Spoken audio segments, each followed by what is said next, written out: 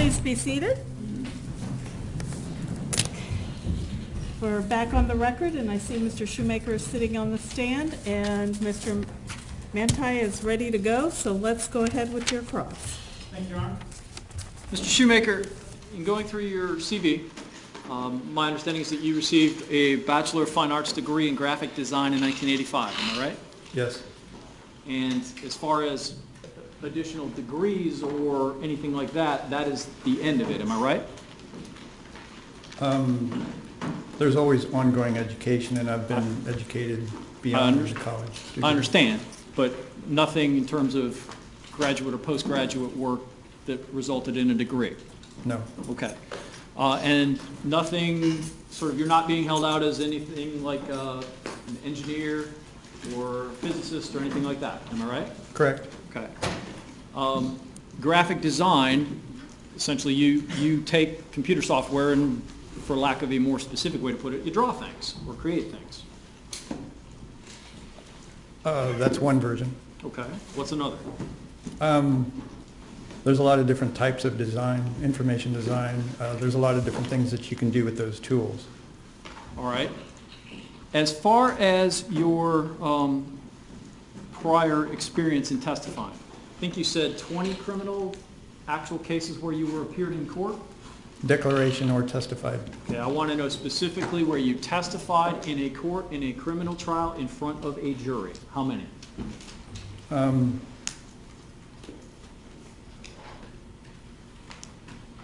17. 17. How many of those was your testimony ever even really objected to or challenged at any kind of pretrial hearing or anything? You mean challenged, or what do you mean? How many times did whatever side you were testifying for, and I understand it's always been for the defense, but how many times did the other side challenge or object to you being permitted to testify? Whenever I was qualified as an expert. So there was always some kind of pretrial hearing? Whenever I testified in court, there's always been a pretrial hearing. Okay. So 17 times. And how many of those involved animations created with the motion capture seats? Probably about a dozen. A dozen? Can you tell me the last one? Give me the title of it.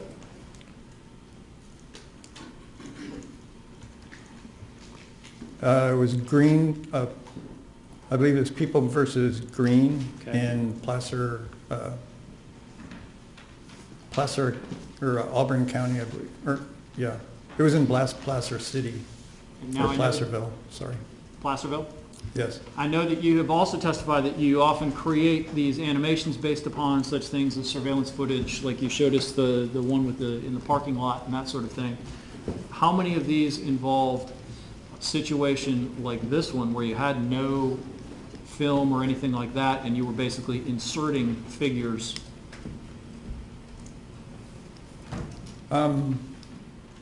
It's very rare that I have film to be able to match the animation to the film. Okay. So that was pretty much the only one where I've done the matching onto a security camera.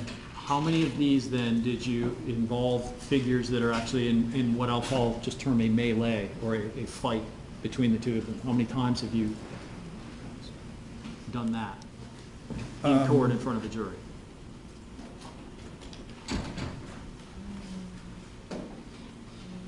Twice.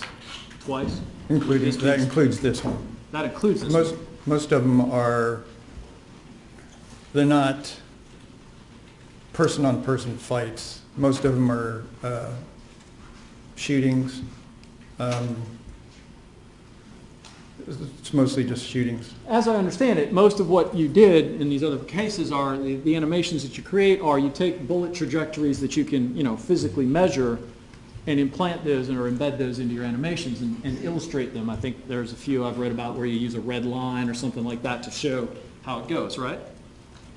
Essentially, yes. Okay, so you're taking the raw data, just like you use total station data here, and you're drawing lines or putting figures in places where they could have been, but not like this case where you're describing a physical ongoing fluid situation between two people. There's some that I've worked on where it's multiple gunshots, so you've got movement from the first one to the next one to the next one. So it's a sequence of events. Okay, but not interaction between the two physically. You're talking about measuring trajectories again and things like that. Correct. Okay. So what is that last one, or the only time that you've actually testified in court in a scenario similar to this one? Tell me when and where that was. The last one using the suit, or? Using the suit, involving more than just, involving a physical fight between two or more people where you've had to recapture a fluid situation in court in front of a jury. That was the Greenberg. Greenberg, okay. And tell me a little bit about that one. That one was an ex-police officer came up to a vehicle and shot the person that was in the vehicle. So I had to determine the position of each of them and their positioning when he was shot, their movements. Okay, so that involved, again, some distance between the two of them and a shooting? One inside a car and one outside a car, something like that? Close approximation to each other, yes. Okay, but one sitting in a car, and I think you said one shooting into the car from outside, is that? He was within the door, open door of the Okay. truck. Okay, not as in this case where you're trying to describe a ongoing scrum between two or more people? Correct. Okay, so this would be the I have first one time. that I'm currently working on now that, not this one. There's one I'm working on now that is the same as that. I know about working on. I want to just focus right now for the moment on things where your testimony has been accepted for court purposes in front of a jury in a criminal case. And it sounds to me, if I'm not mistaken, like this would be the first time this particular scenario has arisen where you've been called upon to do that in court in front of a jury.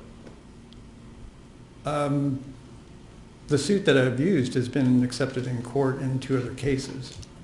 I'm not just talking That I about the worked suit. on. We're talking about all the variables that we've just mentioned, where you're using the suit, inserting figures that are physically interacting with one another in a rolling fight in court in a criminal case in front of a jury. This would be the first time, right? With this close contact, yes. Okay. And I think you said, at least according to your CV, you're actually the only company in the country using the wireless motion capture suits for reconstruction purposes. Correct.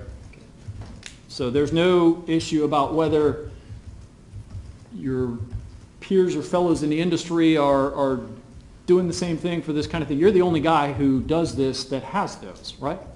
Correct. There's a limited number of, the company that makes the suit differentiates it from all the other suits that are available.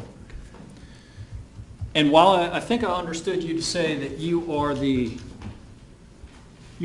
know how to use the software, you don't know anything about the inner workings or the algorithms. You're not a code writer or software engineer or anything like that. Am I right? Correct. Okay.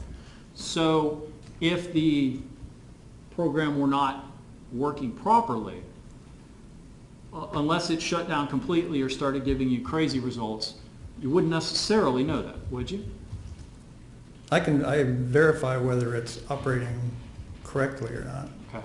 It's been calibrated at the factory, and also every single time that I use it, I calibrate it myself. Let me go to the suits in particular. In this case, what you did is you got the raw data, I think you said, from the total station, and then you went out to the scene and you did your mapping thing, and then you put 2 people in suits, right? Correct. Okay. And out there at the scene, basically you told them what to do, right? According to, yes. Okay. Who were these people? Were they male or female? 2 males. How big were they? They were relative size to Mr. Martin and Mr. Zimmerman. How tall were they and how much did they weigh? The one who represented Mr. Zimmerman was, I believe he was about 5'8". Okay. The person that was representing Mr. Zimmerman was, So Mr. Martin? or Mr. Martin, sorry. Okay. was approximately 5'11". Approximately? 5'11" or 6 foot. Do, It's not really that important for the person that's wearing the suit to be the exact size of the person that you're doing the movements for. all I want to know is, do you even know exactly how big they were? Did you measure these people? He was 5'11". How do you know that? I'm 6 foot. He was virtually the same size as So I you was. did an eyeball estimate based on him standing there near you? That's all that was necessary. How much did they weigh? That wasn't relevant for the reconstruction of it. Is that a, do you know or not? I mean, I'm just asking. They were similar stature to the people that I was representing with the motion capture suits, to Mr. Zimmerman and Mr. Martin. How long were their arms and legs? Average size. Does that mean you did not measure them? I didn't measure their arms. Okay.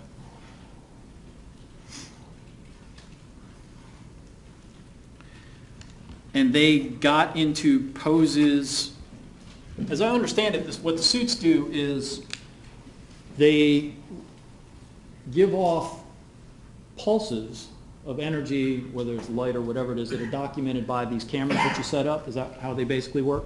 No, that's not the way mine. Tell me how they work. Mine has 16 accelerometers, and just like your iPhone, when you move it, it will register the movement. So with these 16 accelerometers, they send a wireless signal to my laptop, which has antennas that accept the signal.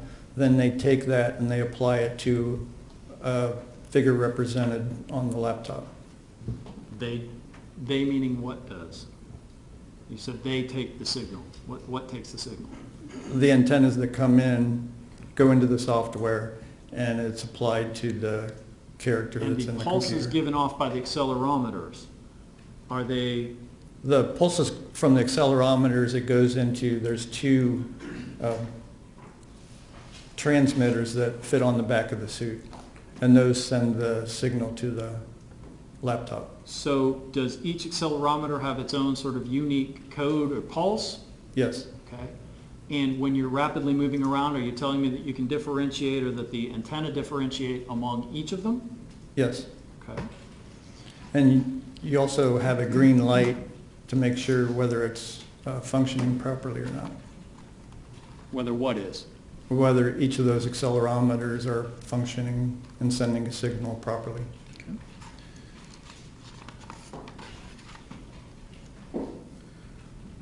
The version of this animation that you played for the court this morning, is that the final version now? Yes. Okay.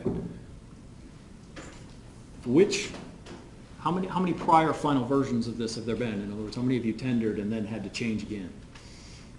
There was 2 prior versions, and they were adjusted for more accuracy Okay. according to the witnesses.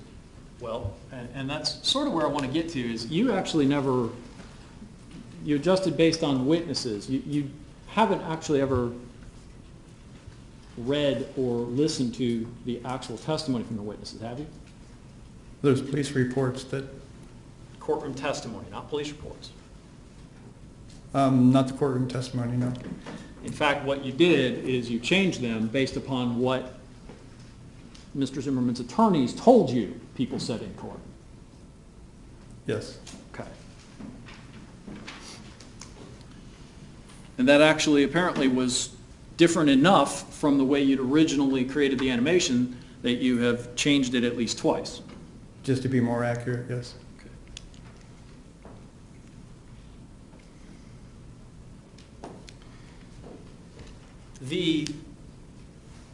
Do I understand that most of what you do is, when you say reconstruct a crime scene, you take known points, things that are mapped and known and static in their position, shell casings, trees, sidewalks, that sort of thing.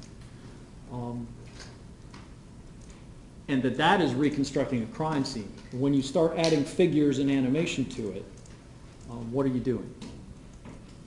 That's also creating the crime scene. What I do is I take coroner's reports, all the discovery,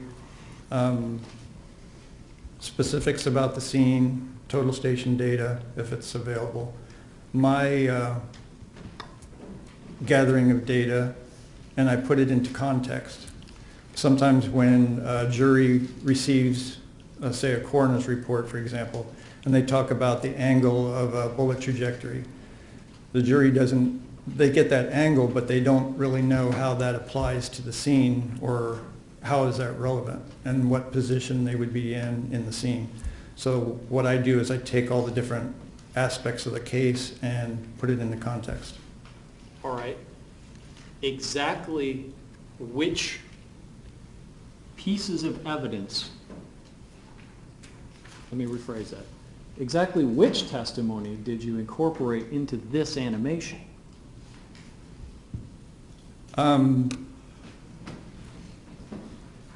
There was Jeremy Weinberg's. Did Jeremy Weinberg testify in court to your knowledge? Are you talking about testimony, or are you Yes, talking sir. about police reports or Specifically discovery? testimony. I understand you had available to you a bunch of stuff. I want to know what actual evidence, courtroom testimony, was incorporated into this animation. It was Jennifer Lauer's testimony, John Good's testimony, and Selma Mora, I believe, her testimony. You show in this animation an initial contact between two figures, represented, I assume, to be Trayvon Martin and George Zimmerman, right? Correct. And whose testimony did you use to describe that initial, to depict that initial encounter? Part of it is off of the, from discovery on that you gave us was, I'm sorry, maybe I wasn't clear. Whose testimony did you use? oh, testimony? Yes, sir. Your Honor, maybe you could clarify, is he talking about trial testimony or just pretrial testimony? Well, I think that it has to be consistent with testimony or evidence presented at trial, Certainly, is and what of the course, case all law of, says. But and all of assume, Mrs. Zimmerman's statements are in trial, so if the Well, witness is aware of that. it would Well, help. the witness could testify what he used, and that's what the I question think he was is. confused by trial testimony. Okay, well, I'll go ahead, please let me finish. It has to be trial testimony or evidence, so the question to you is, what trial testimony and/or evidence did you use to incorporate into your animation? For the initial contact, it was Jennifer Lauer's statement. according to what you understand her statement to be, you believe that she saw that occur? She didn't see it occur, she heard it occur. Okay. That was the point. You are, however, depicting it visually, right? Correct. Okay. She certainly didn't testify that she could depict it visually, right? She just pinpointed the initial contact point, where it started. She pinpointed it At the T intersection to the left of where she was in the condo. somewhere to the left of her condo is where she first heard things, correct? Correct. Did she ever say that it must have started there? Not mine.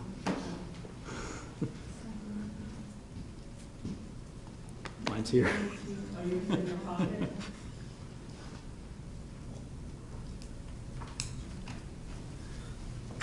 It was on vibrate, and it's not vibrating anymore, but it's not yours. Okay, go No, ahead. Your Honor. Oh, I'm sorry. Your indication is that she, according to you, somehow testified that she knows that it must have started there? I have a question. If you want a clarification, you can ask Mr. Manti what you Okay. want clarified. So for evidence, which the judge was asking, does that include police reports? No, sir. I want you to assume that anytime I'm asking you about actual evidence or testimony, I mean something that has gone on in this courtroom during trial, okay? Okay. What someone said outside of court, for right now, I want you to assume that that is not evidence, okay? Your Honor, that's what I was trying to clear up earlier. It may not be as to Ms. Lauer, but the witnesses got to identify, you got to understand what's in trial. And if we Okay, can I will put- explain that to him, but I don't want you, Try by not your to. Try not to objection, push. by your objection, trying to infer to this witness how he should answer. Exactly. So, it would be anything heard by the jury in this courtroom, either heard or seen, by way of testimony or evidence introduced. That's what he means Well, by a trial. I'm not sure what that is because I was not allowed to watch the trial, so, Well, then that's your answer. okay. So then if I were to ask you, does this animation accurately show what has been testified to in this trial, is your answer you don't know?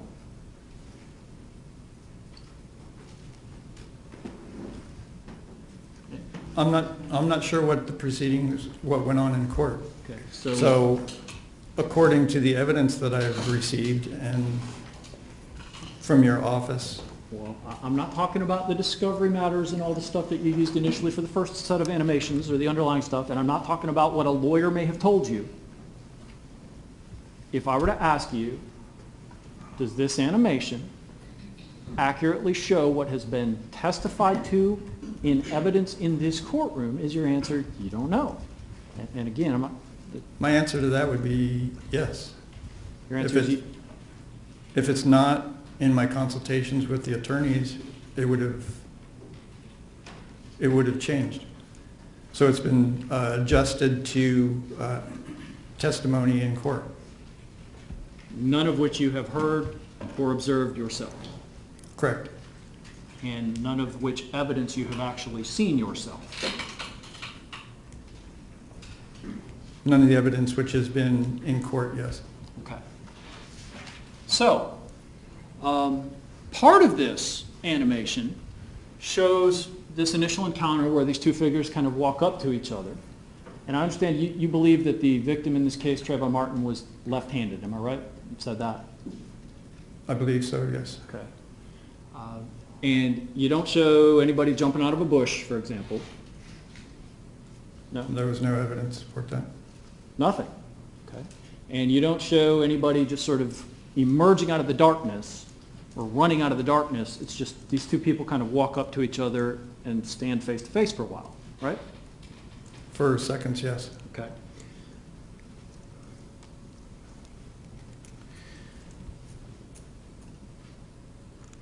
The animation also, you do show and plot the location of various items, cell phones, flashlights, sprinkler boxes, right? Correct. And sprinkler heads, Yes. right? Couple trees, Yes. all right? And that's sort of in almost a 40-foot swath along that sloped ground that you've described, right? Correct. Okay. However, the animation I saw kind of just takes a big white arrow from the point of that initial walk-up encounter and zooms to a place 40 feet away where essentially we then start to show the two figures bound up together, right? Correct. And the reason for that is, Is when do they get because teleported or what? that just shows the direction of Mr. Martin and Mr. Zimmerman, consistent with witness testimony or witness reports, police reports, and with the trail of evidence going down that direction. Okay. The trail of evidence, you'd agree with me, is just a trail. It by itself doesn't have a direction, right? In other words, whether it's going left to right or right to left as you're looking at it, the place where things are found doesn't independently have a direction until you start bringing in what other people have said about how it happened, right? Correct. Okay. The reason for the arrow is moving from the one witnessed event down to the next witnessed event. Okay. I didn't add anything in between there in terms of movements of the figures. Because the animation cannot show it because you have no idea how it actually happened, right? Correct. Okay. Now, when we get to where the figures again reemerge, you have a figure that you show to be, I guess, represented to be witness John Good, right? Correct. How tall is John Good? 6 foot. And you know this how? I was given that information from the attorneys. Okay, so again, not from anything that came out in court, but from the attorneys?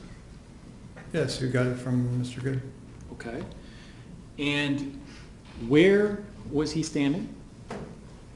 There's a sliding glass door, and the right side slides over. He was on the right side of the sliding glass door, the right door, about a foot out from the door. About a foot? And where do you get that from? Mr. Good. From Mr. Good's in-court testimony? From consultation with the attorneys. Okay. And as far as where on the patio he's standing, did you just pick a spot where you put the figure? It's just straight out from the door 1 foot. So you don't know whether he stood to the left of the door, to the right of the door, straight out from the door, wherever. You just picked a spot. I didn't pick it. That's where said he was standing. Where he said he was standing when he was here in court? Through consultation with the attorney. Okay. Was that before court? I'm not sure when it You was. have no idea? It was during trial, but I'm not sure when. Okay. And he told you exactly where on the patio Mr. Good was standing? Yes. Okay. That patio is how big by how big? I don't have the exact measurements. I believe it's there's 2 pillars on the corner, and I believe it's about 7.5 feet from one pillar to the other pillar. Did he tell you he was standing within 1 foot of this pillar or 1 foot of this pillar? He Or told anything me like he was that? standing 1 foot straight out from the one door, which is where I placed him. 1 foot. Yes. All right.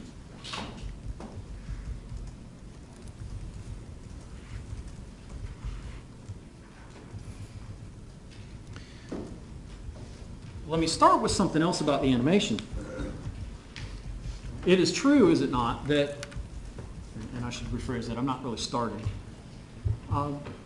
It is true, is it not, that the animation actually contains artificial light?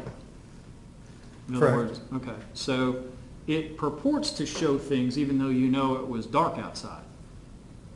Correct. Okay. And my understanding is that you made intentionally no effort whatsoever to accurately document the lighting conditions or anything else.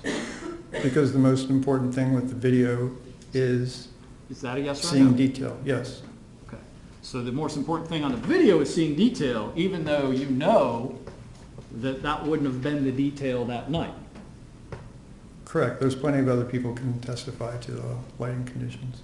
Okay, so if I were to ask you if the lighting conditions portrayed on that animation are an accurate representation of what they were that night, you would say no. You're correct. Okay. I would say no.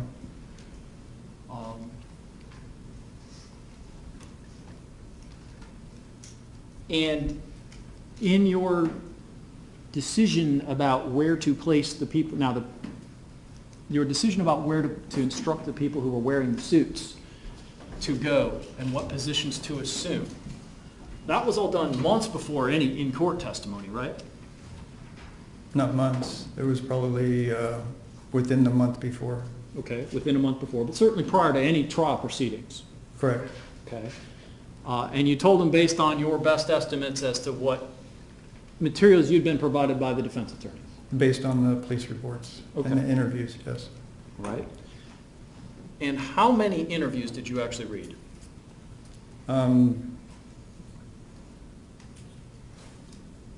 There was Jennifer Lowers and John Goods. There's a couple, there's 3 handwritten reports. Handwritten, like witness statements, you mean? Yes. Okay. And that's it? Yes. Okay. So based on those, you told these people wearing the suits where to go and what to do. Based on that, plus based on the 911 call, Okay. and timed it with the 911 Well, call. let me get into that. The 911 call is actually placed by Jenna Lauer, correct? Correct. Jenna Lauer saw none of this, correct? Correct. Okay. Yet you build into, and John Good, from whose perspective a lot of this is shown, was not on the phone with 911 at the time, right? Correct. Nonetheless, you take Jenna Lauer's 911 call and show figures doing certain actions at certain points in that 911 call, right? Correct. Now, I understand why you might be able to pinpoint the gunshot in the 911 call, right? Right. But as far as any of the rest of it, do you have any idea where those figures were actually at any point in the audio of the 911 call and what they were doing? The only figure other than Mr. Zimmerman and Mr. Martin is Mr. Good. I'm talking about Mr. Zimmerman and Mr. I Martin. think he was in the middle of explaining the answer. I request to be allowed to. Were you finished with your answer? No. Okay, you may finish your answer. Who specified when he came in during the phone call, during the 911 call. On the video, he specified when he came in, how long he was out there, and when he went back in. I'm sorry, on what video did Mr. Good say that he came in during a specific point of Jenna Lauer's 911 call? That was through consultation with the attorneys, his modification, adjustments of the video and its placement. I'm sorry. Are you telling this court that you were told that John Good stated exactly where he was during portions of Jenna Lauer's 911 call? How long he was outside. Okay, not how long he was outside. I want to know, you have matched specific audio from that phone call to specific actions both by John Good and the two figures on the ground, right? Correct. And what I want to know is what in-court testimony or evidence you were actually provided that tells you John Good saw two figures doing X at the time Jenna Lauer was saying Y. There's not any in-court testimony on it. There's not any out-of-court testimony about it either, is there? There's consultation with the attorneys on how long he was out there, when he went back in, and when he came out. Okay, and this is, so again, you're integrating the visual perspective of one witness who's not, has no idea what Jenna Lauer, right? John Good has no idea what Jenna Lauer might be doing because they're not even in the same house, right? It's not just based on Jenna Lauer's call, which he couldn't hear at the time, but he can base it on when the gunshot went off. Well, I understand when the gunshot went off. But what you're telling this court is prior to the gunshot going off, or even afterwards, but certainly prior to the gunshot going off, that John Good, visual witness, and Jenna Lauer, audio witness, neither of whom know anything about what the other's doing at the time, that you can somehow match up exactly what John Good is seeing at the exact moment Jenna Lauer is saying something? If you take the 911 call where the gunshot went off, and if Mr. Good said that he was in the condo a particular time before the gunshot, you have a point when he went into the condo. He has a particular time of how long he was out there. So if you backtrack from the gunshot, you can determine from those when he came out and when he went back in. Those times, of course, are absolutely not exact. Those were all complete estimations, correct? And right? I mean, John Good never said, I got a stopwatch and I can tell you 30 seconds before the gunshot I went inside. Nothing like that, right? It's an estimation on his part, In correct? fact, okay, and therefore it is also just nothing more than an estimation on your part. I mean, you can only put in... It's based on a witness that was there that said how long he was out there Okay, and how long it was Here's what I want- before the gunshot went off. here's what I want to focus on, sir, is that animation is very specific. You play a portion of that audio recording in conjunction with supposed actual video or simulated video from John Good's perspective, all based on nothing more than estimations. By the person that was witnessing it. Okay. And therefore, by you as well, because you can only put in what you've got to work with, right? Correct. Okay. So none of that could be said to be exact or accurate to the point that you can say for certain that that's what he was seeing at the time Jenna Lauer was saying a certain word. Right? I don't think it has to be specific to the exact word that she was saying. Well, your animation, though, makes it very specific, doesn't it?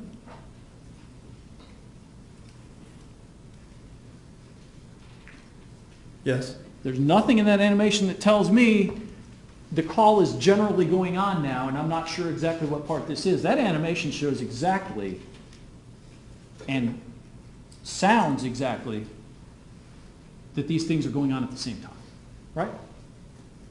Correct. This is a scenario according to witness and evidence. I'm sorry.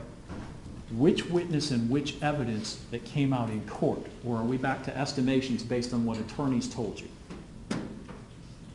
Consultation with attorneys Okay. on his movements. Would you agree with me that there's no way John Good could ever say, at the time Jenna Lauer was saying this, I was doing this?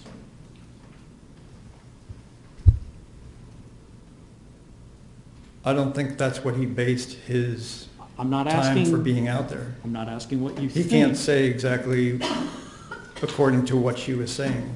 And in fact, he was gone from any visual view while Jenna Lauer is still on the phone and for a period of time before that gunshot ever happens. Seconds. Okay? It's But no not a one period. knows, no one has clocked exactly how many seconds that might be because nobody had a stopwatch on it, right? Correct. Okay. Nonetheless, that animation purports to show it, right? Yes. So is the animation purporting to be more accurate than we know the evidence really can be?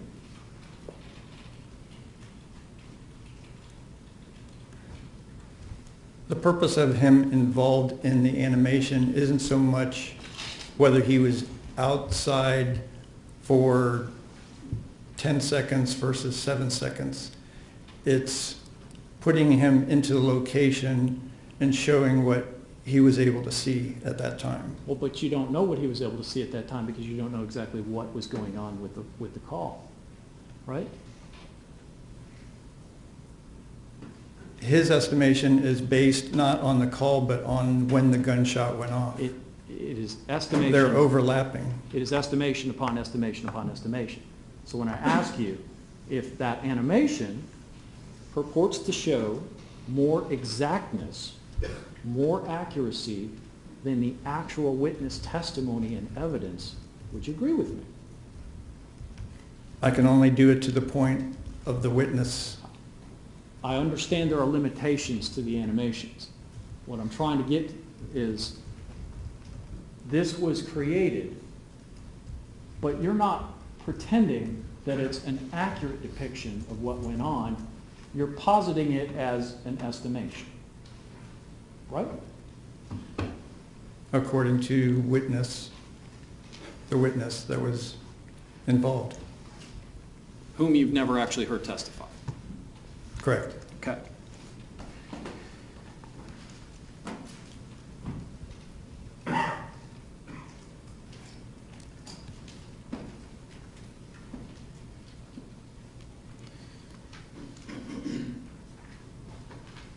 You would agree with me, too, that there is a point in time where Mr. Good is not seeing anything, but you still show things going on in the animation as though we were looking from his perspective, right?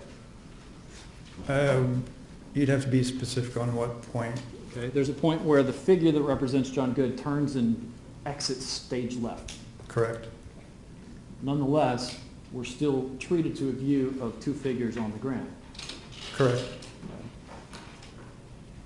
What witness testimony are you relying on for your depiction of those figures and what they're doing at the time, since John Good is no longer there? That was based on Mr. DeMaio's positioning of Mr. Zimmerman and Mr. Martin. You didn't hear him testify today either, did you? That was in consultation with the doctor. Okay. And that conversation was a 20-minute phone call last Saturday, correct? Yes, And that was after you had actually been deposed twice and thought you were done making changes to the animation, right? correct. That was the first time I was able to talk to him. And you changed it, you had that conversation because you were asked to call him, right? I wasn't asked to call him, no. I asked about the doctor. They said he was standing by for me to talk to him, and so I talked to It him. wasn't your idea to make yet another animation after you'd been deposed twice and said you were done until you were set up with speaking with this doctor, right? No, it was my idea from the start that we needed physical evidence of the positioning when the shot went off. And are you saying that the current animation is based on physical evidence? Based on the evidence or the testimony, I'm sorry, a consultation with Dr. DeMaio. difference. It's not based on the testimony as far as you know. It's actually based on your 20-minute phone call to the man on Saturday, right? Correct. Okay. And I think you also told me yesterday that the one thing you know for sure is that the entry of the bullet wound, again, based upon that phone call, was directly 90 degrees straight on, right? Correct. And that's why you have the figures at the end of that animation, or so not at the end, but in what I'll call position 3, or third position as you've labeled it. You tell me that they're at a 90, they're parallel to one another, right? They're horizontal to each other, yes. Okay, and not only horizontal, but parallel, because that's how you show them in the animation, right? Yes. Okay. So virtually stacked on top of one another like Lego blocks or something. No, there's No? space between them. And that space is based on what? It's based on talking to my conversation with Dr. DeMaio, and also in creation of the scene to be able to fit the characters together. How big is that space? From where? Between Between the the two one bodies. person and the other? Sure, between the two bodies. How big is that space between those two people who are parallel? Between the clothing or between their bodies? Well, let's start with between their clothing. It varies. In my third position, I'm not quite sure. I haven't measured between the two bodies, but from the ground, it's approximately 13 to 15 inches. Approximately? And you haven't measured between the two bodies? That wasn't the purpose of the final positioning. The purpose of the final positioning is to show who's on top and who's on the bottom. The purpose of and I'm not talking about the final positioning, I'm talking about third position now. Correct. And the purpose of that is to try to create something that resembles the defense theory. I understand that, right? Not to resemble what the defense theory is, Is it to resemble some other theory? Dr. DeMaio's, his positioning of them. Okay. Based upon your 20-minute phone call to him. It doesn't take long, yes. Okay. And he told you that they were X inches away apart from each other and at X angle to one another? The positioning of Mr. Martin bent over Mr. Zimmerman. Is that a yes, that he told you exact distances, or is that a no? The distance varies according to what my conversation with him was. It can vary between 2 inches in one spot for the clothing and 4 inches in another. Well, that's distance between the clothing and the gunshot wound to the chest of the person who got shot, right? Correct. Okay. Have I asked you about that space yet, or that measurement? Well, that will depend on positioning of And the all of that person on stuff, top. I'm sorry, were you finished? Yes. All of that stuff varies, as you said, is estimations, right? Yes, but in this particular positioning of their particular positioning, the purpose of their positioning wasn't to get so specific that you could measure and that you could have a camera there measuring exactly the distance between them and show that point of view. Otherwise, I would have put a camera there to show that point of view. The purpose of it was to show who is on the top and who is on the bottom. So the purpose of it is not to be accurate as it actually happened, it is simply to show positions of figures?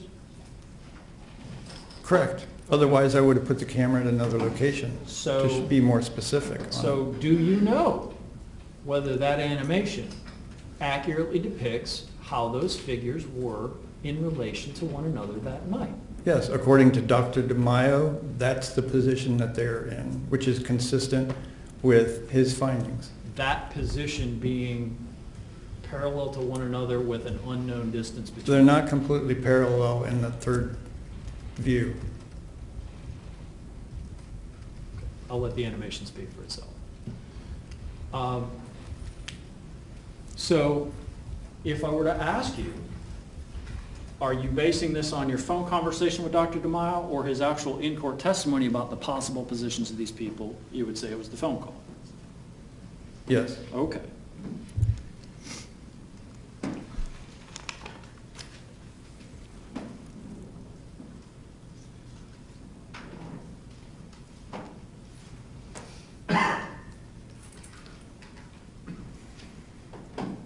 I think you said earlier that sometimes when you measure bullet trajectories, especially as it goes into bodies, you use a metal rod of some sort.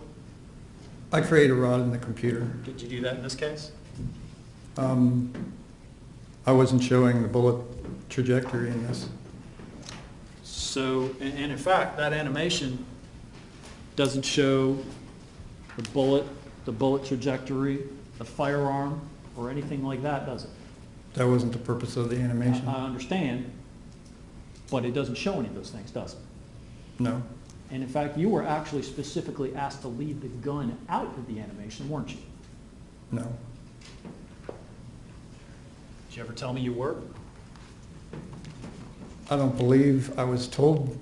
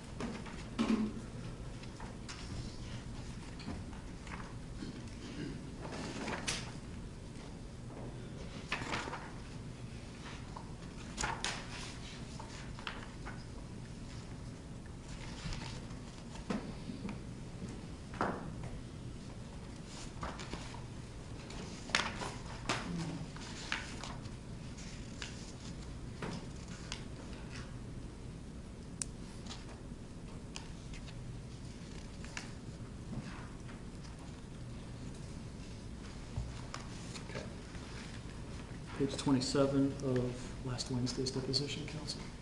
Okay. This would be deposition number 2. May I approach you on? Yes, you may. Mr. Shoemaker, do you remember talking to me, I guess it would have been last Wednesday? That would have been your second deposition in the case? You were still in California? Yes. Also? Yes, I do. All right. I'm going to show you here, page 27, and I'm going to begin at line 4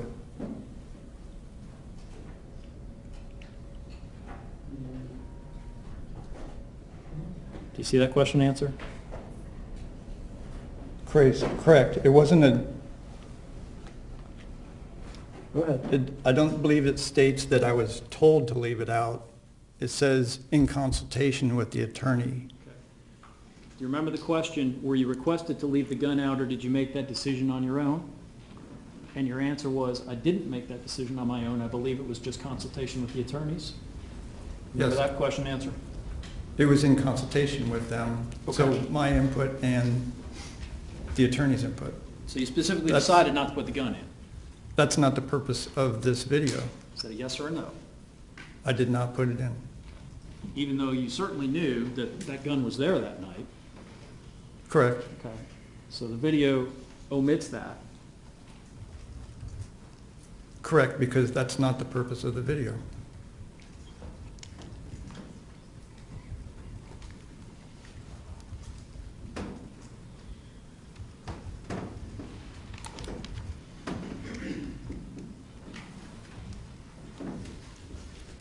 The conditions in which you filmed these folks in the suit. You mean recorded? Right. I'm going to start with just, you filmed them, I assume, outside in the daytime, rolling around so you could see things, right? Recorded them, yes. And Not did, filmed. when you recorded them, I mean, obviously, well, maybe not obviously, let me ask it this way. Were these folks moving in a rapid pace as though they were actually fighting one another, or were they getting up, assuming a pose, and then waiting for your direction to get up, go and assume the next one? Let me object, Your Honor, to this and the relevance. Though they were moving in previous, may I speak to the objection? Not to this Yeah, camera. your jury's not here, it's Okay. fine. While in previous animations, we had movement, hands swinging and things like that, in response to some concerns about the state, we actually eliminated all of that. So as I mentioned to the court, and as you've seen, they are individual frame videos, so question of animation, of movement, is no longer relevant for the court's consideration. That's my purpose of a relevancy objection. Can you clarify that? Well, I would beg to differ because, of course, the very first part of that animation most assuredly contains movement. Absolutely, but I think what we're talking about was the part where they were moving from that location down. That was, Well, clarify what your question Very is, well. please. Any point in the video, all right, the animation, when you are reproducing and filming the motion capture suits in action, right? Yes, Whether it's the first interaction between these people, the subsequent positioning of the bodies, any of that, okay? yes. And I know that at least some of that motion is still on this animation, right? The initial movement. Okay. Talk to me about the conditions in which that was filmed. I assume it, for example, was filmed in the daytime. Correct, Okay. I assumed it wasn't raining. correct, The grass wasn't slick. correct. Okay. There weren't these other items of physical evidence out there. Correct. Okay. Did you go out ahead of time and place markers down where you knew the items would have been according to the measurements that you'd received ahead of the filming? We measured the areas from the drain boxes and the sprinkler boxes to get the correct position. Who told you what distance the bodies were from the drain boxes and the sprinkler boxes? Placement of their position was based on the shell casing, position of the shell casing, position of Mr. Martin's cell phone, and where it was in relation to Mr. Good's condominium. Okay, so I guess let me ask you like this. There'll be a couple different types of questions. First, when you're filming this motion, this interaction between these people, are you trying to go to the exact location where you believe it happened based upon the testimony, or are you just filming this in action and then later on you plug that stuff into wherever you want to on the animation? It's best to record it when you're on the scene, to record it in that location because you can interact with like the slope of the grass and other elements, but Once that's on the scene, and the scene is created in the computer, then you can take that, drop it into the scene, and adjust it so that it's most accurate. So when you were at the scene, you hadn't already, for example, measured exactly where the shell casing was and like put a dot, or had you? We laid out little markers. You did showing lay out where they were. markers. Okay. Now, do I understand then, in this, the second part, or second series of questions, you then just took the figures and put them in exact locations vis-a-vis things like the shell casing and the porch. In other words, say, for example, 6 feet from the porch and 3 feet from the shell casing. You put the figures in a specific place, right? Correct. And you did that based on what evidence and testimony as to the exact location of the figures? Are you talking about the ones straight out from Mr. Good's condominium? All the still figures from that? Those Well- were placed there based on Mr. Good's testimony and in consultation with the attorneys. Okay, let me talk about position 3, for example. My understanding is that you placed the figures where they were in the third position based upon your belief as to, your knowledge of the location where the shell casing was found and your belief as to the ejection of the shell casing from that firearm that's not in the video, right? Correct. Okay. That's one. And relative to the position where Mr. Zimmerman was found, You mean Mr. Moore? or Mr. Martin, sorry. Okay, but that's position 4, right? Correct. All right. But Position 3 is I'm gonna stick- relative to 4. Okay, I'm going to stick to 3 for the moment, all right? You said that you put the figures in a certain position relative to the shell casing.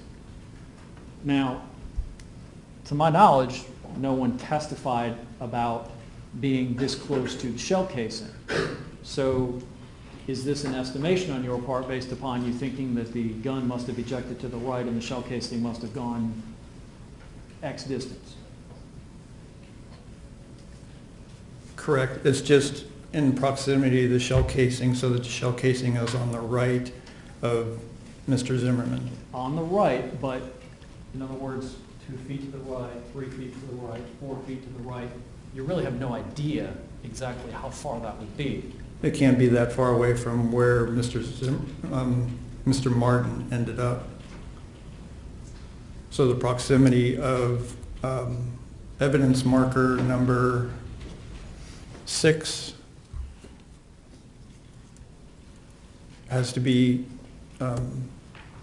pretty close proximity to the third position. I understand generalized proximity. What I'm getting at is,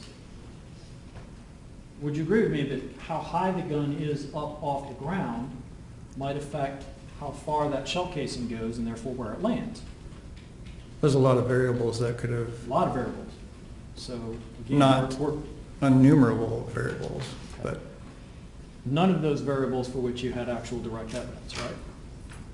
just that a shell casing ejects from the right on a So 9 millimeter. you just found it. We know where it was found, but we have no idea where it came from. We know where it landed, not where it took off. We know approximately where it came from. I'm asking, your animation shows these figures in a very specific spot. What I'm just asking you is that an estimation based upon your estimation about how the shell casing got there? It's based on their last position and based on their previous position and based on their last position and based also on the shell casing, location of the shell casing. The last position, the fourth position, Correct. is what happened after the defendant claims that he shot Trayvon Martin, that Trayvon Martin fell off him, that he then jumped on Trayvon Martin's back and moved a portion of his body, right? Correct. And we have absolutely no idea exactly how far that happened. We just know where the body ended up being found, right?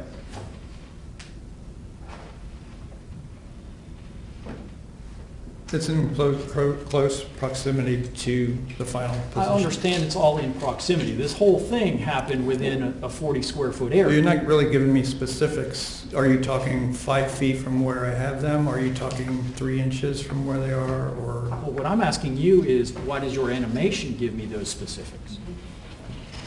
Because it's to the one side of the shell casing, it's to the other side is the cell phone position, plus their previous position is just up the slope from their third position. The animation itself is based on a series of estimations. Can I interrupt you for just 1 minute? Yes, sir. I saw that animation one brief moment from a computer, and although I remember generally the things that you're talking about, but specifically positions and stuff, it would be helpful to me if we had the animation up and you had him explain the positions that you're talking about, because Do you have your laptop still there with you, sir? have we figured out a way to I put it up? think we can get one of these several computers that has that animation on it to work now. Okay, So if can take we about 2 please do minutes. that, because I'm really trying to follow the testimony, and without looking specifically at each figure or position you're talking about, 3 and 4, it would be helpful to the court if I had that in conjunction with the testimony. Sure. So can we try to do that? Absolutely, Your Honor. You're on yours. Let's try something that's PC friendly, right? That's our best chance, I think. I'm sorry? Your laptop Can we is get the working? screen down? Okay, let's get a projector warmed up and your laptop cranked up. Why don't you question it from your table? If you do well.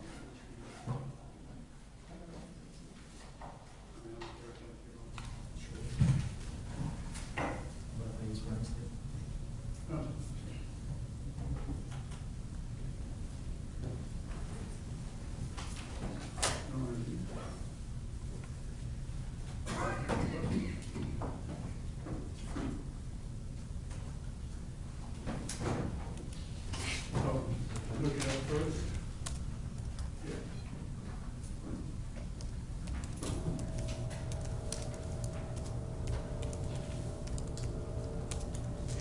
And if I could, I think you have stills of position 3?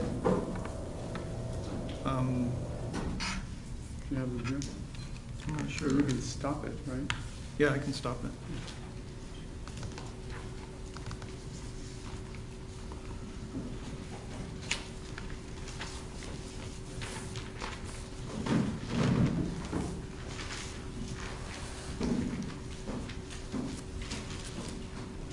I don't believe I have position 3. Is there a position 3 still? No. Go ahead and just fast forward it now to position 3.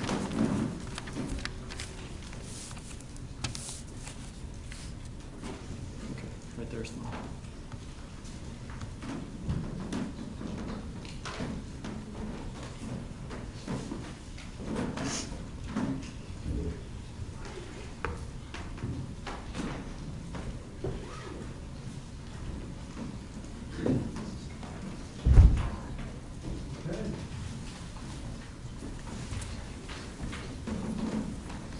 Okay, Okay, so. you want to run it? Start right there. These. Okay. So now we have an illustration, sir, of third position, right? Yes. Okay. And I know the things in the yellow circles are items of evidence, physical things. One of them is the final resting place of Trayvon Martin's body, one is the shell casing, right? Correct. Okay. And the place that you have these vis-a-vis those items in the yellow circles is an estimation. The Right. placement of the yellow circles? No, Is sir. an The estimate? placement of the figures with respect to the yellow circles.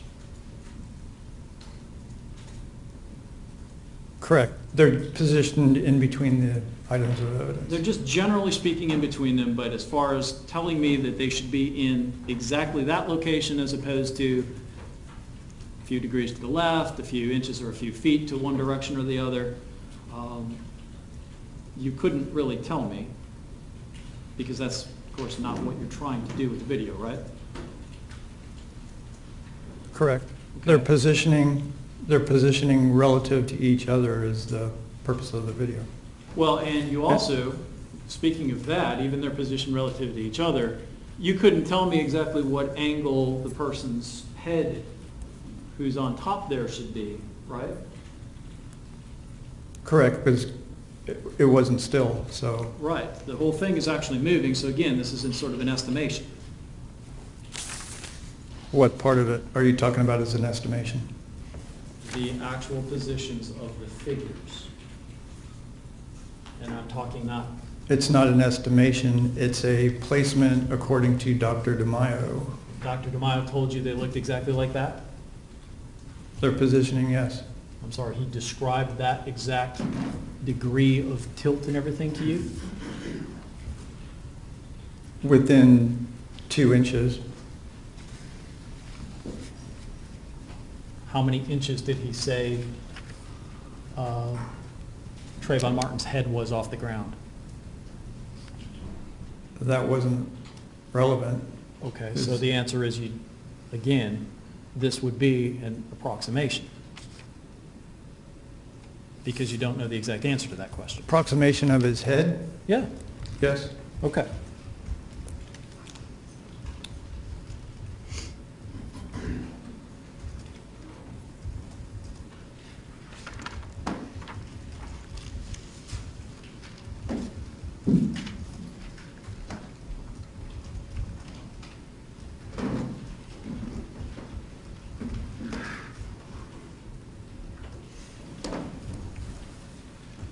As far as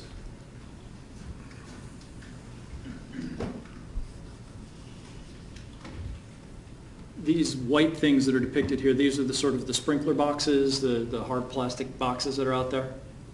Sprinkler boxes and drain boxes. Okay, those hard metal or plastic covers, whatever they're made of? Correct. Okay.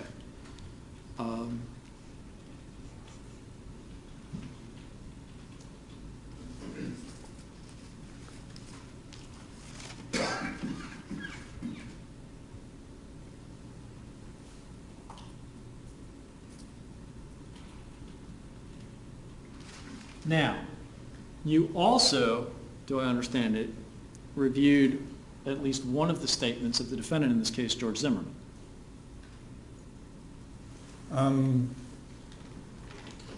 That was supplied to me. I'm not sure which one you're talking about. Did you use any of those to create this animation? Any of the animation, or what part of the animation you're talking about? Any part of it? The initial, some of the initial portion at the T intersection. Okay. And that is it?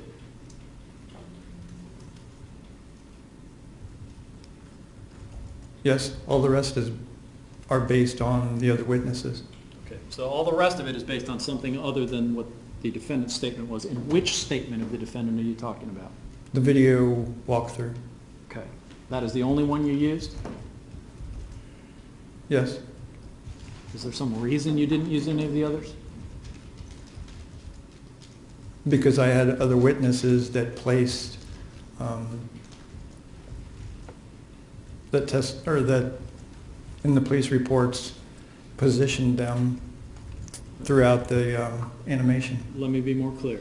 You only used it as it relates to the beginning of this video where you see the two figures walk up to each other and then one of them punches the other, right? Correct. Okay. And I used it in conjunction with Jenna Lauer's testimony about that is where the initial conflict took place. Is there a reason that you only used the video walkthrough statement as opposed to any of the other several statements? Or did you just pick that one because it was the longest or whatever? I mean, I'm just asking. I had other witnesses that laid out the scene from then on. Okay. Talk to me about And if we can, I'm done asking questions about this, Your Honor, so. Thank you. I'm not even going to start with that. You can just close it. Okay. Talk to me about any types of validation that have been done with this particular method that you use to create animation. Any other validations on? Right, on either the several types of software or programs that you have used, have those, other than just buying them and assuming they're working right, and that they're not at least failing to work for you, are you aware of any sort of validation studies that have been done on any of them? Validation studies on the motion capture suit. Only on the suit? Motion capture suit, and also the 3D software that I use. It's used by engineers, and with all the time that I've spent using it, if there was some inaccuracy in any of the measurements or in using the software, I haven't found any. Let's talk about how accurate it is. Are these things accurate to what measurement? In other words, are we talking hundredths of an inch, thousandths of an inch? What are these measurements designed to be specifically accurate to? As accurate as you want, thousandths of an inch. What did you set them to here?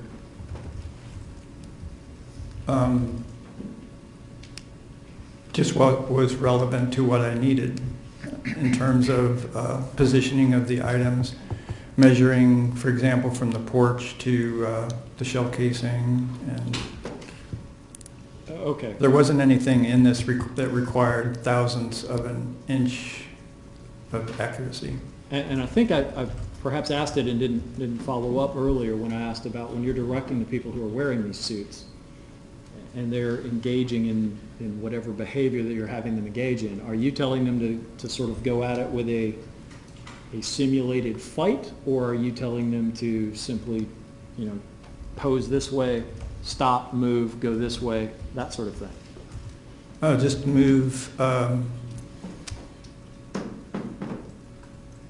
according to what the witnesses wrote in their police reports, So in it's almost terms like- of what position they were in, what they were doing, for example, ground pounding or that type of movement, and just to how they would naturally interact with the ground and the slope and the sidewalk. So you were sort of almost like directing a movie, saying to an actor or an actress, go here and do this. They weren't just doing it on their own? Correct. It was based on the location of evidence on the scene,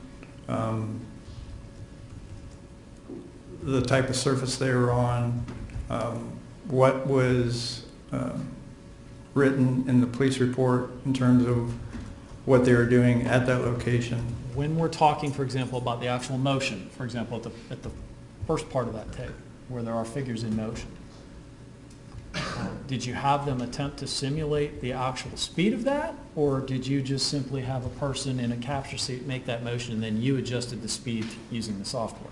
The swing and the reaction to the swing is, it wasn't sped up. That's the natural movement. So that's as fast as the actual actors happen to do it. Correct. Any idea whether that's accurate as opposed to simply another estimation? It was just a movement portraying that occurrence. So as to whether it's... And how somebody doing that motion, recording somebody doing that motion.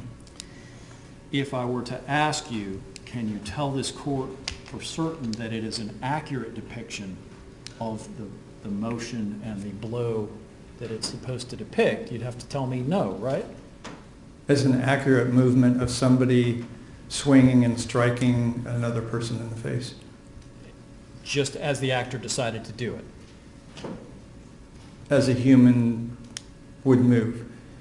There's other ways of doing that reconstructionists do animation, which is hand animating on the computer, where you take a 3D figure, move an arm, advance it some frames, move the arm again, and so they're just estimating about the way something really moves. With the advantage with the motion capture suit is you put the suit on and that's the way a person will move. But that's the way that person on that day, while you had the suit on them, moved. Correct. Okay, you can't tell me that's the way that if we assume it's one figure is Trayvon Martin and one is George Zimmerman, you can't tell me that that's actually how they did it that night.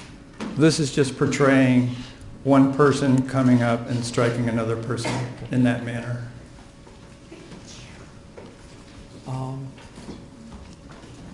With respect to their heights.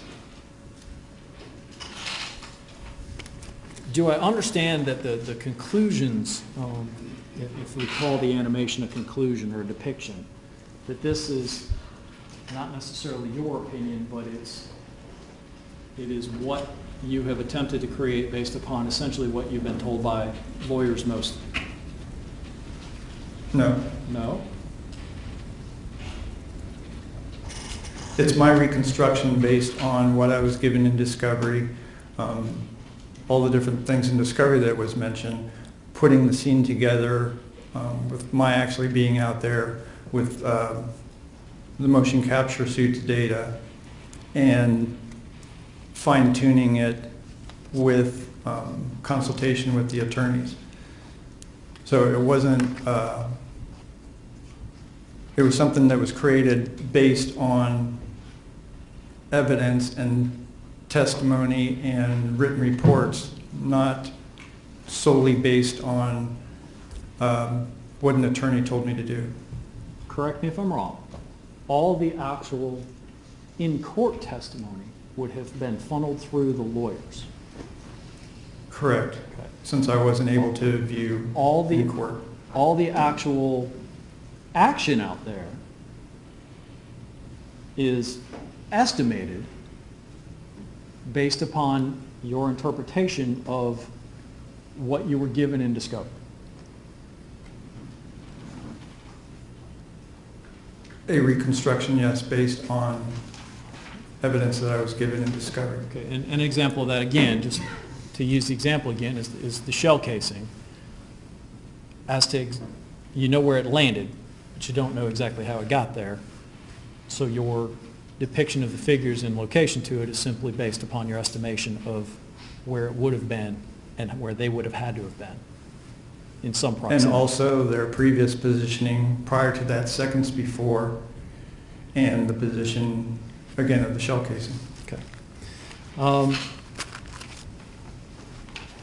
And as far as you know, you're the only one who has done this sort of thing with these motion capture suits. Correct. Okay. Anything else you want to get into? Thank you. No other questions?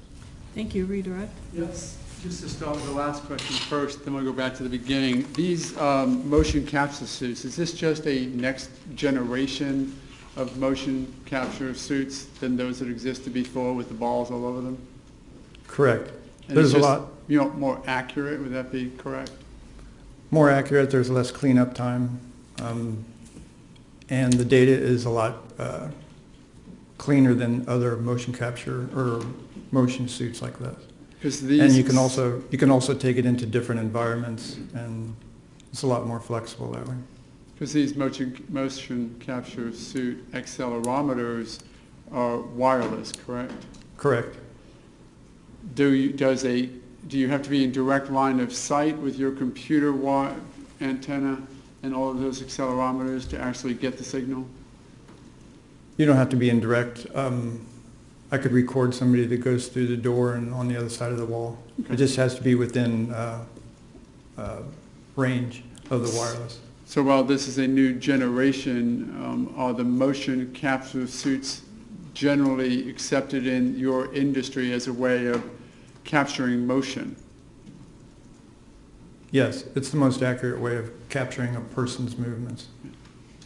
The newest and better, but not much different than in concept than what the older motion capture suits capture?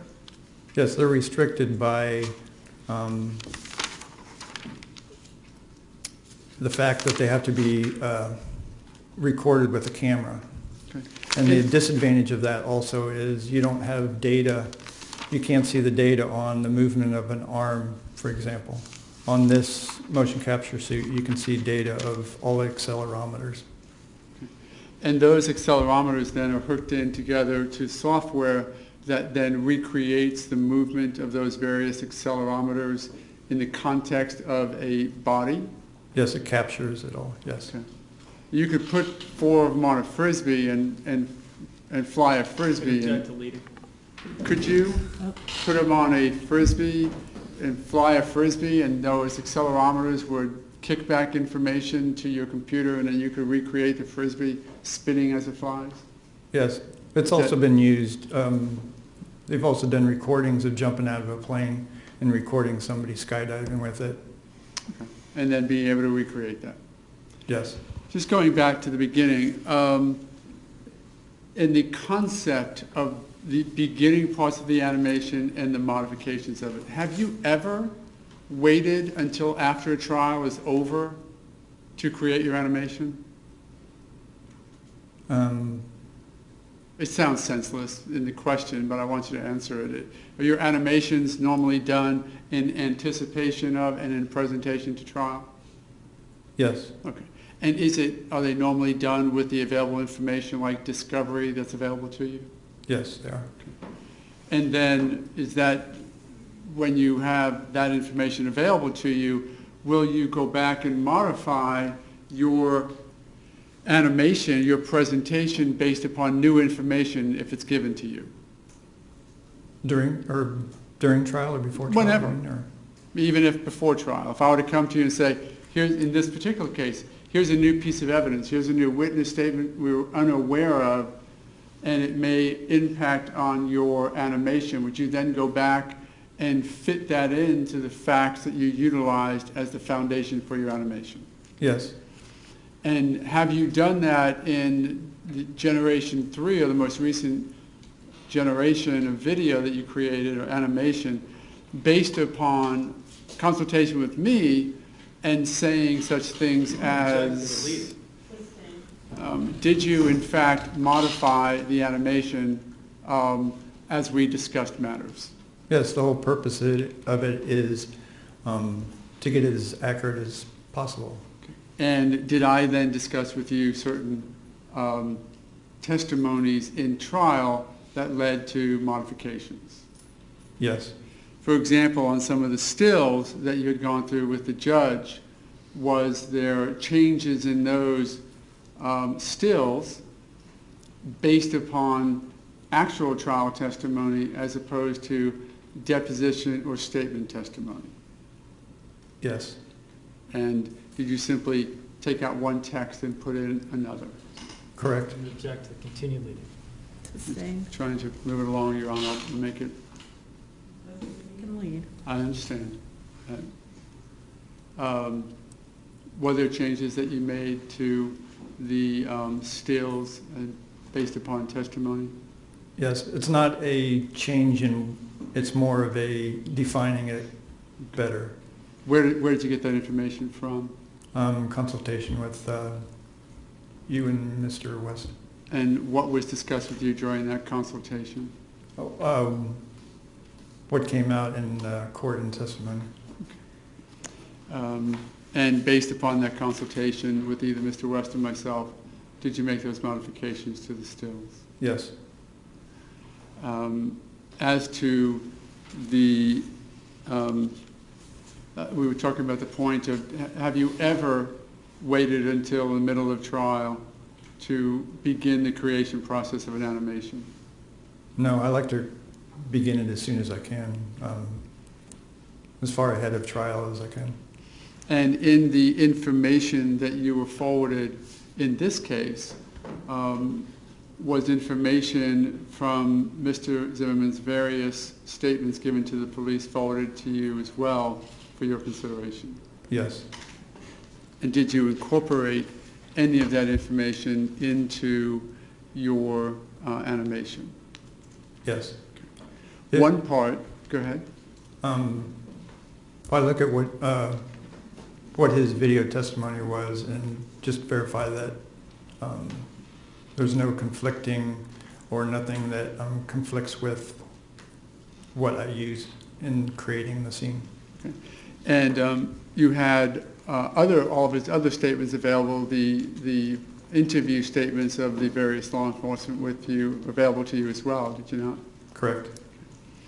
And the significance, what significance did you attend to Mr. Zimmerman's statements, all of those that are now in evidence presented by the state, in assisting you in creating any portion of your animation?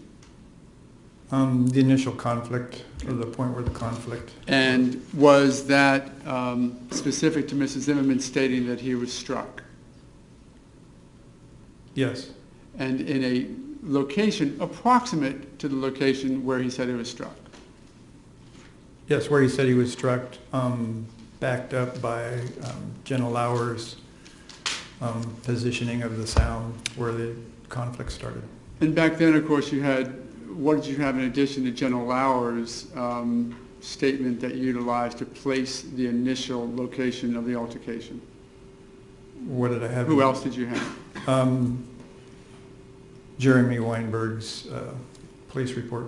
Did you even have other witnesses who said the location was there, such as Jane Sudiker, who was in the apartment back behind the T? Did you have that information available to you? Yes. Okay. And was all of that then part of what you utilized? Yes. Was there any specific evidence that was found at the scene to assist you in determining that that was the estimate or probable location of the initial part of the altercation? Yes, the first piece of evidence was the Mr. Zimmerman's flashlight keychain. How did that assist you in laying out the location that is shown on the video, on the animation, about the initial part of the altercation? It gives you a direction. So you have the initial conflict that took place at the T intersection. Then you've got the flashlight, which goes down to the direction where the next witness testified that they were located. Okay. Mr. Manti many times suggested that this is just an estimation. Will you acknowledge that if we look at that animation, it is somewhat of an estimation as to their initial location? Correct. But is that estimation in conflict with any of the evidence that you are aware of in the discovery that you reviewed? Are you talking about their initial Yes. location? No, it's not. If, for example, I was to have you recreate the animation of a shell casing discharge and the way it spins from out of it spinning to the ground, would you be able to create an animation that accomplished that? Yes. Would it, however, be an estimation to a certain extent of how many actual spins the shell casing may have made in its trajectory to the ground? Yes, because that would be in the computer where you would rely on the physics in the computer to do the reconstruction of it. But even in the real world, when you do that with any gun, it's going to, each of the ejections are going to vary. Is there an inherent estimation that exists in the entirety of your industry of, be it accident reconstruction or event reconstruction? Is there an estimation variable that exists in every animation that you make? Correct. There's certain scenarios that you can create, but there's not an infinite number of scenarios. Those that are in conflict with the evidence, with witness testimony, those obviously can't be done that way. So the scenarios that can be created are consistent with testimony, witnesses, and evidence and the scene. As an example, in your modifications of the animations, did you change, was a decision made in consult with me and others not to show movement of the bodies from the initial location until the location at rest. Was that a decision made? Yes. And why was that decision made? Basically because from witness testimony, we know which direction they moved in, but it's not defined anywhere exactly how they got from that one position to the second, to the position by Mr. Good's condominium. So rather than try to create something, that's why I used the arrow to just show the direction that they had moved into the next position. Was that then a decision by you as the creator of the animation? Yes. To avoid creating animation that wasn't documented by witnesses? Yes. And then why did you then pick up again, and we're going to go to the last video and just use the stills, where did the information come then to place those people where they were? The initial position, where it's labeled initial position, that came from John Good. The second position, that also came from John Good. The initial position. I'm going to back it up and ask him to, well, it was working. As soon as the projector warms back up, I'll do it, but I'll have him testify to that. Let's be careful that we all talk about the same positions. I'm going to make some definitions and tell me if we can live with those. Initial position was the event that started at the T intersection. Is that, can we use that? Or is that, or do we want to define that as something else? If we could define it as something else. Okay, we'll define that as the T intersection event. Okay. Then tell us what you mean by the first event. The first event is the first visual that John Good had on their position. It's Okay. labeled initial position. Okay. Give me 1 second to convince your computer to work. Okay, that was the one where you had the testimony. It's about to come up here. The first position that you're speaking of. It's going backwards. Sorry, give me 1 second. I'll try and get it back to where it needs to be without sounding like the White Album from the Beatles backwards. You can just grab the little white ball and slide it Just don't around. use Max. Sorry. Okay. I'm just going to run it through to try and get us all caught up. This is the T intersection event we're talking about. Yes. And while we're talking about this, let's talk about some of the frailties inherent in the animation. You do not suggest that there is any witness that specifically identifies, for example, in this case, Trayvon Martin walking just along one side of the sidewalk. Is that correct? Correct. That is an estimation based upon George Zimmerman's testimony that he was approached from the left and the back? Correct. And there was no, I didn't find any evidence or witnesses to dispute. Okay. So then we have this.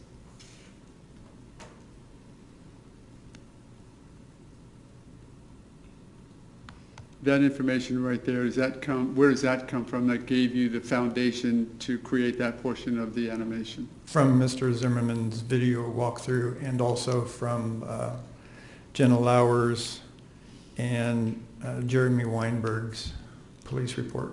And to a certain extent from Ms. Sediker's also location of the general event? Yes. Okay. Now we see the arrow, which we talked about a moment ago. And is that what you had talked about being the arrow instead of having the actual figures move without any witnesses to identify them? Yes. Okay.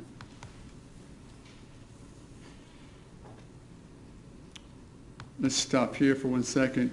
This is what we now know to be John Good's sliding glass door. Yes. Based upon additional communication either with me or with him, was his position in the area of the sliding glass door modified? Correct, it was. And if you would advise to the court how it was and why it was how it was modified and why? Initially, I had him just coming straight out from the middle of the sliding glass door. But after his refinement of his position, I placed him on the left side, the left sliding glass door, 1 foot out from the middle of the door. And was that based upon the consultation regarding his specific testimony or his specific recall? Gentleman object to leading. I'm just trying to move it along, but I'll change it. Sustained. What was it based upon, and what information was given to you and from whom that helped you modify it? It was based on consultation with you and Mr. West on the feedback of Mr. Good in the placement of him in the scene. Did Mr. Good, from our conversation, look at a animation and then ask for modifications? Correct. And is that the modifications that were changed on here? Yes.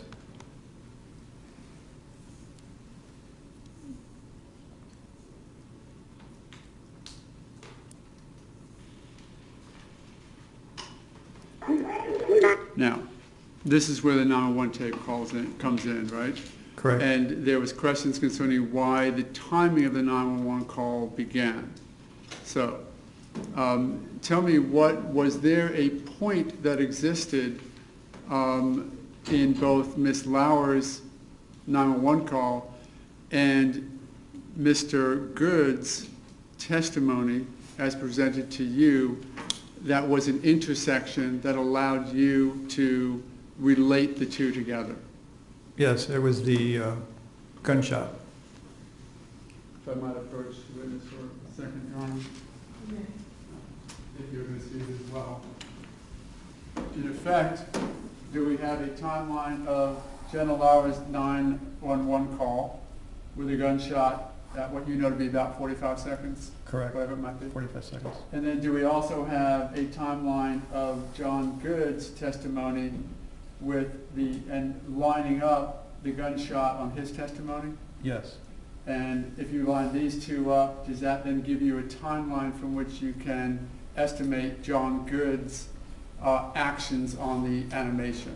It's pretty much just taking the 911 timeline, taking the timeline which Mr. Good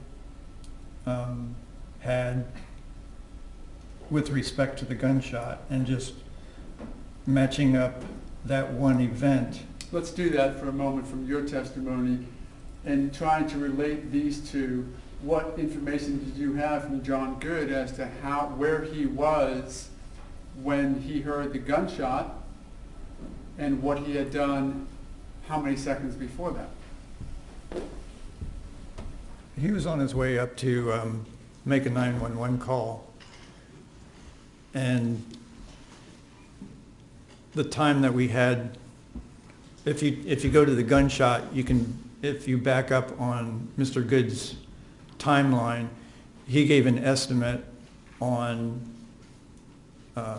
from when he went into the condominium till the time that the gunshot went off. Okay. And did you then simply, if you will, calibrate your animation to Jenna Lauer's phone call, did you then use Mr. Good's estimation of how long it took him to leave the area he viewed until he heard the gunshot before? Leading. You are. Well, I have a question, and let me interject, because in reviewing my notes, Mr. Good testifies that he also called 911, and he was on the phone with them and connected at or about the time of the gunshot. Was that used? Was that 911 call by John Good used in your comparison with the 911 call of Ms. Lauer? There was no gunshot on his 911 call. No, but his testimony was,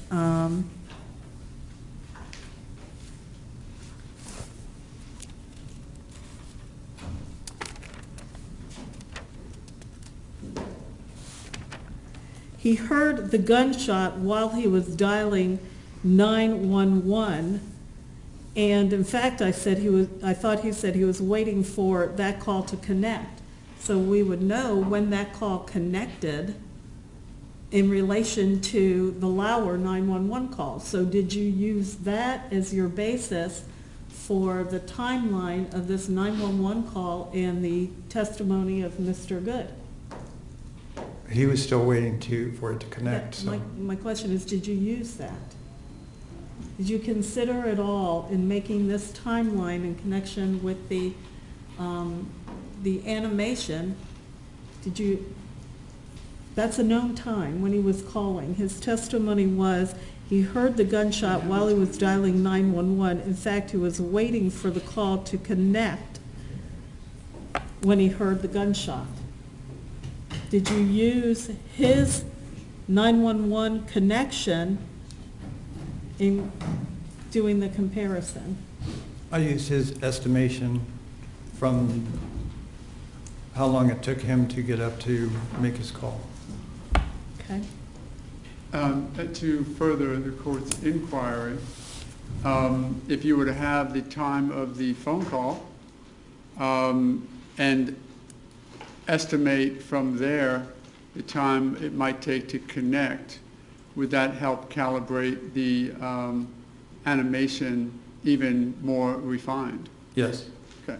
And would that be able to be accomplished tonight, for example, if I gave you the timing of the call?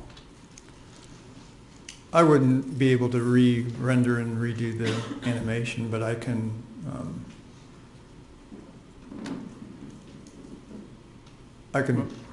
do some marking when he came in. Not to just discourse with you as you're on the stand, but if there was a few second difference, it would require simply moving the audio track of the Lauer call, would it not? And the animation would stay the same? Yes. Okay. Because that's the only relation, would it not be? As if the gunshot is relating the timing of Lauer's call, that would only change the audio track a few seconds one way or the other, would it not? I believe it would affect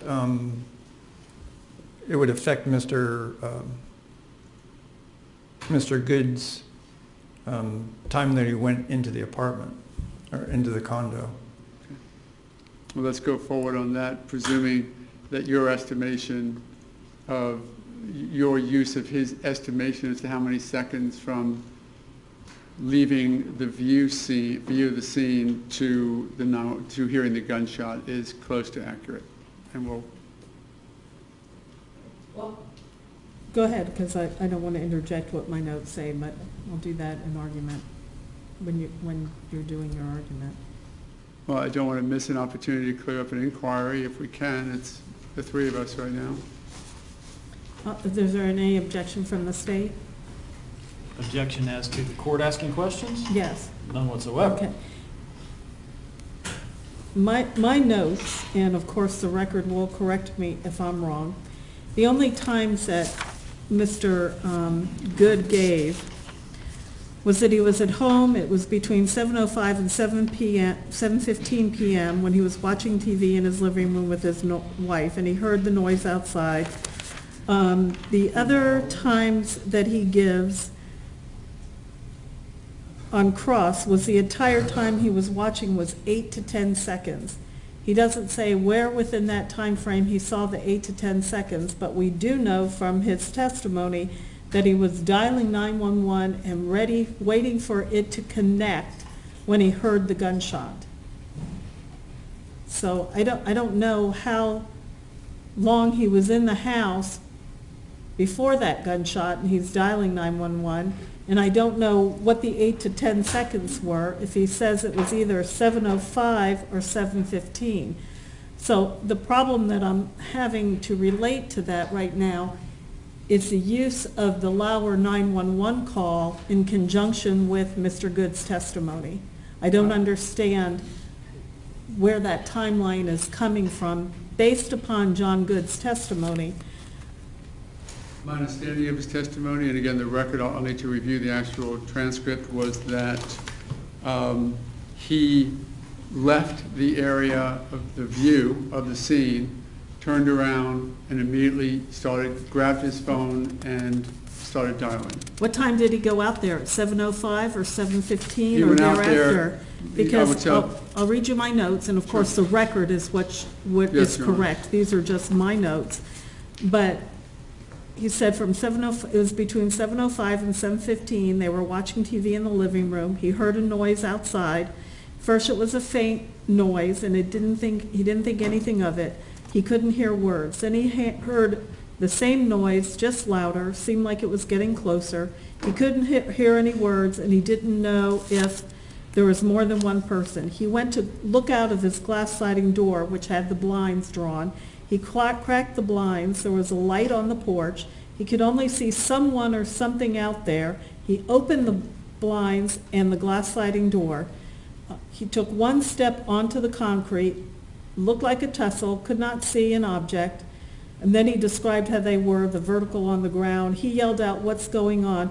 Then my point being is he doesn't give another time other than when he heard the gunshot was while he was trying to connect with 911, so that would give us a time. And he said in cross that the entire time he was watching was 8 to 10 seconds. Right. Did that begin when he was looking out the blinds, the crack of the blinds, or did that begin when he took a step out onto the porch and observed that? I don't know. That wasn't testified to, so I'd like to know in this animation where Ms. Lauer's 911 call fits into his testimony. I can tell you this, that his call connected at 19:17:15, that is in evidence. So that's 7:17. 7:17 and 15 seconds. seconds. Uh-huh. You know that Ms. Lauer's call started at 19:16:11, and that it is 45 seconds into the call, or at 7:16:56, that the gunshot goes off. And that's If you- different from the timeline that you have up on here in connection with where he was and what he saw. I disagree, but I understand the court's concern. Well, That of course, the way where I believe it lines up is if you use the gunshot as the precise moment of the two calls, not that it was on the call, but if it took Mr. Good somewhere around 15 to 20 seconds to get the call, place it, and wait for it to connect. We don't have that testimony, but we do have Ms. Lauer's testimony, who also testified it took about 20 seconds or so for her to make the phone call and connect. So if you... well, he didn't say he said he was waiting for it to connect. And we'll have to look back, I guess, in the record to see if my notes were correct on that or not. And I'm saying these are just my notes. Sure. But as I recall him saying he had dialed the 911 and was waiting for it to connect. So that, a few seconds here or there, but then again, where's the 8 to 10 seconds that he viewed this? And where's Very- the 30-second gap between the connection time and the gunshot call and everything else? The court has hit upon the central problem here, and that is there is no hard and fast ability to say that this is an accurate depiction. That's been the state's perspective all along. Well, and the case law says it doesn't have to be exact. But it has to be And, accurate. so I don't necessarily have a problem with other parts of it. Mm-hmm. But when you're trying to overlay a 911 call with the animation, I think it has to be closer to exact than not closer. I understand, and I might be able to fix that by recalling Mr. Good to get a couple of questions answered by him, so I want to make sure that focus, well, I have the right to, so I... No, I'm shaking my Oh. head because we're having the hearing now. I understand. I'm But- not going to have this hearing go on for days and days. This Let me is the just- hearing now, and I if guess I I could- should my- not have, can I please finish? I'm sorry. Okay. I guess I should not have commented because then this wouldn't come up and then I could just rule on it after you're finished. I'm not making these comments to cause you to call Mr. Good into this hearing. We have a transcript of what his testimony is, or we could have a transcript as to it. I'll stop talking, let you finish with your evidence, and then I'll make my comments. I guess my response was going to be to the court that if it is accurate, and it seems to be undisputed and in evidence that Mr. Good's phone call was connected at 7:17:15, and that if we have evidence from Ms. Lauer that the decision to make a call to 911 and its connection is about 20 to 25 seconds, and that's in, then if you were to back it out the time, then I think you are within seconds of when the gunshot was heard on Ms. Lauer's call because of this reason. We know that the gunshot was heard per Ms. Lauer's call at 7. Let me stop you here. I didn't mean to go into an argument. I'd like you to finish Okay. with Mr. Schumacher, and we can get into that. An argument? Yes, Your Honor. Yes.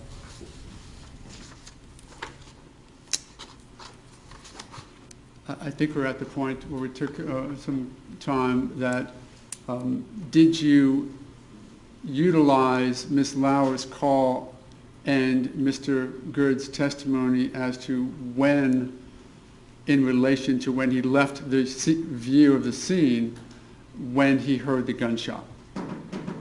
Yes. And is that how you then backed out the time, gunshot that Mr. Good heard, back in time and sort of went in reverse to when he was viewing the scene?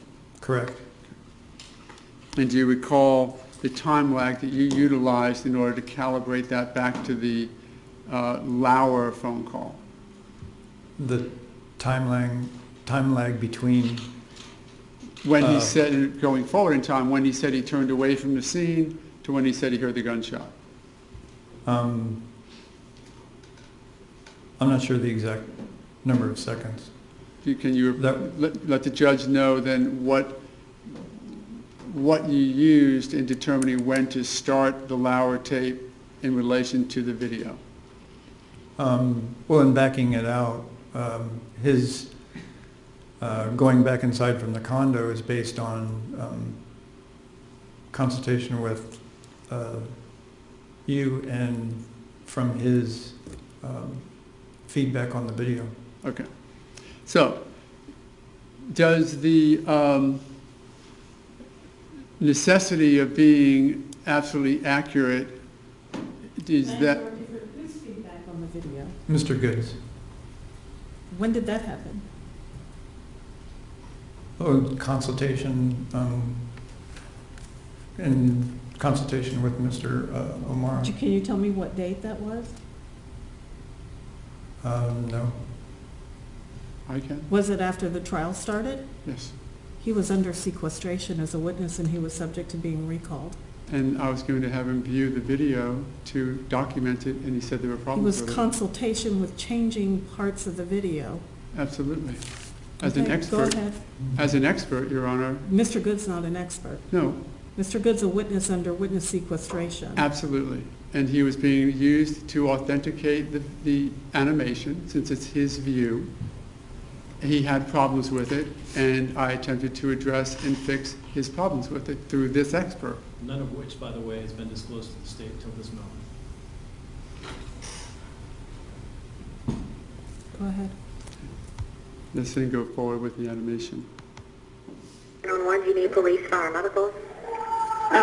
Maybe both, I'm not sure. There's just someone screaming outside. Okay, what's the address that they're near? Lane, is this in the Twin Lake Homes in Sanford? Yes. We just talked about how this was calibrated, but let's move forward to the initial position. What information did you use to identify this as the initial position of the two? His comment about, the initial position of This Mr. position we're Zimmerman. looking at now. That was in consultation with you about some testimony. Okay. And we also at this point, or did you change this from true animation to still? Yes, just to eliminate, just to mitigate any random movements, because there was a lot of movements going on, so this was just to show the position, one person's position relative to the other person's position, according to Mr. Good. And was this then done in order to make it more accurate Yes, and to avoid any or other inaccuracies. Yes. Okay. And is it a male or female? And then what was this change from the first position to the second position dependent upon? Also based on consultation with you and from his testimony. And again, no animation at this point to avoid the concerns you just talked about? Correct. It sounds like a male. And you don't know why? I don't know why. I think they're yelling help, but I don't know. Just send someone quick, please. Ah. Okay. Does he look, And advise the court, if you would, how the determination was made to use the third position. The third position was from consultation with Dr. DeMaio, and also proximity to the prior position, which was just seconds before, and also to the items of evidence around that area. Did it also include the final resting place of Mr. Martin? Eventually.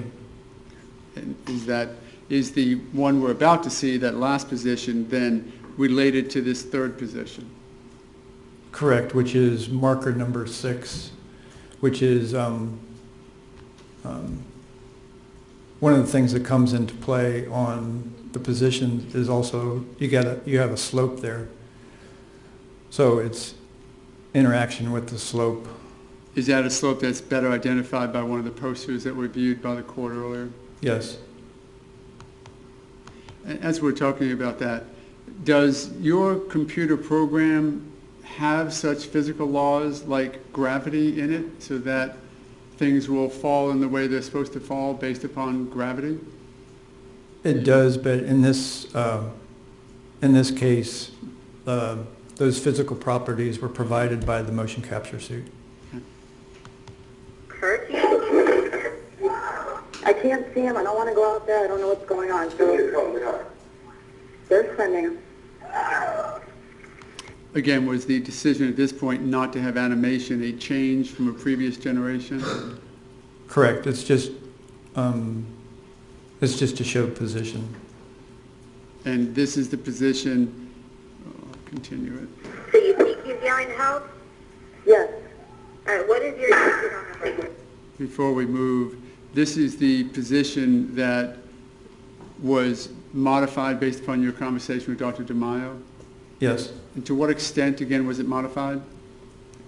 Leaning over Mr. Zimmerman, just to verify that position with the And doctor. was the leaning over something you got from Dr. DeMaio based upon his viewing of the clothing and whatnot? Yes. And what he discussed with you was his anticipated testimony Correct. regarding the clothing and the positioning of the bodies? Yes. Three. Three. That was 3 on. Thank you. And now it's about to go to the 4th.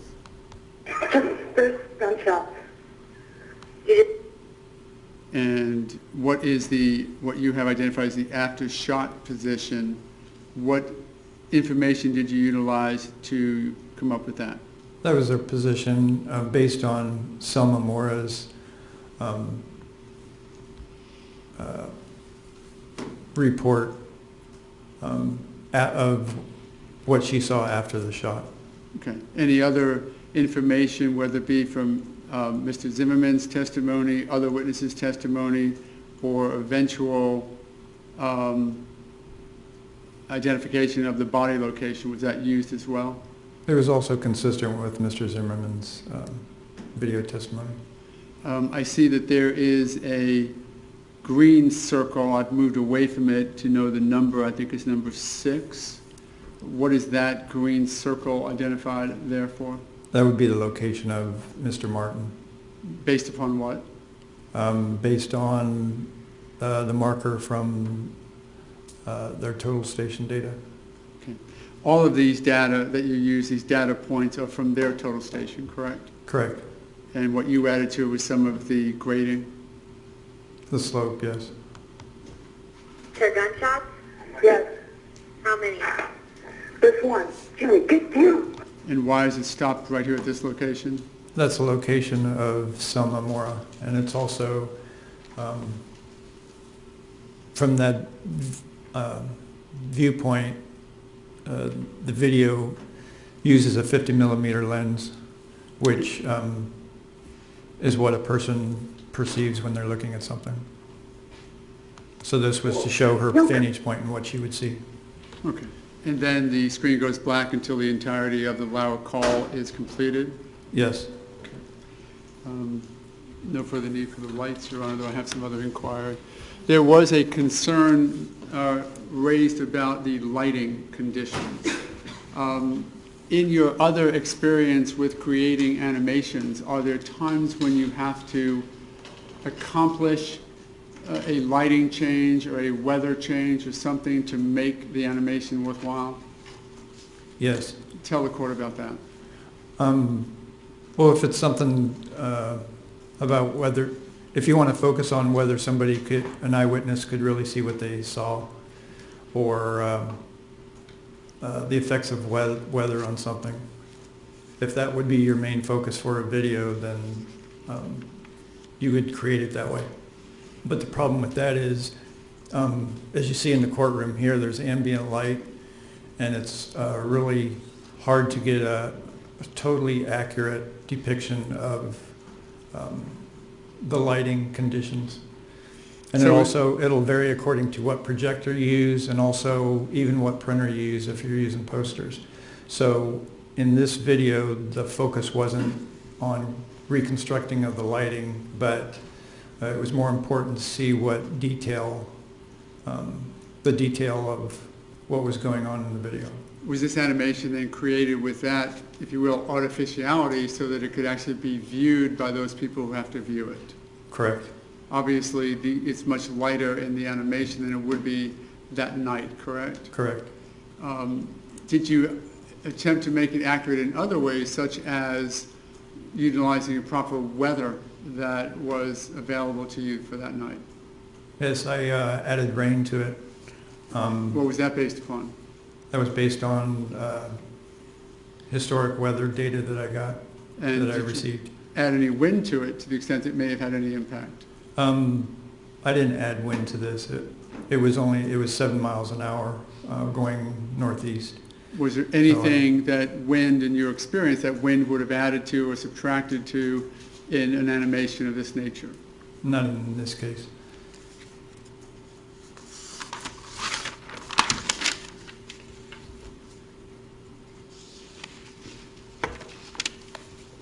You were asked whether or not the software calibrates itself, or somehow, how would you know that it's working accurately? Can you give the court any further insight as to what happens when the software doesn't work accurately, or when it crashes or does something that it's not supposed to be doing? You can verify something easily by just measuring an object, that you know the size of that object and just measuring it, like you do in real world. And have you done that in your animations generally? Yes. And have you done it in this animation? Yes. How is that done? Well, if you want to measure the size of an object, you can just grab that object and choose the dimension tool, and it'll give you the height and the width of the object. Is that also the way you recreated the, we'll call them avatars of Mrs. Zimmerman and Mr. Martin, by getting their height and their approximate body size, and then using, what tool did you use to then create those avatars? The figures were already created, so I didn't waste time on the creation of them, but I adjusted certain things on them to match the size of the figures and the clothing that they were wearing. For example, if I was to be in your motion capture suit at 6'2", would you have to take that avatar and make it smaller to 5'11" to be Mr. Martin? Correct. And is that what was done to give them the relative sizes that they have in these animations? Correct. And even though you're using somebody that may not be the exact size when you're making the recording, when it imports the motion file into the software, you specify an exact size that it will come into the software. So you were able to make Trayvon Martin's avatar 5'11"? Yes, Okay. And putting on his shoes, whatever size his shoes might be, to give him that additional height? shoes and the top of his hood. Okay. And do you know what the height turned out to be based upon those additions to his height? Approximately around 6'2".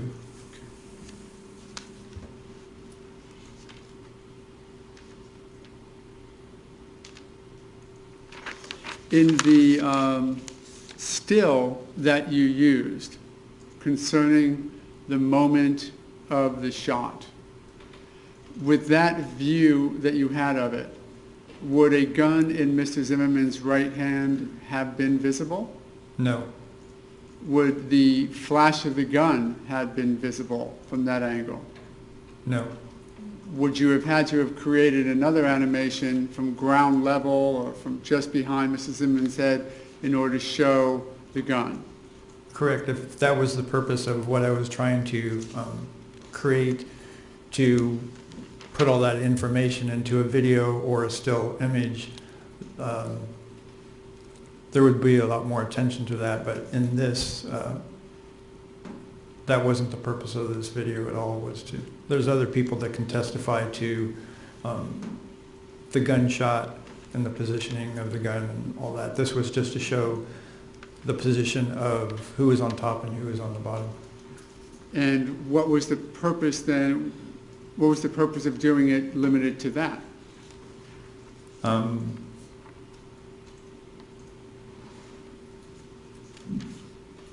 Well, I believe that's the main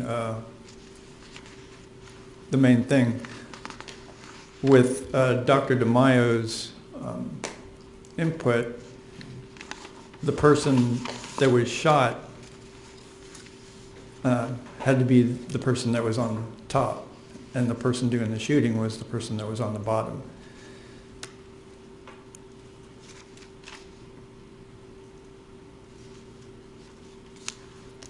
Just a moment, Your Honor.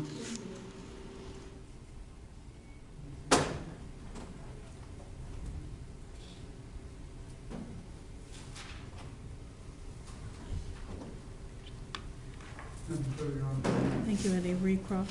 Thank you. As far as the representations of the figures in third position, I noticed that between second position and third position, the positions of the hips relative to each other change. Correct. Okay. As far as I know, that wasn't based on, at least you didn't tell me earlier, that it was based on any particular witness statement, testimony, or eyewitness observation. Right? Some of that was based on common sense. Okay, I'm sorry. Let's back up. And the common sense is that if you kept Trayvon Martin's figure positioned as he is in second position above George Zimmerman, there's no way that firearm would have been accessible to George Zimmerman. Isn't that what you told me? In the second position where they were on the sidewalk? Correct. Correct. So you had to move them in third position in order for the George Zimmerman figure to be able to even think about accessing a firearm that would have been carried on his right hip inside his pants.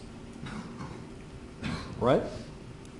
Correct. And you didn't do that based on any actual testimony. You said you just did that to be able to put those figures in a particular position. They were in position relative to each other. The position they were in when Dr. DeMaio mentioned about that, Mr. Martin being shot, and also accessibility of the gun. Did Dr. DeMaio testify to your knowledge about accessibility of the gun? That's common sense. I'm sorry, did he testify about it, or is this just another assumption you're making? He didn't, I didn't hear his testimony. In fact, nobody did, as far as you know. I didn't hear his testimony, so you're asking me about something that I had no knowledge about. You had no knowledge about it, but you included it in that animation. The gun had to be accessible. That's That's assuming. common sense. Well, if the gun had to be accessible, if we assume that in fact the figures were positioned as you had placed them. Right? Correct. So it's another assumption. So that built the in. gun is accessible. Right.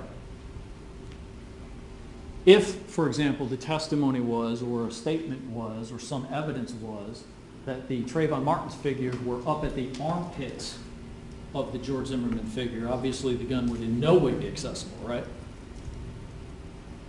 Not only the gun, the accessibility of the gun, but you're also talking about the position of the of Mr. Martin when he was shot. So it would be impossible. So you're telling me you couldn't create an animation to fit that scenario.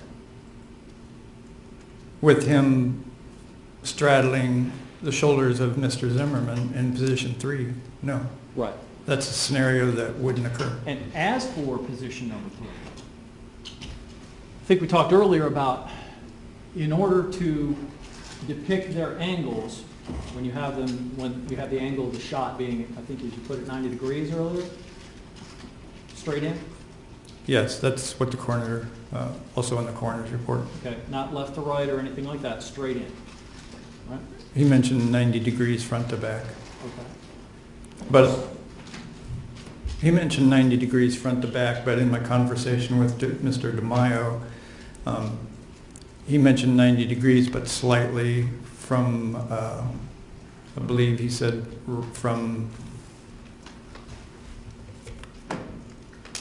very slightly left to right. So you have notes of your conversation with Dr. DeMaio? Just one. Just one? Is that the only note you took? Yes. Just that about the 90-degree angle or not? I already knew about the 90-degree angle from the coroner's report, so it wasn't, I didn't have to retain that. What I'm asking is you just opened up a folder and looked at something. I'm just wondering what it was. It was just my note on left to right from Dr. DeMaio. Any other notes you have from Dr. DeMaio? Just that. Just that.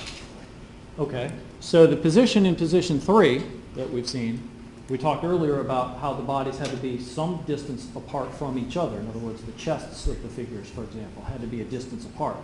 Correct. Because you have to account for not just the clothing differential, right? Correct. You have to account for the length of the arms involved, right? But you don't know what position the arms were in. Exactly. And you have to account for the length of the gun involved, right?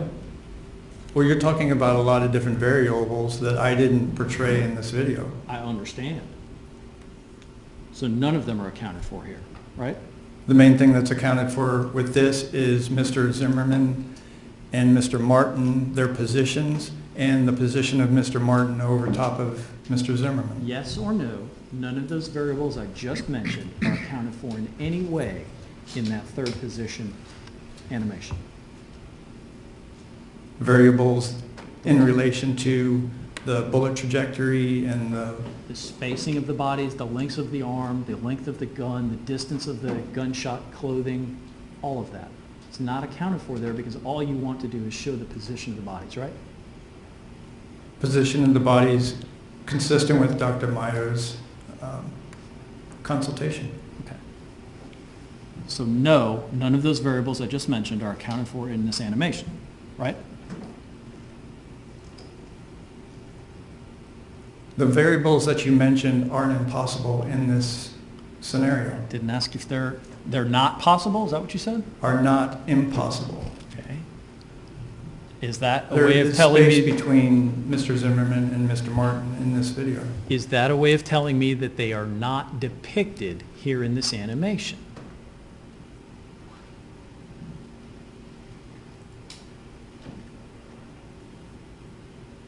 They're in this animation, but they're not expounded to the point that you're talking about. So I can tell from this animation. You can tell. I can tell from this animation the length of distance between, for example, the gun, the ground, the body of Trayvon Martin. I can tell all that from this animation.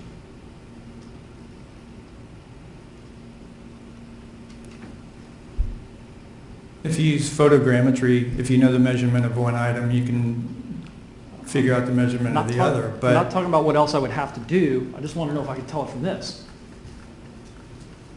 the figures in this are to scale. So if you're looking at this scene and you wonder about the size of the individuals involved, they're to scale. So there's nothing that has changed throughout this video in relation to the scale of them. They're to scale in terms of their height, right? Correct. And that's it. They're to scale in terms of their height and their appearance according to photos that I received. I thought you told me you didn't take measurements of the other parts of their bodies. I had coroner's photographs of Mr. Martin. I'm asking about So- other photographs. What I'm asking about is, does this animation show me, can I tell that spacing and those lines just from watching this animation, or do I have to go delving deep into the data that you've compiled underlying that program? If you knew how to do it, you could tell it from the video. Let's assume I Through- don't, let's assume the judge doesn't, let's assume that the jury doesn't. That wasn't the purpose of the video. That's why you're not looking at what you're trying to look for. Thank you. You're looking for something that's not in the video and expecting something that wasn't the purpose of the video. It's not there, right? The purpose of the video isn't to examine the bullet trajectory and the location of the gun. The purpose of the video is to show relative positions from one person to the other and the position of Mr. Martin on top, where he had to be consistent with Dr. DeMaio's testimony when the gun went off. Would it shock you if Dr. DeMaio might have testified that there was another position possible for those two bodies? He mentioned that there was a variable of about 2 inches. That's it? Correct. No other questions, Judge? Thank you. Any redirect? May Mr. Shoemaker be excused? Yes. Thank you very much. You're Thanks. excused. Any other witnesses from the defense? Any witnesses from the state? No, Your Honor. Let's have argument.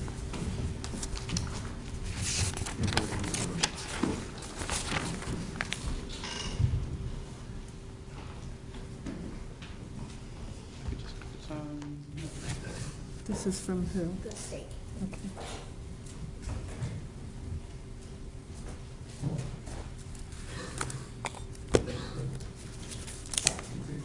Are we in a presentation under Daubert that you want that initial, or are we talking about applicability to this case in this animation now? It seems we've gone one to the other and maybe back. Yes, we have. The state yesterday had indicated that it was not a Daubert issue, and this morning indicated it was a Daubert issue. So I don't know where the state stands as to the request regarding that. As I put in the second supplemental motion this morning, I do believe that there needs to be a Daubert analysis or Daubert-Frye analysis, Frye, of course, now being essentially one component of Daubert, so I think we can handle that, as well as a Pierce factor analysis. I think Well- both of those have to apply to this, both the testimony and the animation, so I'm asking for both. Under Frye and then Daubert, the main consideration with Frye, of course, is that is it generally accepted in the community? I don't think there's been any counter argument from the state that this is a type animation, though it's a new generation, that the underlying foundation of this animation, which is the idea of taking data and incorporating it into an accident reconstruction or an event reconstruction event, has been admitted in courts a lot. It's been by this very witness. He's testified for the last 14 years in this. He's never been disqualified as an expert upon his attempt to have it in. I will acknowledge to the court that I did not present an enormous amount of industry-wide evidence because, quite honestly, I did not realize that it was going to be a contested issue today. However, I think even this expert alone has presented that in his industry, he stays up to the day-to-day or week-to-week information flow concerning the accuracy of the data and software that he uses, that he has been involved in the industry since, I think, '95. Now, for the past 14 years, he's focused his inquiry and profession on this area, and that he's presented many, many times, and again, has never been excluded. So to the extent of whether or not it is generally accepted, I would suggest that it has been and is. Under this now new sort of Daubert inquiry they look at, I think for the purpose of this inquiry, I think the court needs to look at this and say, even though it has been generally accepted in the past, would it assist here today? And that is sort of a Pierce consideration as well. Will it help this jury in a consideration? I do think that as to that, and I'm going to do a sort of a Daubert-Pierce analysis together, because I think what needs to happen is that this court needs to be convinced that it's accurate, and not that it's perfect, but that it is accurate depiction based upon the information available when it was created. It has been, of course, created and recreated several times. With the most recent generation of it was, in fact, based upon some trial testimony, because I perceive that an expert has not only the right but the obligation to make sure that their testimony they're going to present, in this case basically the animation, uses the most up-to-date information available, and that is trial testimony. It's difficult for the state to argue it's not based upon trial testimony and to say that he can't have the trial testimony available to him, even through consultation with counsel, to make sure that it is as accurate as it can be. Within that context, we have taken away some of the frailties of the animation. And that is, it's no longer really an animation, but for the initial animation of the initial strike by Mr. Martin against Mrs. Zimmerman, which came solely from his testimony, but all of that is in evidence now. And Where's the testimony that Mr. Martin is left-handed? Because that animation at the T shows a left-handed punch. the strike, the injury is to the left side, the right side of Mrs. Zimmerman's body, and he had testified that he had gotten struck by Mr. Martin when he first looked up and got struck, and the injury was right here. That's where it's from. And quite honestly, to the extent that the jury has to look at that and say, I think that that is absolutely the most reasonable assumption that they can make. Never did he say he was right-handed. I don't care if he's left-handed or right-handed. As to that fact, he hit him with a left hand because that's the area of the impact. Who testified as to that? Mr. Zimmerman. He testified he got punched in the face. And the injury, I'm sorry. He didn't say from what hand. That's correct. Nobody testified that that injury came from a left-handed punch. And Sabrina Fulton testified that Trayvon Martin was right-handed. So I don't have any testimony in the record to show that that was a left-handed punch. May I give you the Yes, you may. insight? Dr. Rao testified. I'm sorry. Yeah, Dr. Rao testified, and she gave us a graphic identification, and she also testified that the injury came across the nose. We have to realize, of course, Mr. Zimmerman facing Mr. Martin, so you know what I'm talking about with the positioning of them. It was Dr. Rao who testified that the punch came in this way. She actually said it went up, which we have contraindications of by Dr. DeMaio, but she testified that the punch came in effect, from left to right because it hit him right here, and she testified that the abrasion was on the inner right side of Mrs. Zimmerman's face caused by the knuckle. So to the extent that you're looking for evidence to support that, certainly there's no evidence to support anything else. Ms. Fulton said, my son is right-handed, but that means that might be the hand you want to use first. I don't know. But the specific evidence from the medical examiner, Dr. Rao, was that it came from the left side and hit Mr. Zimmerman on the right side of his face. So that is what is the basis for the left strike in that animation. So are you saying that nobody could ever hit somebody with the right hand and cause that injury coming from the left side? Well, I think that, I tell you what, yes. Now, I don't know if that means that the animation is invalid, but I just have to get it this way by asking Mr. Manchow to stand up for a second. And if he's going to swing at me with his right hand, I suppose if I turn this way, somehow it might come across. So yeah, so yes, it could be. But since we only have Mr. Zimmerman's testimony that they were basically standing in front of each other, that he approached him from behind, Mrs. Zimmerman turned to him, his testimony does say that, reaching down to get his phone, looked up and got hit. That testimony seems to be that they were face to face.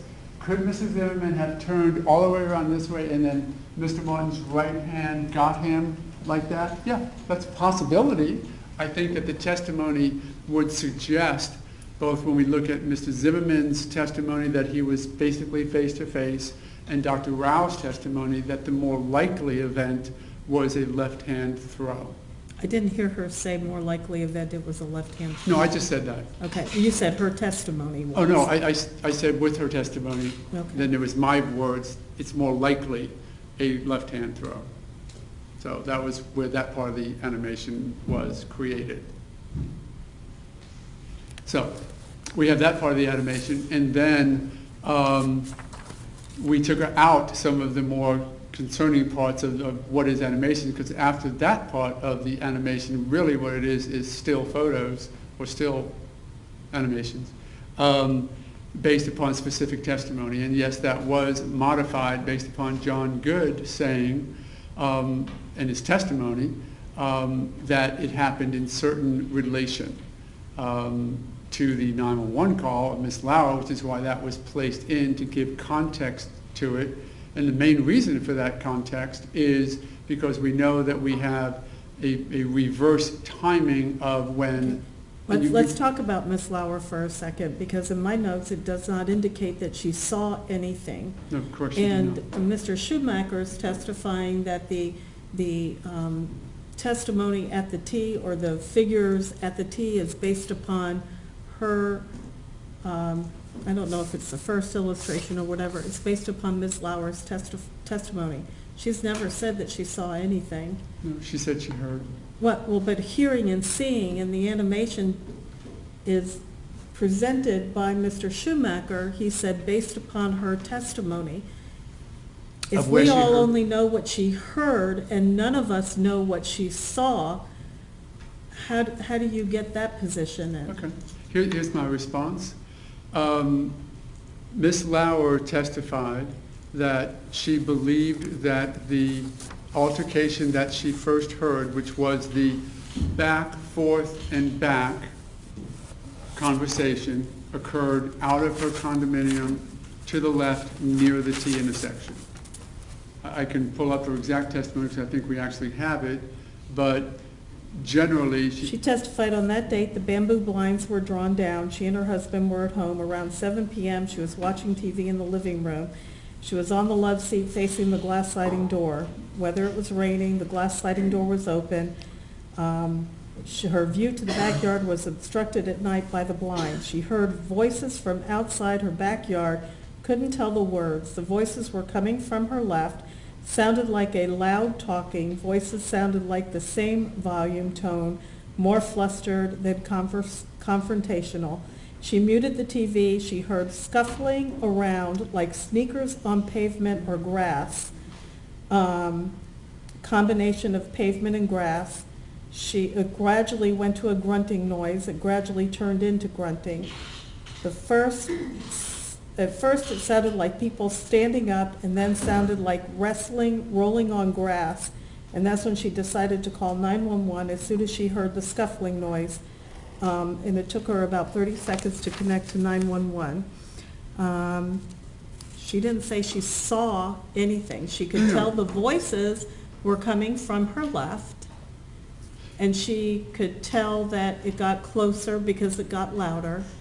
First vertical, then they were scuffling around pavement and grass. She never said she saw anything at all. That animation is placed in that location based upon what she said, where she heard it come from. And I think if you go further in your notes to where the cross-examination occurred, I talked to her about the first, there were the three parts of the conversation, sort of like the red car, blue car, red car was the way I presented it to her.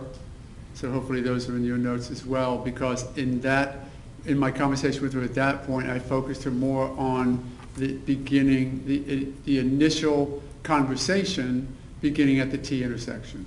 My point being that animation position, Mr. Schumacher said, is based upon Ms. Lauer's testimony.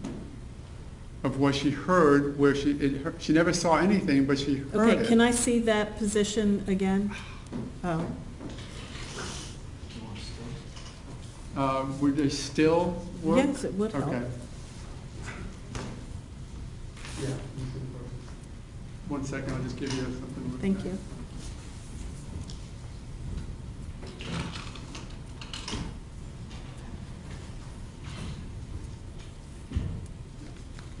If I might, you see, Is that the new one? this is the one you have. If I might approach you. Please, thank you.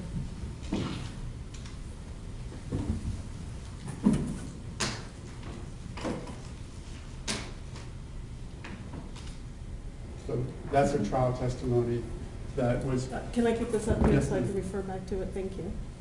So in any case, that was, you're right, she did not see anything. And yes, in that sense, the particular placement is an estimate on voice. But I think in her cross-examination, when I cross-examined her, she was more specific that it happened in the area of the T intersection. And is it 4 feet away, 6 feet away? But that is a frailty of the animation based upon non-visual testimony. So then the question under this Dauber-Pierce matter is it accurate? And we're talking about that now. The other accuracies of it were limited by, we used John Good's specific recollection as to he testified at trial to these sort of 3 different positionings. That's where we got it from, where he said, first they were sort of vertical, then they were sort of, he didn't get the words right, but parallel and on top of the pathway, and then they were further down, and that's where 1, 2, and 3 come from directly. Then he left. And we kept them in that position because there is no other evidence to support changes. Could they have jumped up, gone 10 feet, and run back into the same position? I guess so, but there was no evidence to support anything but what John Good last saw, so we kept it static. And then the positioning was changed slightly, and only, I think, from more like this, which was the mounted position that we saw before, to more like this because of Dr. DeMaio's anticipated testimony that the shot went in, but that the gravity effect of the shirt and the can in the shirt and how that would pull it down made sense. Again, I argued to you yesterday when we were talking about this, could it be like this? Yes. Now we know from Dr. DeMaio's testimony it might be like this, but that as the bodies go up, then the can pulls it more straight down, and so the idea of having it billowed with gravity means it's more like this. Is it an estimation within that context? I acknowledge that. But at least Dr. DeMaio's testimony lessened the angle much more so because of the gravitational effect on the can. And that's quite honestly it for the animation as far as whether or not it's accurate, because that's a premise for whether or not it would assist the trier of fact. And I would suggest that with all of the information that we have in this case, and with the various witnesses, none of whom are direct witnesses except for Mr. Good, but all of whom have almost as vantage point changes to offer to it, that an attempt by the defense to present that in a way that does in fact support the defense presentation of what happened, and we have now I think presented an enormous amount of evidence to support that that animation is accurate and would help the trier of fact in presenting the way the defense says the case happened in comport with the facts, that it would in fact assist the trier of fact in trying to get an understanding, a graphic understanding as to how the situation unfolded that night and how things may have ended. So to the extent that Pierce requires that, I think the... But the distinction in Pierce is that the state, whether it's a state or defense, is not the distinction. It is that the state intended to introduce that into evidence, and the court ruled that it would be demonstrative only. And it seemed to make a difference in the analysis that the court did based upon that, because it did not go back to the jury as evidence in the case. It was used for demonstrative to assist the expert in their testimony. I agree that's what the Pierce court did. I did not find that the Pierce court outlined an exclusion for it becoming evidence, just as the state has entered into evidence their timeline. If it is accurate, if it would assist the trier of fact, This court has already, in this case, allowed a presentation to be presented by the state in putting together various facts in a graphic way that I presume that they believe assists the trier of fact in some way that helps their case. That's exactly what an animation is, and there's no reason why it shouldn't be admitted into evidence. I do agree with the court. I think Pierce made a distinction between the two, but I don't know that it was a ruling that, I can't imagine it being a ruling to suggest that information cannot be entered as evidence. I think in that case they decided not to. Just to make sure that we follow through the criteria of Pierce, I do think that he was qualified as an expert. He's been qualified in another state and counties before, and that it is certainly applied to the evidence offered at trial. Again, Pierce, while it says that, we know that it's not strictly limited in that the evidence has got to be, the animation has got to be consistent with the evidence. It can't go into some matter that is not otherwise presented to the evidence. It can't show something that for which there is not an evidentiary support. Does it need to be a perfect frame-by-frame rendition of the evidence? I don't believe that Pierce or any other case suggests that it needs to be that. It just needs to be accurate. It needs to fairly depict the circumstances to which it suggests it does. And are there frailties to it? Yes. Is one frailty the fact that if this was in real light, it would be all dark and black? Yes. Is that something that I would then need to explain to the jury, as with every other piece of evidence? You have to take it in the context. A gun out of a holster doesn't mean anything when the evidence suggests a gun in a holster? Sure. But that doesn't mean it's a fatal frailty of the evidence. It just simply allows the jury to see what could have been seen by the witnesses, and then they can extrapolate from that to the darkness that we all know existed. So anyway, under that context, I think that we've met Fry now Daubert, and even though Daubert sort of suggests that if otherwise generally accepted in the community, this court can act as, in effect, a gatekeeper to say, I'm not letting that get to this jury without a further foundation of its acceptance and relevance and assistance to the jury, that we have proven that. Okay, thank you very much. Mr. Mantine? Your Honor, the state's position is that this animation is a supposition inside a riddle wrapped in an enigma.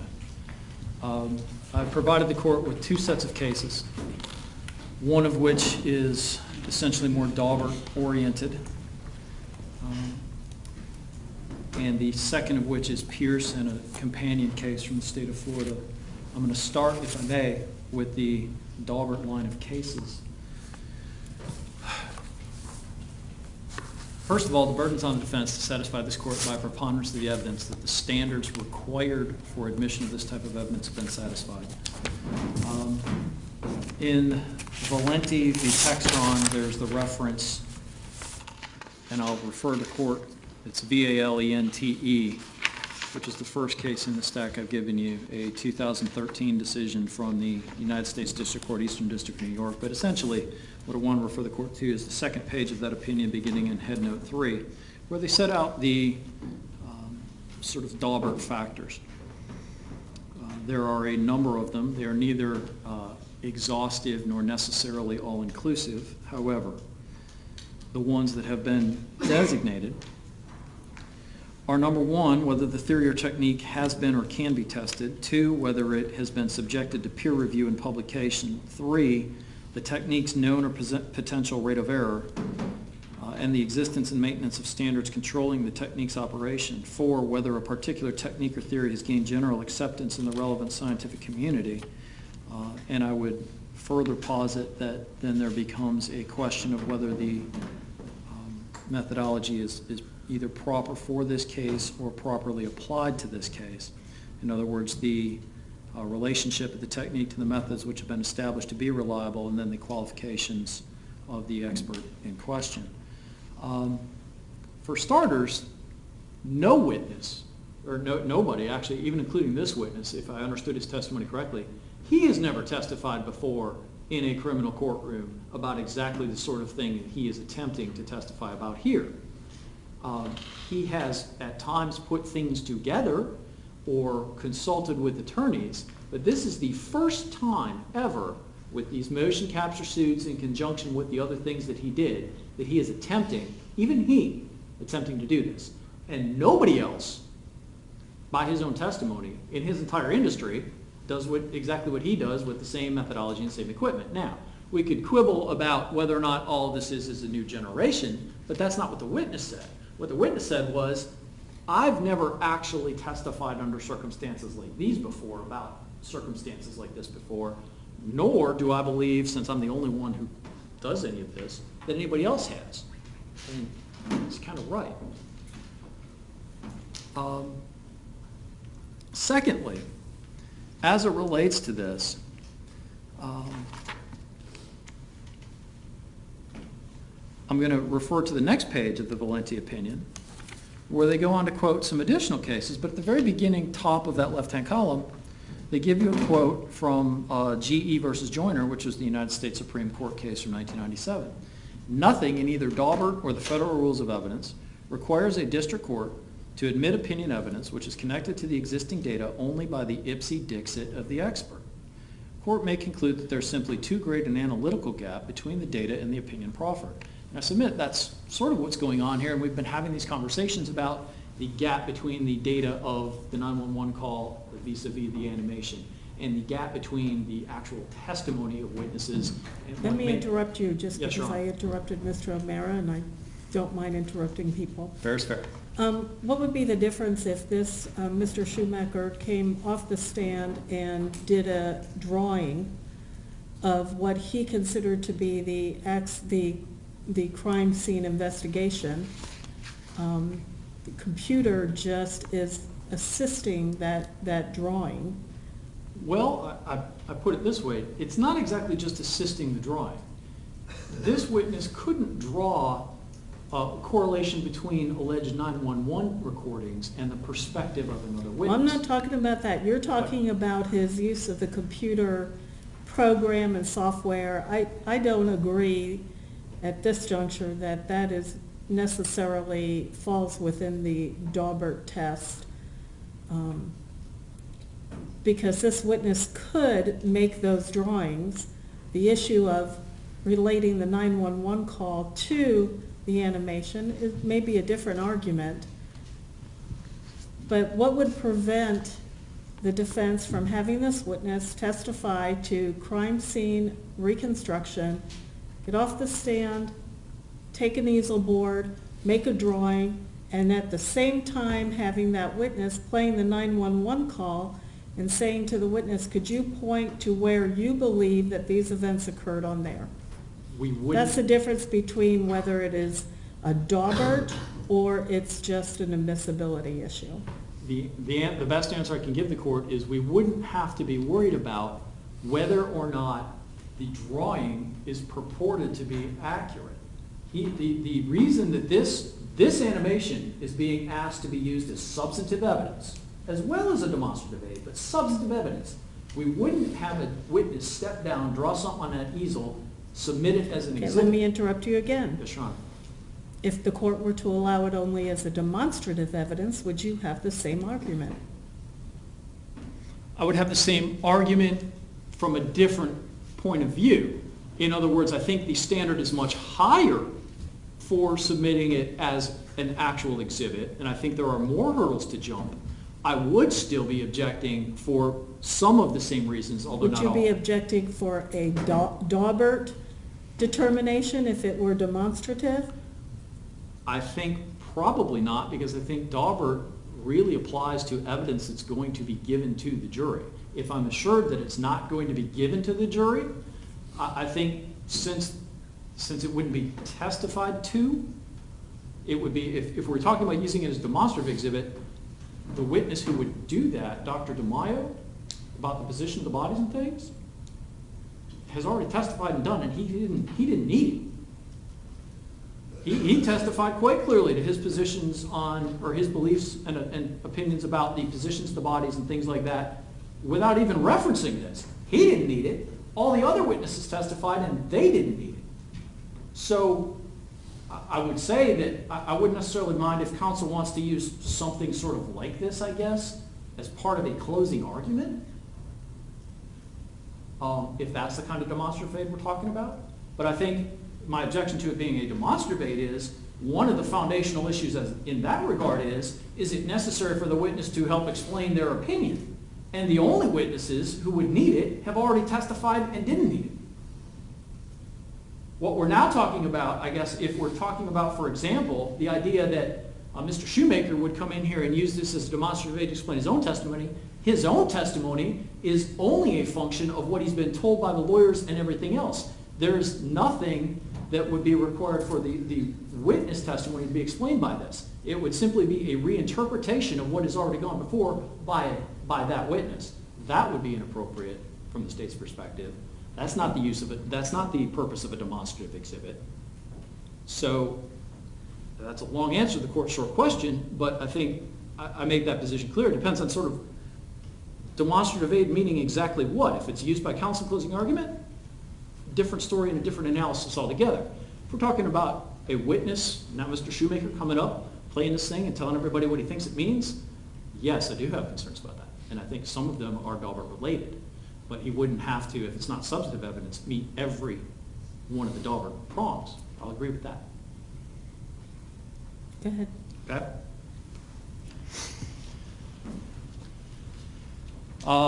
There has been no testimony offered or presented so far as would be the defense's burden about the known or potential rate of error, the maintenance of standards, anything about peer review and publication. What we've heard is that they use it for the movies. Great. This is a murder trial. This isn't Casablanca. I mean, we're not talking about, this is an Iron Man. It's one thing to say, I'm going to strap suits on people and create a complete work of fiction.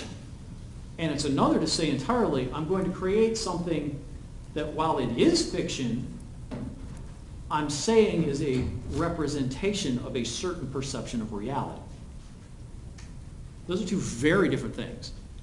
So there's been nothing submitted as it relates to whether or not these things satisfy those prongs. Further,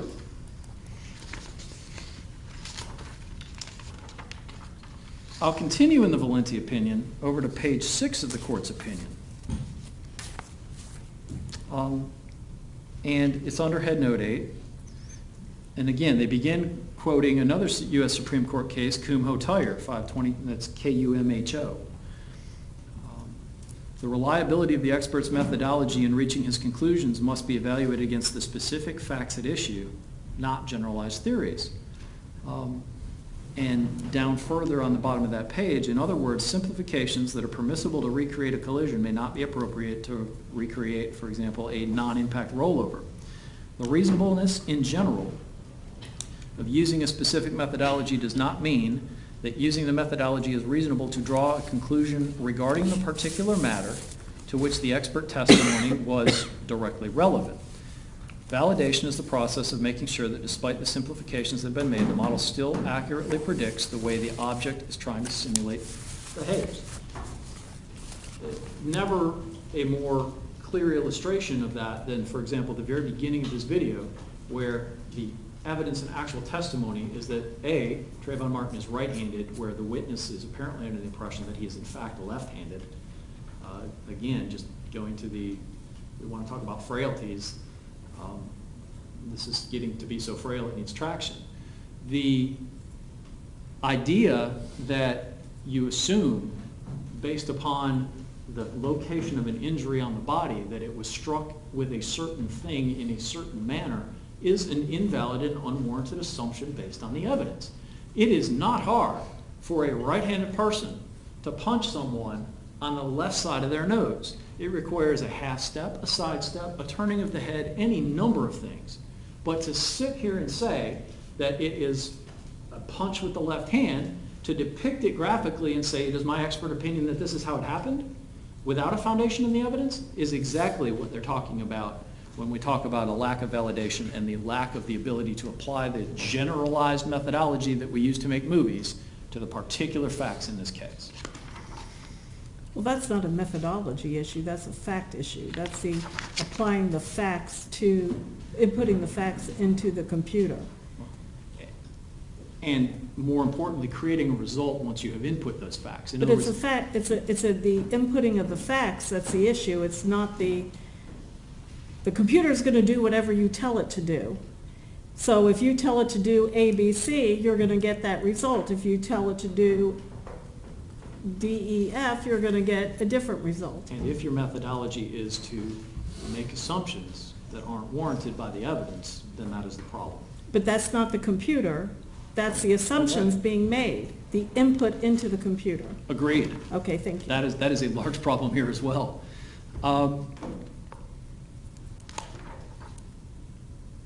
Moving to page 8, again, peer review. There's been no testimony about that. Page 9, error rate, unknown, cannot be determined. No testimony about it. Nothing involved in this case. Moving to page 13, the next factor, reliability and relevance. They're talking in here about a particular expert, one of several that were discussed in this case, and I'm going to refer to the right-hand column beginning with the first full paragraph. In this case, that expert merely reiterates without any basis the conclusions that plaintiffs seek to advance in this litigation, which is not proper expert testimony. Expert testimony should not merely reiterate arguments based on inferences that can be drawn by laypersons. Those can properly be advanced by the parties in their summations. That is, again, exactly really what this is it is an attempt to have an expert in graphic design come in here and advance the arguments that are being presented by the defense, both most of his input coming directly from the attorneys. I won't even get into the whole violation of sequestration issue at this point, or from a 20-minute phone call to a witness who hadn't testified yet, and I think the court has figured out by now, his testimony today isn't exactly what this witness had expected it to be. So when you've got the situation where the expert just comes in and reiterates the arguments, the positions of the bodies, the space that must be between the angles at which they must be, the particular placement of the hips, those are arguments. There's no eyewitness testimony to any of that. Those are arguments that are being advanced by counsel based upon what they claim are inferences. The gun had to be accessible, so it's common sense inference. Well, that's a question for the laypersons on this jury. That is something they should be doing, and that is something counsel can argue to them, but it's not the proper subject of expert testimony.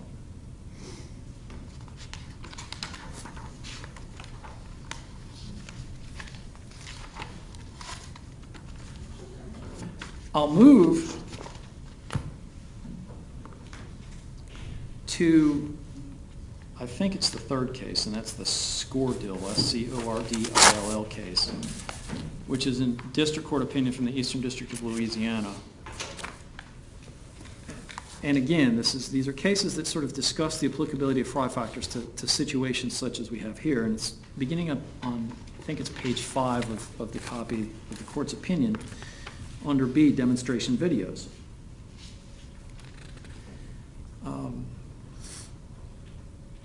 Beginning in that second paragraph, the standard by which the court determines the admissibility of experimental evidence depends on whether it is being offered to reenact the accident or demonstrate general scientific principles.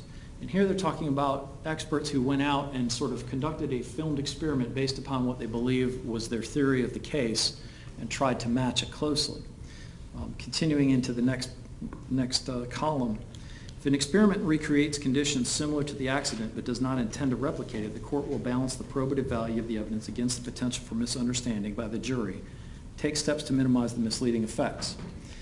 Further on down the line, and here we get to sort of a Rule 403 analysis, at the bottom of the last, or the beginning of the last paragraph on the page, the court concludes the video demonstration is likely to confuse and mislead the jury, and its prejudicial effect substantially outweighs its probative value.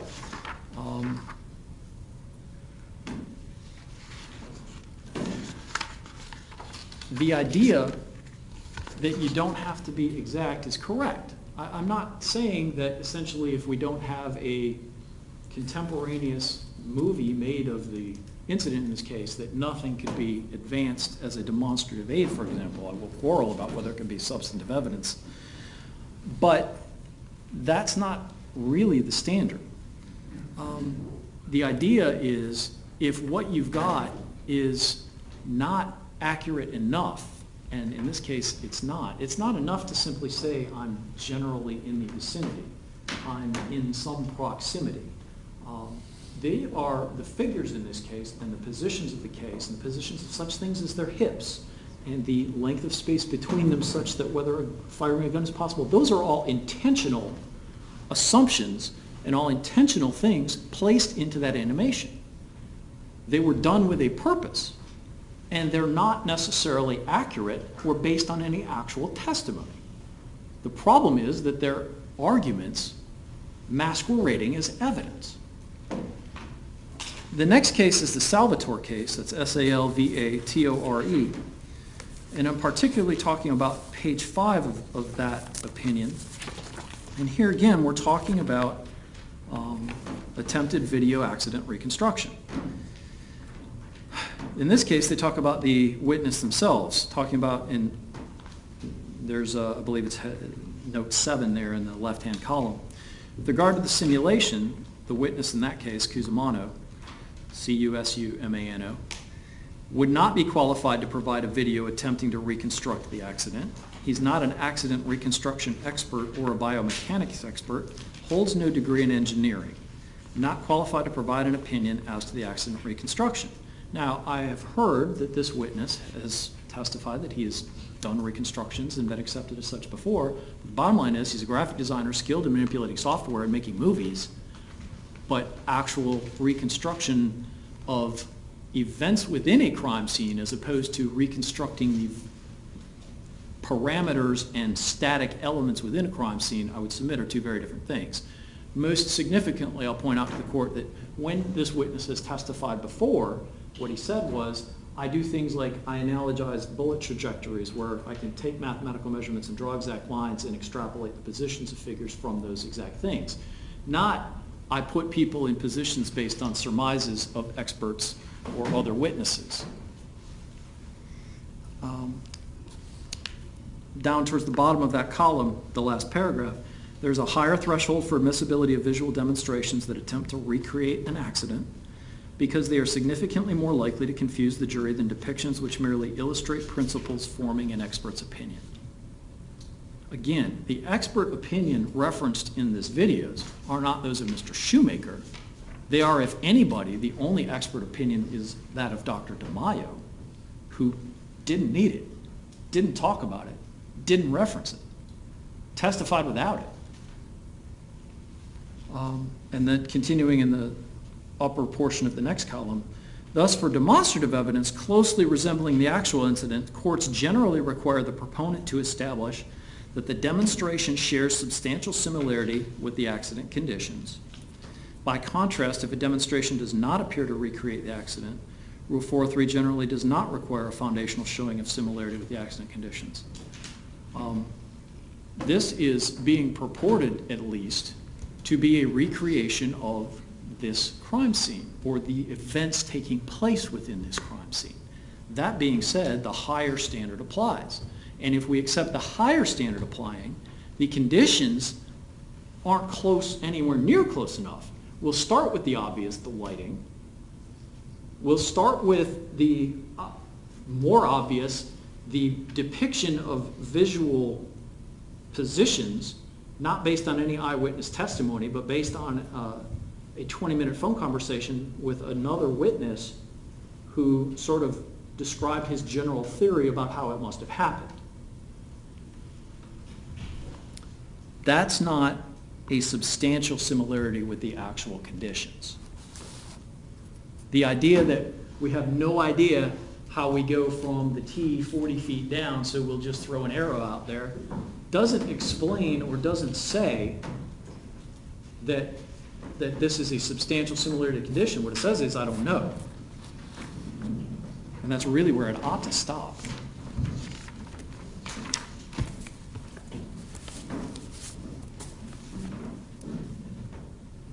Further, even as it relates to Dr. DeMaio's testimony, his opinion as he testified today was that at the moment of the gunshot, he believed the defendant's statement was consistent with what he understood the physical evidence to be. Not even that it is how it happened, not that it was the only way it could have happened, only that his interpretation of the defendant's statement, that is Dr. DeMaio's interpretation of the defendant's statement, in his opinion, was consistent.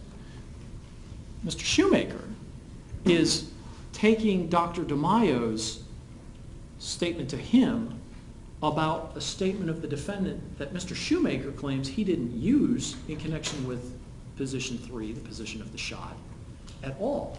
He said the only time I used anything this defendant said was as it relates to that first punch. That was what he testified to. So we're, again, talking about sort of relay through relay through relay. That's not the standard for the admissibility of this evidence. Further, I think as it relates to the Daubert issue itself, if this evidence is admitted either as substantive evidence, which I submit it shouldn't even be considered for, or even as a demonstrative exhibit, the court should fashion a significantly strong admonishment to the jury along the lines of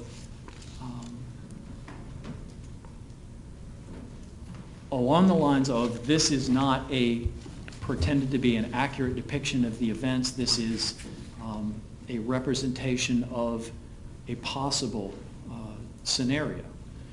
So even if it's submitted in some form to the jury, they ought to know that this is not being testified as this is how it happened. And nobody should represent that it is, nor should they be confused by any indication that it is.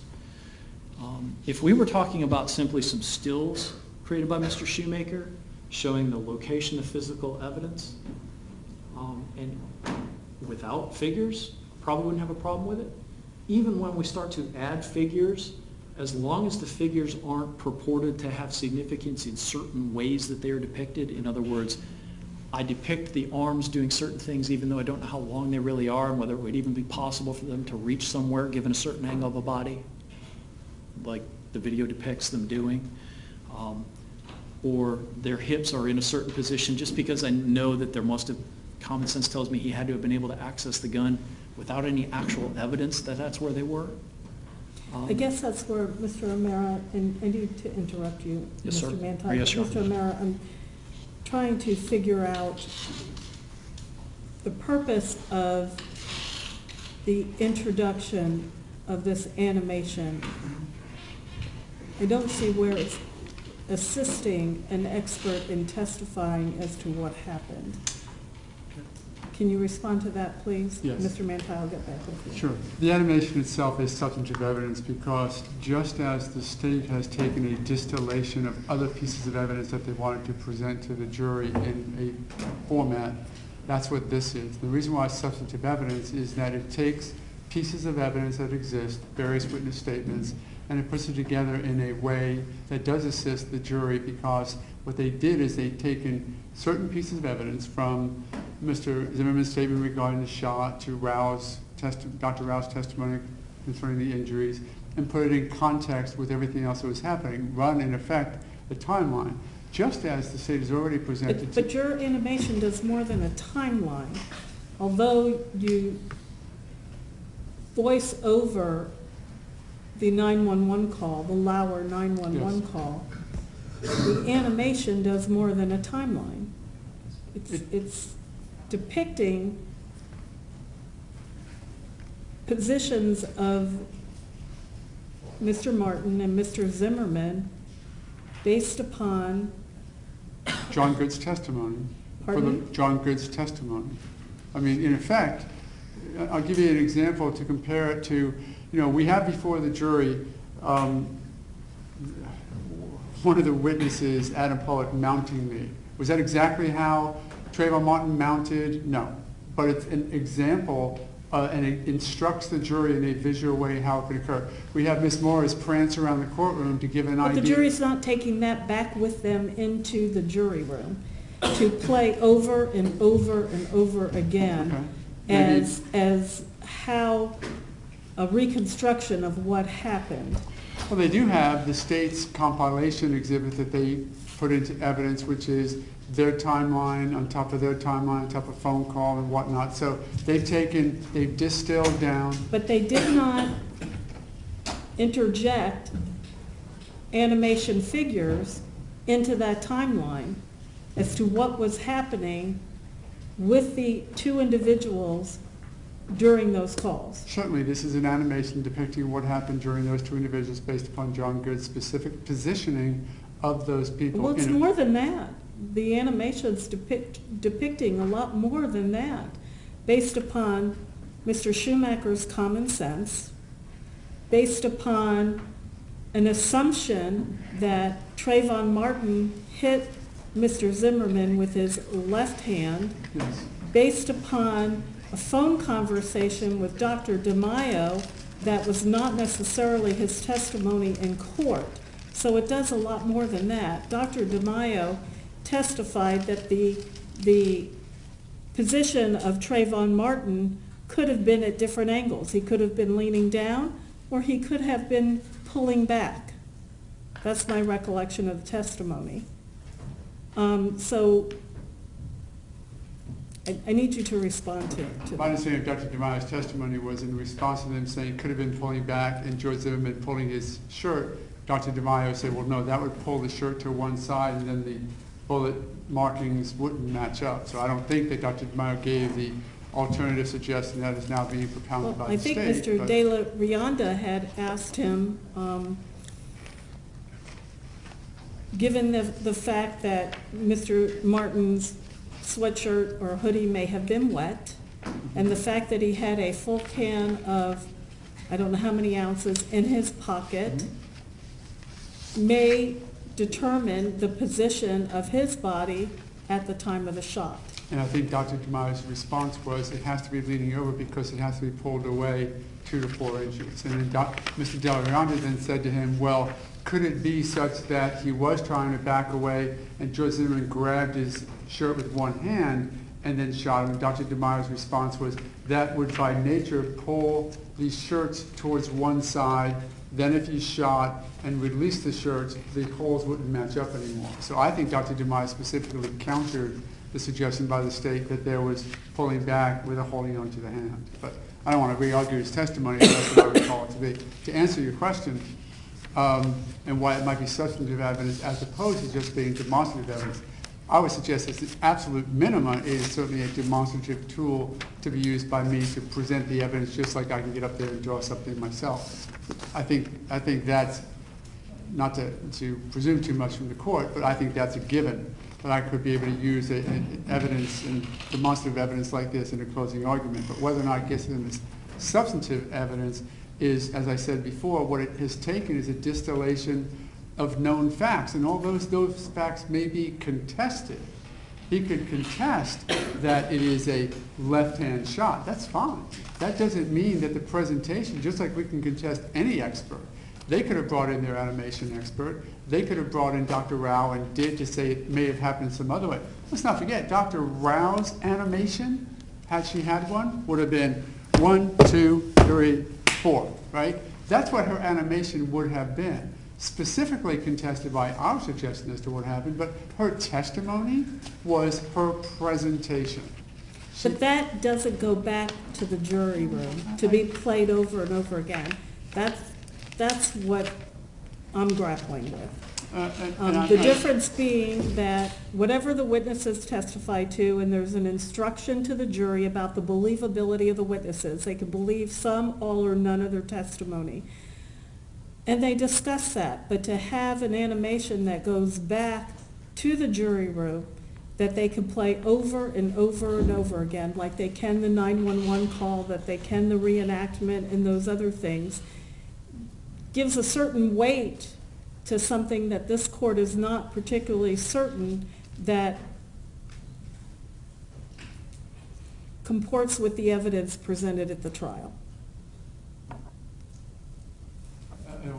I understand the court's concern. I do think that it's a proper distillation of certain pieces of evidence that in and of themselves are unassailed by contradictory Do you testimony. have any case law to provide me? No, Your Honor. I rely on Pierce, and I will cite back to the court some of the portions of the case law presented by the state, just to say that once you determine that it is in fact substantially similar, and that's the only determination that needs to be made as far as the admissibility of the evidence, that it is substantially similar to the evidence that has been presented, then it is admissible. And that's by two of the cases. Valente is one of the Well, ones. both sides are basically agreeing that Pierce is the only case in the state of Florida that relates to computer animation. Is that correct? I did, I think, provide one other one, which is General Motors versus Porritt, P-O-R-R-I-T-T. I will agree that Pierce is the only criminal case. Okay, and does the defense agree with that? Yes, Your Honor. All right, so when I look at the Pierce case, they proffered the computer animation as demonstrative exhibit to help Detective Babcock explain his opinion to the jury and also as substantive evidence. And the trial court ruled that the computer animation would be admissible as a demonstrative exhibit only, and made the particular findings that it did in that case.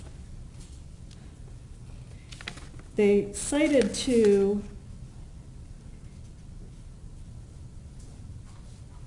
trying to look for the citation of this quote in here. It may be People versus McHugh. I'm not sure, but it says, when the results are useful, they should be accepted. When confusing, they should be rejected.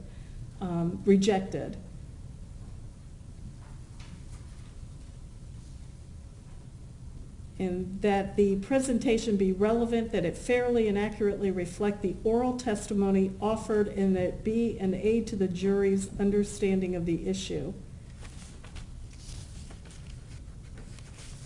Okay. Any other cases? I'm going to read your cases. There are no other cases by the defense. I understand both arguments. I need to go back here and read it. You're smiling because I've cut you off so many times. Go ahead. And I promise I'm not going to take you along with this, Judge. All right, but because I we wanna have make- another issue we have to address. I know. I just want to make a couple points. Number one, Mr. Shoemaker didn't even mention Dr. Rao. He didn't use her at all. Number two, there's an underlying assumption by the defense here that the nose injury arose from the very first punch, which is depicted there in the animation, but they also claim there were many others landed that could equally have done this, so it didn't have to be the left hand at all. Number two, you can't compare this to, Madam Clerk, could I have that timeline? Because the timeline actually was every bit of it, the phone numbers as well as the times, testified to directly by a witness here in the courtroom, and the underlying data, that is the phone records, the numbers, and the connect and disconnect times, are likewise also in evidence for the jury. None of the underlying data upon which Mr. Shoemaker relies here are actually physically in evidence before this jury, other than perhaps Ms. Lauer's 911 call. The map of the crime scene isn't what he's testifying about, it's the movement of the figures about within it. None of that is underlying data that is in evidence. Number three, as far as the pullback versus verticality, I just want to recap Dr. DeMaio's testimony in respect as it relates to whether or not the victim could have been in a different position pulling back when he was shot. Dr. DeMaio actually absolutely testified that was possible. Mr. O'Mara's distinction came when he was asked whether the witness, the victim and the shooter could have been actually both standing up vertical when it happened. It is then that he said, well, I think if that was the case, you'd have to be pulling that hoodie. Of course, the hoodie is very baggy in and of itself, but those were the two things. Number three, the Pierce case makes pretty clear, in that case, Detective Babcock, who is the witness that prepared the animation and was testifying about it, would be the equivalent of Dr. DeMaio in this case. It was necessary for that detective to explain his interpretation of how he believed this occurred. That's not Dr. Shoemaker. I want to make that crystal clear. If there was any witness who could use this as a demonstrative exhibit, it was Dr. DeMaio, and he didn't need it. And finally, just the Porritt case, because the conditions of the test in this case were not shown to be substantially similar to those during the actual rollover, the videotape evidence was inadmissible. The closing remark of that, the court cannot use discretion to decide that despite a plain lack of substantial similarity in conditions, nevertheless admit the evidence. So I think the Pierce case makes clear that this has to be accurate, not exact, but accurate.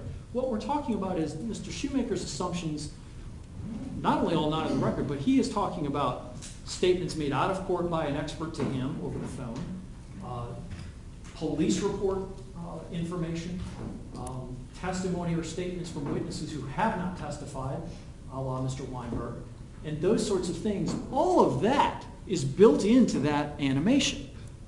He said that he didn't just base it on actual courtroom testimony because he hasn't heard a word. Hasn't heard a word. Everything Mr. Shoemaker's got, this isn't to discredit him, but it's to point out the frailty of this exhibit, has been filtered through the arguments of counsel. I didn't, the I lights think that's a signal to automatic- me, Your Honor. No, Thank I you. didn't touch it. The lights automatically go off at a certain time in the courthouse. Is there a way that we could get them back on in the courtroom?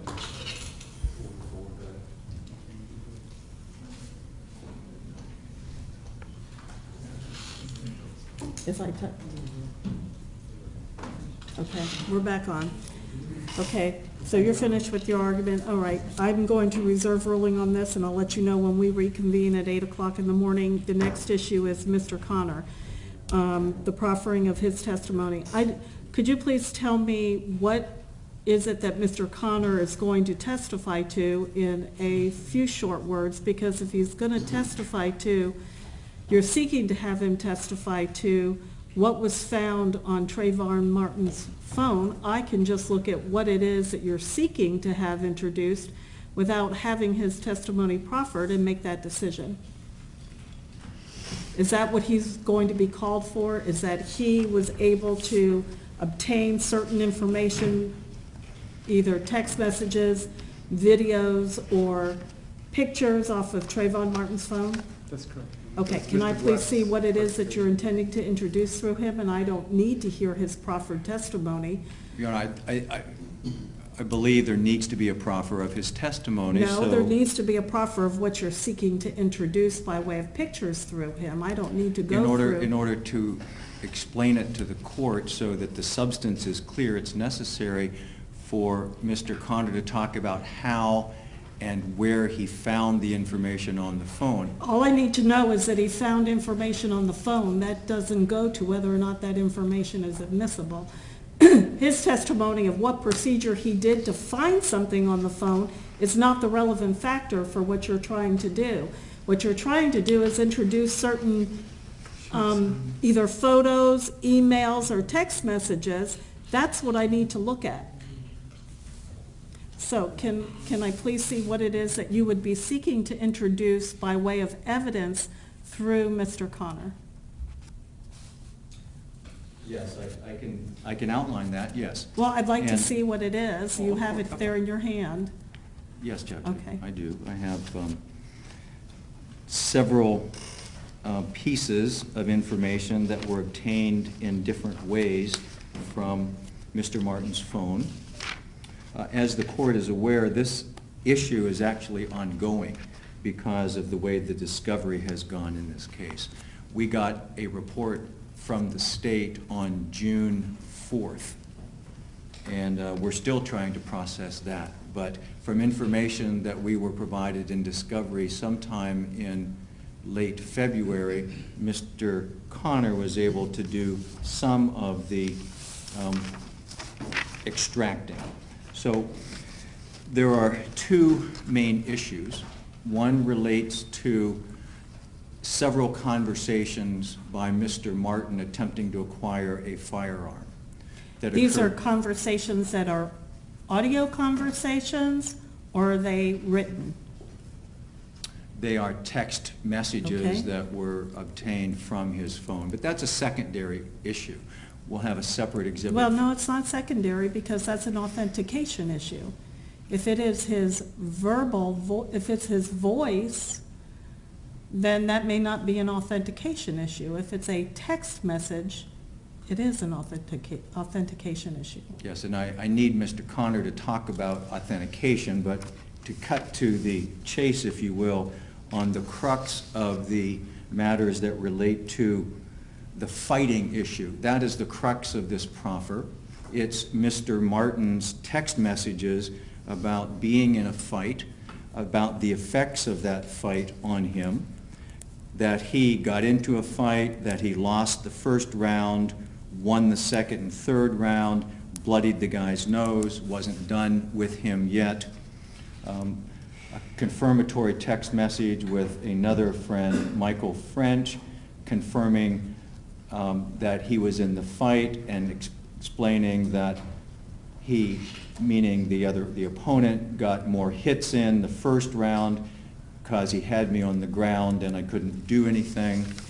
A Facebook post from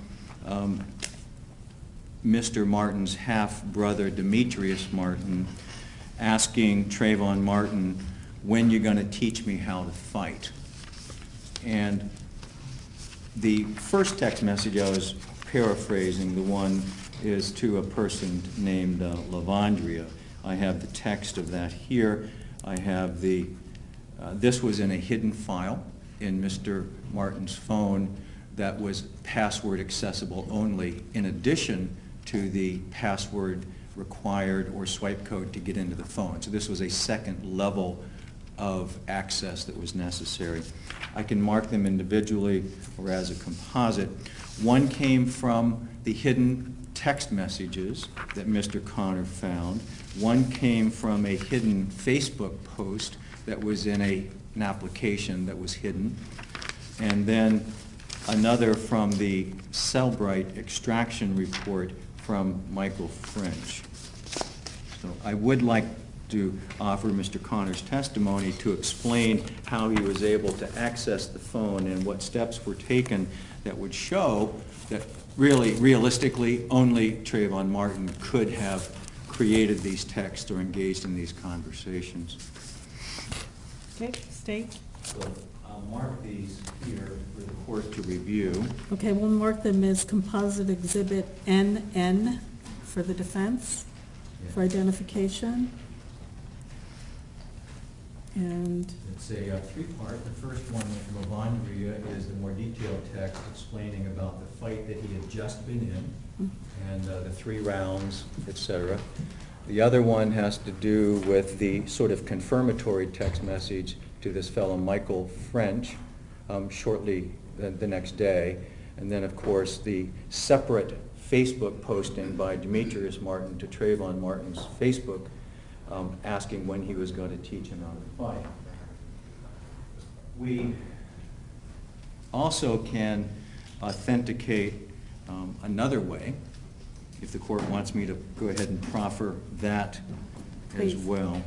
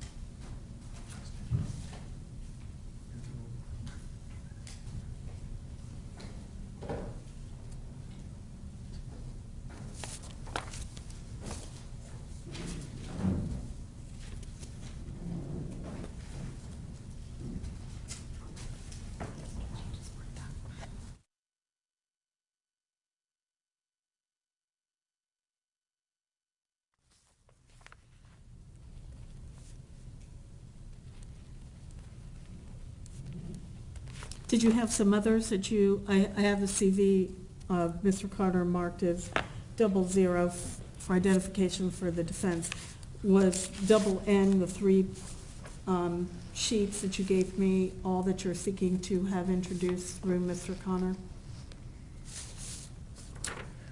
Well, that's the stuff that relates specifically to the fighting. And then there are other exhibits that relate to the gun. And I'd like to, if we could, deal with the fighting issue, because that's the crux. Okay. That's the crux of this. Then- Let me assemble, I guess, the other material on the gun. That consists of, Your Honor, some pictures that were retrieved from Trayvon Martin's phone that were taken by that phone of that show a hand wrapped around a firearm, believed to be a Smith & Wesson firearm. We'll provide that. And then there are a series of conversations that occur around February 18th, just before Mr. Martin is coming to Sanford, Florida, where he has several conversations with several people attempting to acquire a firearm. Mr. Guy, you want to address defense exhibit N for identification? Sure. Judge Guy, I don't have a copy of it.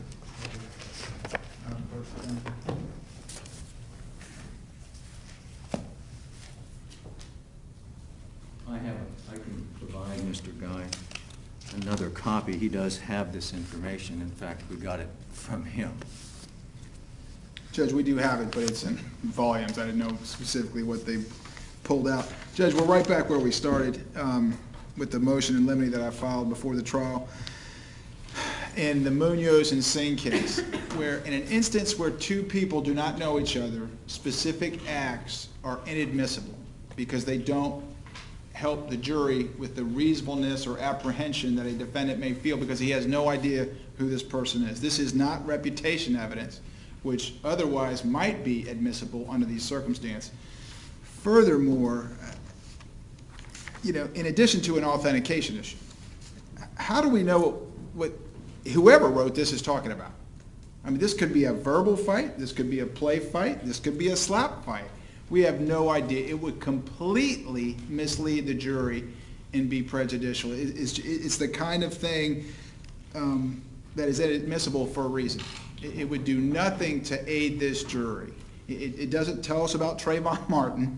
It certainly doesn't tell us about what George Zimmerman knew about Trayvon Martin, and that's why the court granted, I think, this initially, is because there is no evidence that they knew each other. And therefore, specific act evidence, which this is completely inadmissible.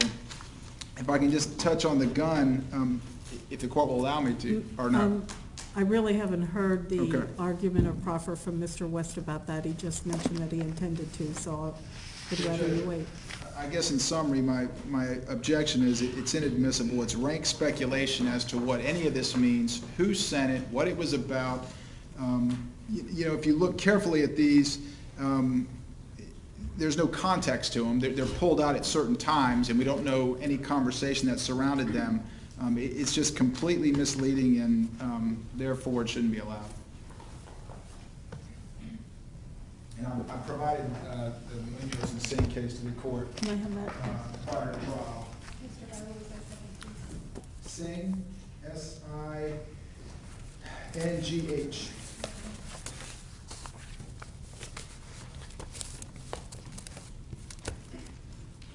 Judge, that's all I have regarding the text regarding Okay. fighting. Any further argument from you, Mr. West, regarding the text? Yes, I have a Okay. substantial argument, Your Honor. But I want to proffer Mr. Connor's testimony if the state claims that these are out of context, because we can put them in the context in which they were on the phone. Well, I'll allow you to proffer as long as I don't go into a long proffer about Mr. Connor's qualifications and his background and all of that. I would like to keep it just to where he found this for the purposes of the proffer. So if you can limit it to that, I will allow the proffer. Also, and we can ask Mr. Connor to testify, I do think his qualifications are important. I have him here in a CV. For the purpose of the proffer right now, I don't. You said he got them from a place that was a second-level access. If you would like this court to understand what he means by that, I'm happy to hear that proffer. For the purposes of this proffer, I really don't need to go into his qualifications. I have his CV here. It's 00. I can read it. Yes, ma'am. So The other issue I'd like to point out to the court before we do the proffer is that Mr. Guy's argument completely misses the point as to why this information is admissible. This isn't reputation evidence under Munoz. This is evidence that directly relates to the physical abilities and capabilities of the individuals at issue. That's a jury instruction that the court will give that directly relates to Mr. Martin's knowledge of fighting, that he had participated in a fight, that he knew, in fact, what it was like to be on the bottom. well, and not... Mr. Connor is not going to testify as to what was intended by this, is he? Just where he found it and that he found it. I'm suggesting that Mr. Guy's argument was misleading as to why it's admissible and the significance of it legally. So I don't want the court to think that I'm not responding to the argument because it wasn't the right one. I'm really at the point where I want to hear the limited proffer from Mr. Connor. I'm not at the point to hear the arguments. All right. I understand that Mr. Guy gave an argument, but I told you I'd like to hear the limited proffer. So if we could get Mr. Connor in here, we can do that and take it a step at a time.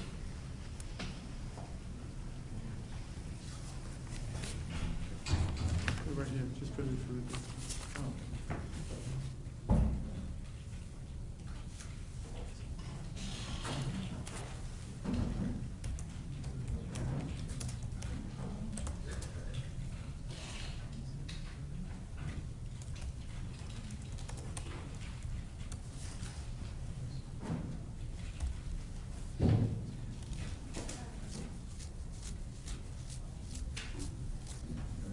This is a composite exhibit that relates to the gun matter, so I'll mark that as well. All right, that will be double P. You solemnly swear from the testimony presented will be the truth, the whole truth, and nothing but the truth, so help you God. I do. Thank you.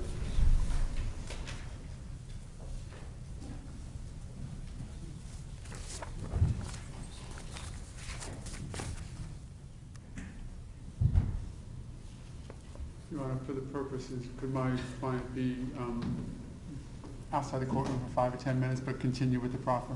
Are you waiving his appearance? Yes, I am. Okay, he may do so. Lisa here, they probably will need to use this. I'll wait until he...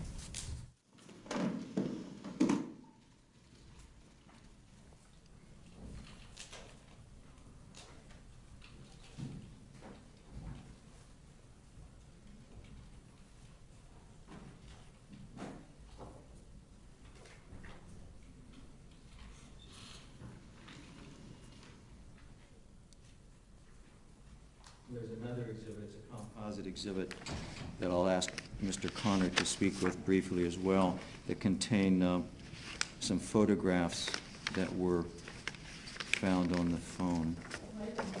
Defense composite double P. I do.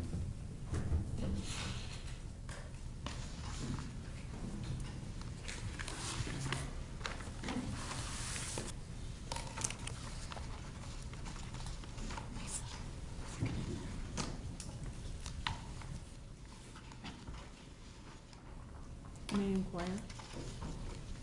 This is double Q. No, that one, Isn't that the one she Double Q. I'm sorry, it is, yes, that's double Q.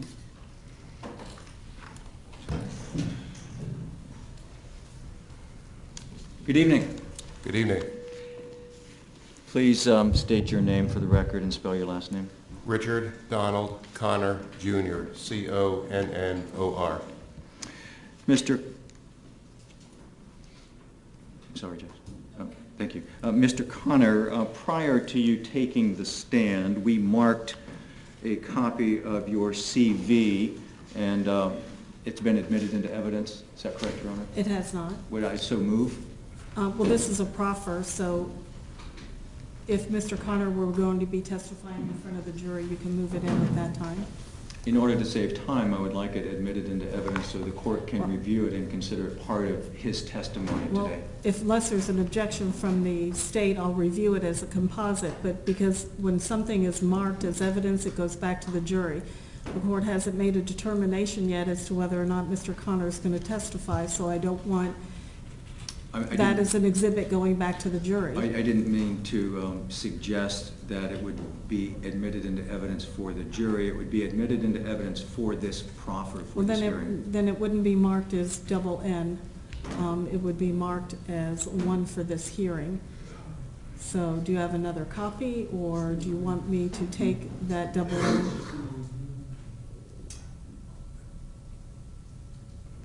I have another copy. I was suggesting perhaps that since the jury doesn't get things that are only marked for identification, if the court marked it as defendant's proffer 1, then we would Well, I'll keep have it to straight. remark that one unless you have another one that you would like to provide. Either way, doesn't matter. I can retrieve that one, so I have one, and substitute another. Well, the clerk can just mark that as Defense Exhibit 1 for this proffer. I just wanted to know if that's what you wanted to do. For that, sure. Yes. Okay, thank you.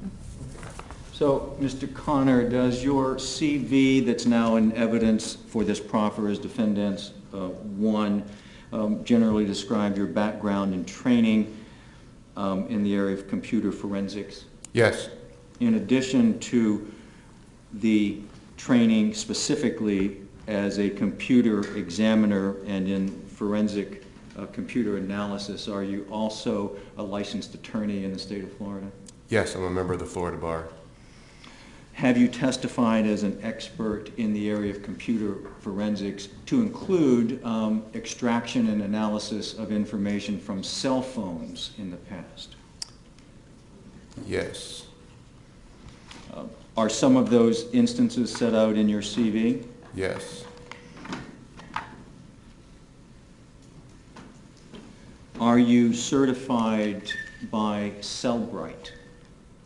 Yes, I went to their training. At the end of the training was certified in logical and physical. Are you generally familiar with whatever their most recent software program is for cell phone analysis? Yes.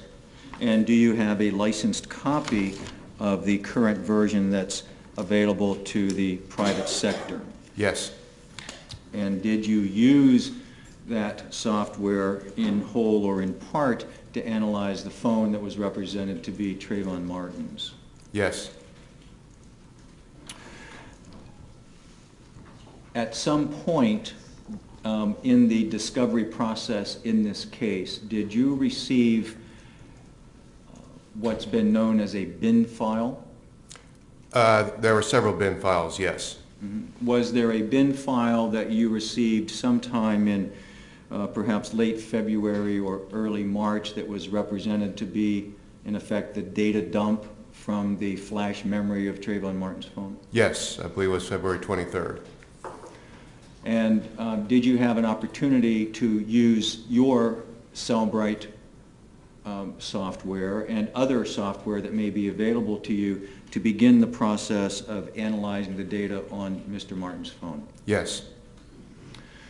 Were you able to identify text messages, Facebook posts, and such that had been deleted or otherwise hidden from a cursory examination of the phone? Yes. Would you describe generally what your process was insofar as the use of the Cellbrite technology? Well, when you load the data into the Cellbrite physical analyzer software, it runs a series of scripts basically, and analyzes and then parses out the data. For example, the names in the contact list, the calls in the phone call log, text messages, emails, the pictures, videos, songs and music, things of that nature. It parses them out. I think it's called the analyzed data section of the report. Okay. Did you, when you began this process, did you have an opportunity to look at the report, the printout, if you will, that FDLE had done in connection with this phone? Yes. And when you did your own analysis, did it indicate to you there may be additional information on the phone that had not been provided in report form by the state attorney's office? Yes. And what did you do then with the bin file, if you will, and your other resources to try to capture or identify what information that was missing from the state attorney's report? Well, the report is only a report of what the Cellbrite reads and interprets and parses. The bin files is more like the physical image of the phone's data, so it contains all the data, all the files, all the free space and everything. So when I have the bin files and I've loaded it into the Cellbrite Physical Analyzer software, I can then examine any file that's from the phone, whether or not Cellbrite was able to parse it or analyze it. Was there something that struck you when you began the process of analyzing the bin file and comparing it with the report that the state attorney's office had provided? Yes, one of the first things that I did was in the Cellbrite report that I received from the state attorney's office, for each section of the report it lists how many items are there, how many pictures, how many videos, how many text messages, things like that. And so I looked, when I loaded it into my Cellbrite, at the total numbers to see if they matched, and I noticed that one in particular, the picture number was off by about 600 pictures. I had 600 more than the FDLE report did. Mm-hmm. Did that make you think there may be some additional information on the phone that was not part of the report? Yes. And what did you do in order to try to find those pictures? I tried to figure out which pictures were different and whether they were all located in the same area or areas. We're talking about comparing this FDLE report with what your preliminary indications were from your own software run with Cellbrite. Correct. Had you, when you got the bin file in late February, did it include an updated report from the one that had been previously provided in discovery without the bin file?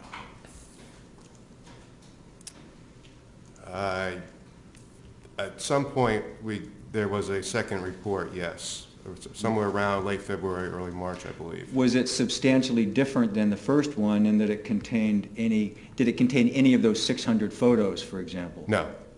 At some point, did you later get an FDLE report that appeared to have some of the additional data that you were later able to find? Yes. And when was that?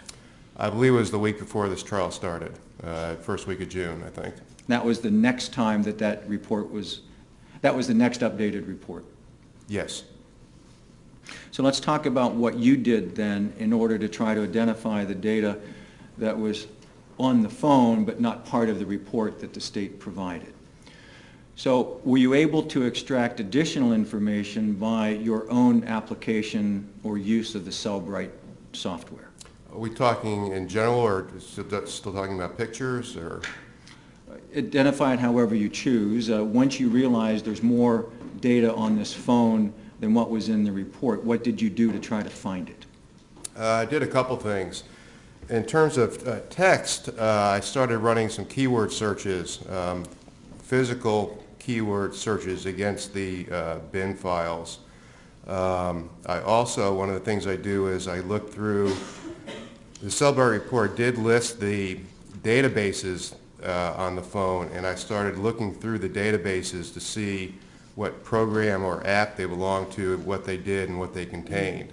So those are the two main things that I did. Were you able to identify some additional photos that were not part of the report? Yes. Did those photos include pictures of a handgun? Yes. Did those pictures include a hand wrapped around the grip of the handgun? Yes. And when you analyzed that, were you able to determine that the pictures of the hand on the handgun were taken by that phone? Yes. Were they? Yes, they were. Do you have... I'm sorry.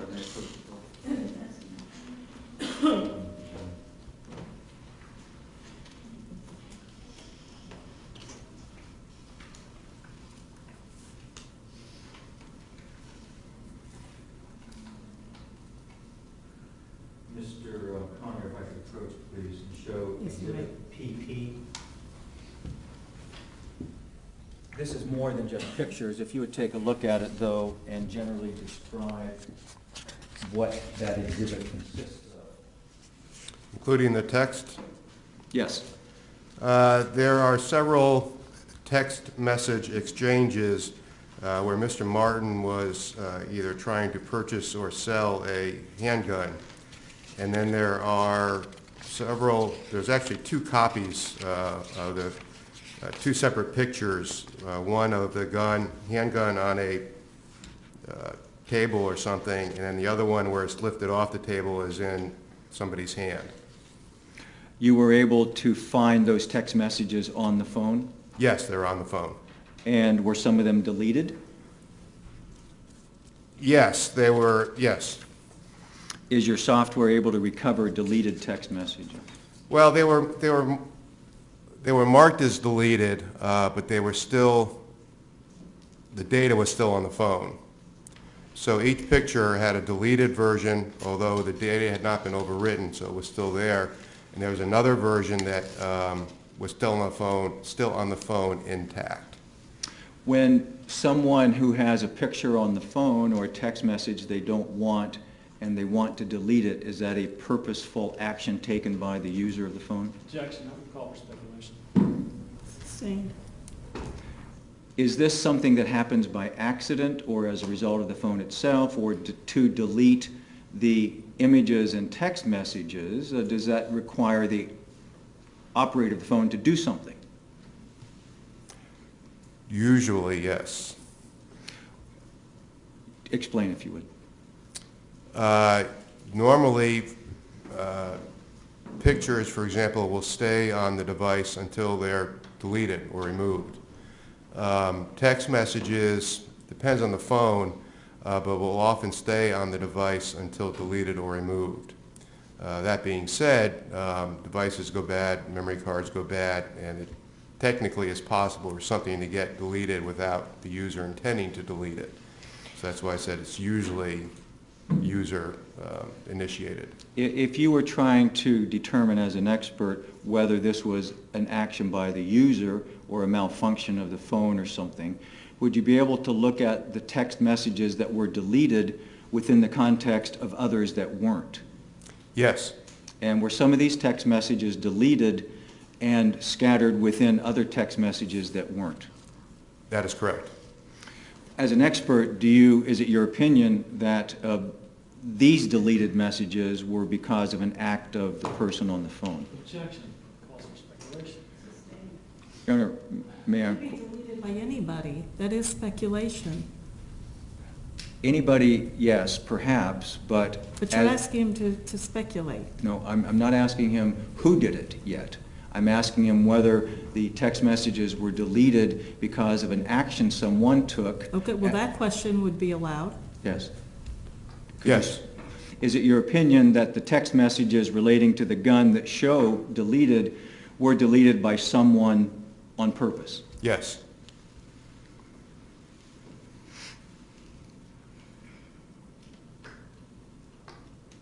Okay. Were you able to determine if the phone had a passcode or swipe code of some kind? Yes, Did it? yes. What does that mean? That means that you cannot access the data on the phone unless you input the passcode. If you don't know the passcode, can you operate the phone? Perhaps maybe an emergency call, but other than that, no. Do passcodes typically time out? So that if you access a code, access the phone, over a period of time, is there something in the phone that will cause it to become secure so that the passcode has to be re-entered? Yes, for example, you may have to wait 10 minutes to try again to get in, and that time may increase each time you put in a wrong passcode. Let's talk about what happens if you put in the right passcode and you get access to the phone. If you put the phone down and don't use it for a period of time, the phones typically have a default where they go back to the point that after several minutes or what have you, that you have to re-enter the passcode. Yes. Any reason to think that's not the case with this phone? I believe there's a configuration file, and I don't recall what it said about the timeout period, but I believe it did have a default timeout period. One would suggest, I take it, that if it didn't have some sort of timeout, that you'd only have to enter the passcode once and it would remain open forever, essentially. Until manually locked or restarted. Which would sort of defeat the purpose of the passcode. That's generally correct, yes. Is there any other information you can tell the court about that set of text messages that relate to the attempted acquisition, purchase of a firearm? Sorry, anything else that I can... Well, are there identifiers on these text messages, who sent them, and whether or not it was sent to Trayvon Martin or by Trayvon Martin? Yes, the messages will state which folder they are in on the phone, for example, an inbox or a sent folder, who the other party is, whether the message is incoming or outgoing, the date and time of the message, the status of the message, whether it was read or sent, for example, the content of the message, and then the status of the message, whether it was deleted or whether it's not been deleted. Is all of that indicated on the extraction reports you have there? Yes. Was there a conversation between Trayvon Martin's phone and a person identified by name and number as Ron Cuevas Fulton about purchasing a .22 revolver? Yes. Were these conversations concerning the acquisition of a firearm clustered in date? Yes. When was that, please?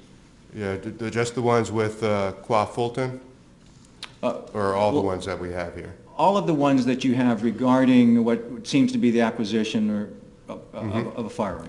Between February 18th of 2012 and February 22nd, 2012. And how many separate collections of text messages do you have there on that? Several. There's 1, 2,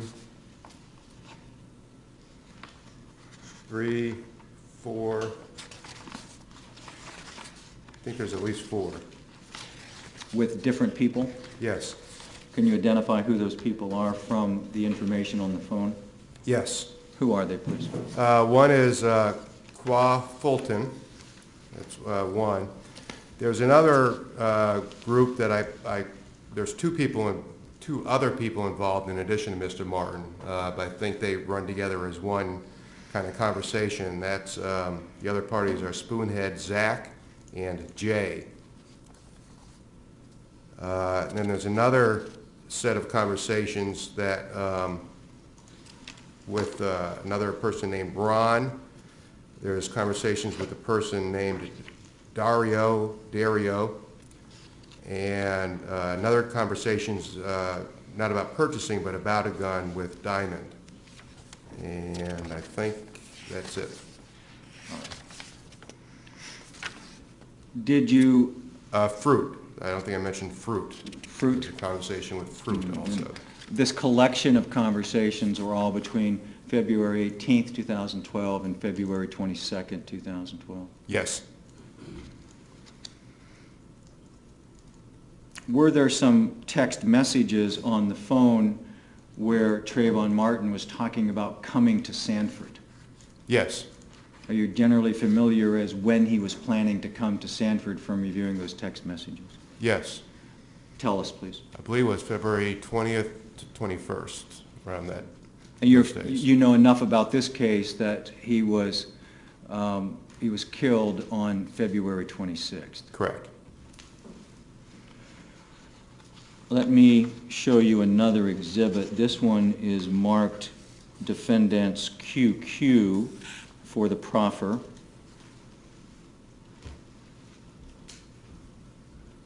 Let me ask you if this is based upon information retrieved from the phone.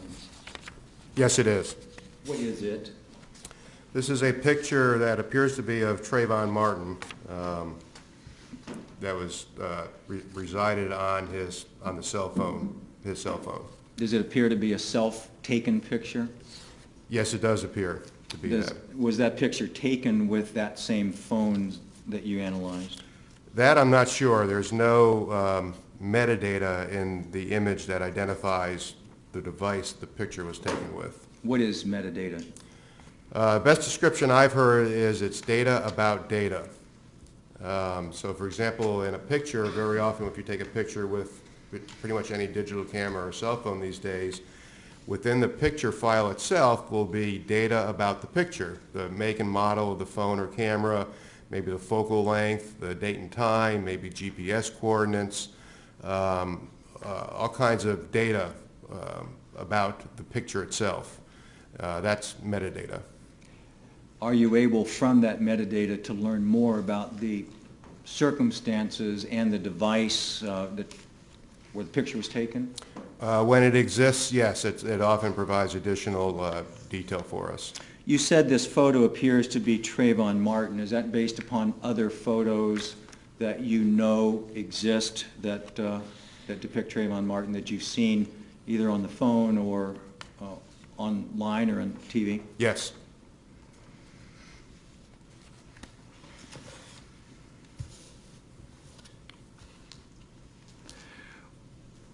Were you also able to extract a series of text messages and other postings that appeared to relate to Mr. Martin having been in at least one fight? Yes. Let's talk about how you were able to recover the data on the phone that related to that extraction. There was data on the phone in a database that was not parsed or analyzed by the Cellbrite software. And so when I went and manually looked at the database, I saw that it contained what appeared to be text messages. And then when I looked at the database and the configuration file associated with the database, the database appeared to be created by an Android app called Super Android SPC, I think. And when I researched that, I saw that it was an application that was designed in part to hide text messages. And basically what it did was text messages that were subject to this application were not put into the main text message database that you think of when you look at an Android phone. It was placed into another database that was only accessible to this Super Android application. So for that reason, I believe it was not parsed or analyzed by Cellbrite, but when I went and looked at it, I could see the data was there, it was in plain text, and I could extract it and analyze it. How did that get your attention? What made you think there's more here even than what running Cellbrite had revealed to you about the missing pictures and such? There were a couple things, and I don't remember the exact order or which one was the final tipping point, but one of the things I was doing was running keyword searches, and I was getting hits of what looked like text messages, but they were not in the parsed text messages in the Cellbrite report. That was one indication.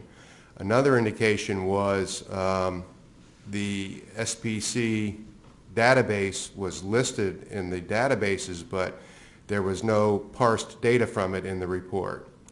And then I know I'm missing, there's one other indication. But I think those were the two primary ones, the search results, and then when I eventually got to look at it, I could see that it contained what appeared to be text messages. Is that something that you were piecing together, realizing that there was more on the phone than what was indicated in the report from FDLE that provided by the State Attorney's Office? Yes, and I think you need to keep in mind when I originally got this data, there were certain things I had been asked to look at. So there were other things that I noticed that I was kind of noting in my mind and putting on the back burner until I got to them, and this was one of them. And thinking that there might be something else going on, you mentioned a hidden app. Were you generally familiar with the existence of those sorts of things? yes, I knew that those type of apps existed. And what did you do in order to find the hidden app on this phone and then get access to the information that had been previously hidden? Probably ought to describe what I mean by hidden. When we're using the term hidden, it's hidden from the user of the phone, unless you know the app and the code. So if you wanted to see these hidden text messages, if you were holding the phone in your hand, you would have to pull up the app, and it had a passcode, and you have to put in the passcode, and then you could view these text messages. So they're hidden from the user of the phone unless you know how to get to them. Once I get the phone, they're not exactly hidden. They're not parsed by Cellbrite, but they're not hidden either. Once I locate the database and I access the database and view the database, I can see the data in plain text. So it's not parsed by Cellbrite, but then again, it's not hidden by the application from me either. Are you saying that there is a passcode necessary to unlock the phone so the phone can be used, and then a second passcode that would have to be entered into this application to access these text messages? That is correct. So in order to get access to the text messages, arguably you'd have to know both passcodes. Objection to leading, speculation, and argument. Sustained.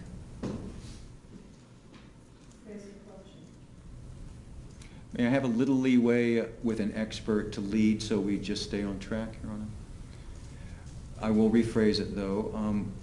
How many passcodes would it take to get access to these hidden text messages if someone handed you the phone? At least 2. Would that be the access code necessary to open the phone up for any purpose? Yes, you'd first, if the phone was locked, you'd have to put in the passcode to unlock the phone. Then you'd have to locate the app that was hiding the text messages and put in the password for that app. And then you would get access to the text messages.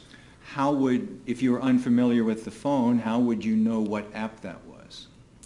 You would not know. You'd have to try to find, maybe see if you got lucky finding the app, and then you'd still have to enter the password. So for someone else to use the phone, they would have to figure out the first passcode in some way. The phone passcode, yes. And then they would have to figure out that there was another hidden app on the phone that had text messages. Correct. And then figure out what the passcode was to access that application. Yes. And then at that point, would they be able to send and receive texts? Yes, they would be able to see the texts that were being hidden by that application and probably respond to those text messages. Well, I suppose if someone had gotten through those levels of security, they could, you said they could respond to the messages or delete messages or something, but... Yes, they would basically have the access that the user who set up the application, the password, would have. When you were looking at the context of the text messages, in the regular texting and also in these hidden files, did you consider whether it appeared that someone else was using this phone to send text messages and delete messages other than Trayvon Martin? That's always something that we look for and keep in the back of our mind. At least I do. So yes, that is something that I took into consideration as I was examining the data. were the text messages that you've extracted relating to the gun and fighting, which we will talk about, contained within a larger conversation with the same person typically? Yes. And did those conversations appear to indicate a relationship between that person and Trayvon Martin? Yes.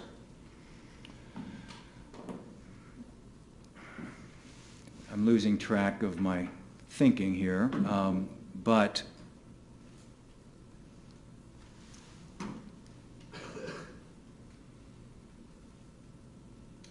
were you able to collect the various text messages from whatever source related to firearms and assemble them in the exhibit before you? Yes, that is what I did. Let's move to another exhibit. This one's been marked for identification in this proffer as NN. If I could approach the witness. Yes, ma'am.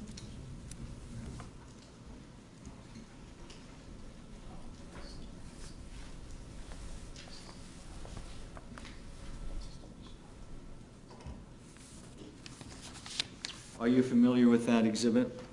Yes. And what is it, basically? It's a composite of data relating to fights or fighting. Did all of that data come from Trayvon Martin's phone? Yes. And did you extract it in some fashion or another? Yes. You mentioned earlier that there was a database that was accessible through the hidden app as opposed to through Cellbrite. Again, there's accessing it by the user or accessing it by me. If the user's trying to access the data, they have to go through the special app and the special password. Cellbrite, from my point of view, Cellbrite does not parse or analyze the data, but it is there, and I can manually access it and view it using the Cellbrite software. Looking at the first page of Exhibit NN, I think is the one before you. Yes. The header at the top has an identifier as spc.db log sorted by person.xlsx. Could you explain that, please? Yes. I created this spreadsheet, and it comes off of the phone, and the database is the spc.db database. That's what it's named on the phone. A database, in this case it's a SQLite database, and a database consists of several tables. So for example, in this is the log table as named by the application, and it's a log of the text messages. There are several other tables. One, for example, may be the contact or name table. It'll have the names of the persons that he was texting with or in the address book, their phone number, etc. So, and this is presented to me in the Cellbrite software in a table, and I can then use the Cellbrite software to export it basically into a spreadsheet, which is what I did, and my software named it by beginning with the name of the database on the phone, spc.db, the table in the database, this is the log table, and then appending the Excel extension to the name of the file. From a longer conversation in this thread with the person Lavandria, were you able to extract a conversation relating to a fight? Yes, there were other messages going back and forth between Mr. Martin and Lavandria, and I extracted these specifically because they did relate to a fight. And does your spreadsheet show the phone number of Lavandria? Yes. And you know this to be from Trayvon Martin's phone? Yes. And are you able to tell from the spreadsheet and your analysis which of the two sent and which of the two received the messages? Yes. Are you also able to identify the date and time that these messages were sent? Yes.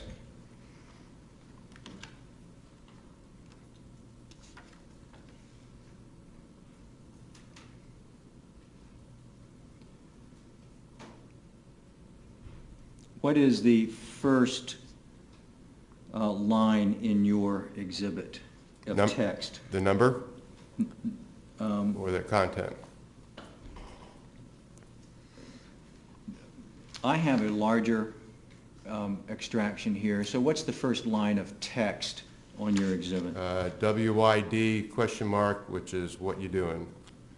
You recognize that to be text code or slang for what you doing? Yes.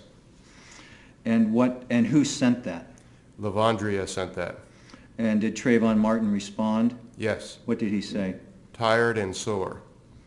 Did Lavandria respond to that? Yes. What did she say? Me too, but what happened to you? I'm going to ask Mr. Connor that you do the best you can to pronounce the way it's actually written. That's what I was attempting to do. Okay. So when Lavandria said, me too, but what happened to you, what did Trayvon Martin say? Fight. And what did Lavandria say after that? Letter Y, exclamation, question mark. And what did Trayvon Martin say to her? 'Cause man, that nigga snitched on me. And what did she say to him? Bay, why you always fighting? Man, you got suspended. And what did Trayvon Martin say in response? Nah, we thumped after school in a ducked off spot. And what did Lavandria say? Oh, well, damn me. And what did Trayvon Martin say in response to Lavandria? I lost the first round, and it's got the kind of the happy face, I guess the colon and the parentheses, but I won the second and third.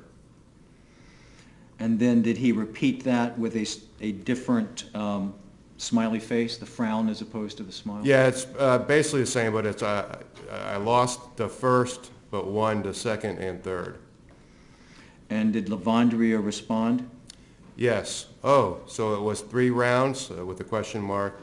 Dammy, well, at least you won, LOL, but you need a... Actually, there's another couple words on that. Can you read that whole line? Yes. I can show you my copy. I've got a copy also. Okay. But you need to stop fighting, Bay, for real. And did Trayvon Martin respond to Lavandria? Yes. What did he say? Nah, I'm not done with fool. He gonna have to see me again. Did Lavandria respond? Yes. And what did she say? No, Bay, stop. You ain't gonna be satisfied till you get suspended again, huh? With a question mark. And what did Trayvon Martin say? Nah, but he ain't breed enough for me. Only his nose. But after that, I'm done. The text that you read said breed. Yes, but he ain't breed enough for me. If that were a typo and it were an L instead, how would it? Objection, speculation. If I have to sustain as to speculation. Have you seen typos before in text messages that you reviewed as part of your phone analysis? My analysis in reading this is that the word breed does not make sense and is not what was intended. What would make sense? Bleed. With an L, bleed. With an L, bleed. Judge, I'll renew my remark or my objection as to speculation. As to that Sustained. remark, ask it be stricken. Your Honor, I would not want the record stricken. This is a proffer. This is, unless the court hasn't ruled. Did the court rule on Mr. Ruled on Mann? his objection to speculation. It is what it is. What's written there is written there. What the person intended or not, he cannot testify to. What he believes may make sense may not make sense to the author of it. So that's just speculation on his part. My ruling stands. Have you, in your training and experience and work analyzing phones, computers and phones, have you had occasion to try to make sense out of text messages or computer messages that weren't grammatically or accurate from a spelling standpoint? Objection, relevant.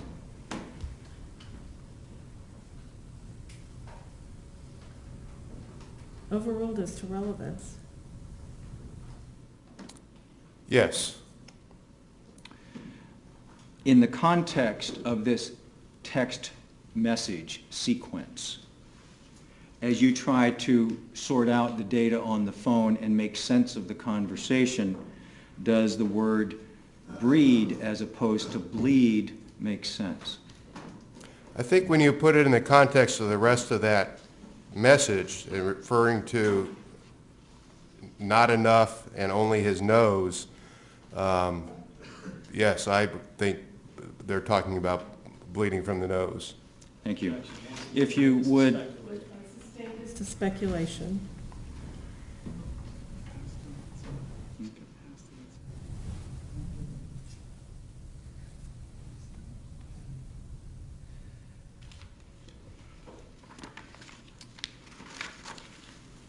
were you able to, by analyzing the data on Mr. Martin's phone, find another conversation around that time that seemed to reference that fight? Yes. And to whom was that text message? Michael Suave French. And do you know that person from information on the phone? Did you have his contact information and other conversations between Mr. French and Mr. Martin? Yes. And what is the conversation that Mr. French and Mr. Martin had connected with this fight? Mr. Martin sent a message to Mr. French stating, yeah, because he got mo hits in, yeah, because he got mo hits because in the first round he had me on the ground and I couldn't do nothing. And then Mr. French responded, dang, bro. Is that the end of that sequence? Yes. Did you also find a reference to fighting by a relative of Trayvon Martin? Yes. Who is that person? Demetrius Martin. And what did where was that information located or posted? There, it was on the phone. It was in a Facebook database. I believe the name of the database is FB for Facebook.db. Inside the database, as in the other SBC database, there are different tables. One of the tables in this database is called mailbox threads. And this particular message was in the mailbox threads table of the Facebook database on the phone.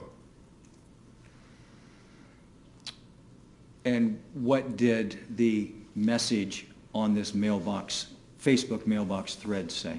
It was from Demetrius Martin, and it said, when are you going to teach me how to fight? Do you know from other information Demetrius Martin's relationship to Trayvon Martin? I believe there's some kind of brother, half-brother related with the same, sharing the same father. What makes you think that? Because there's one other message in the Facebook database in the mailbox thread table from Demetrius to Trayvon, asking Trayvon if Dad had a Facebook page.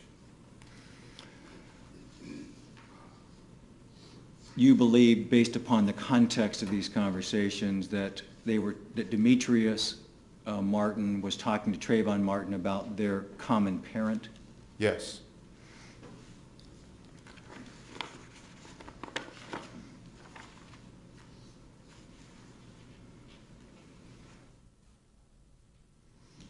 Were there other references to fighting or questions? Were there other discussions in the context of your review of the text messages where people discussed fighting to some degree? Yes. You didn't extract those for this exhibit because you couldn't find them directly related to this event? Is it, or? Correct, or because I could not put it in date, time, or who sent them, yes.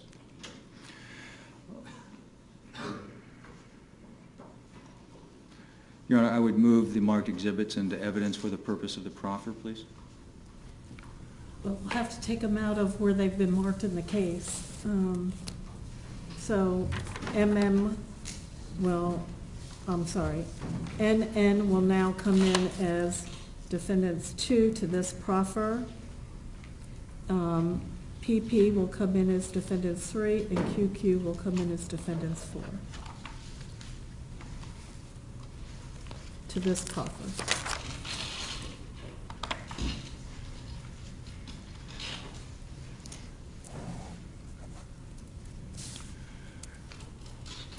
In summary, Mr. Connor, sort of identifying the different places on the phone where you found information to direct the court as to what the overall scope of your work was that's reflected in some of these reports. There was some information in the report that FDLE filed initially that you were able to verify within the bin file? Yes. And then there was additional information in the bin file that you were later able to extract that was not contained in any FDLE report that you received prior to about June 4th. Correct. And there was information in this bin file that you were able to extract from applications that were hidden on the phone? I'm going to object for leading and already asked an answer. The jury's not here. It's fine. Go ahead. Is that accurate? Yes. And to do that, to get the access to the hidden application, you had to download some software, figure out what it was all about, and review what was otherwise not visible on the Cellbrite reports? No, no. It was not parsed or analyzed by Cellbrite. So I had to manually identify that it was on the phone and then manually go access the file or the data and look at it. The Cellbrite did not present it for me. I had to manually go find it and look at it and analyze it. And some of that report is reflected in some of the pages of the exhibits before you. Correct. As well as some information that may have been extracted through the Cellbrite software itself. Correct. And then photographs that you were able to extract from the bin files. Yes. That would include the picture of Mr. Martin, the sort of profile picture. Yes. And the pictures of the handgun with the hand that we talked about. Yes. I don't remember if I asked you this. Were the pictures of the handgun with the hand taken by Mr. Martin's phone? Yes, they were taken by the phone.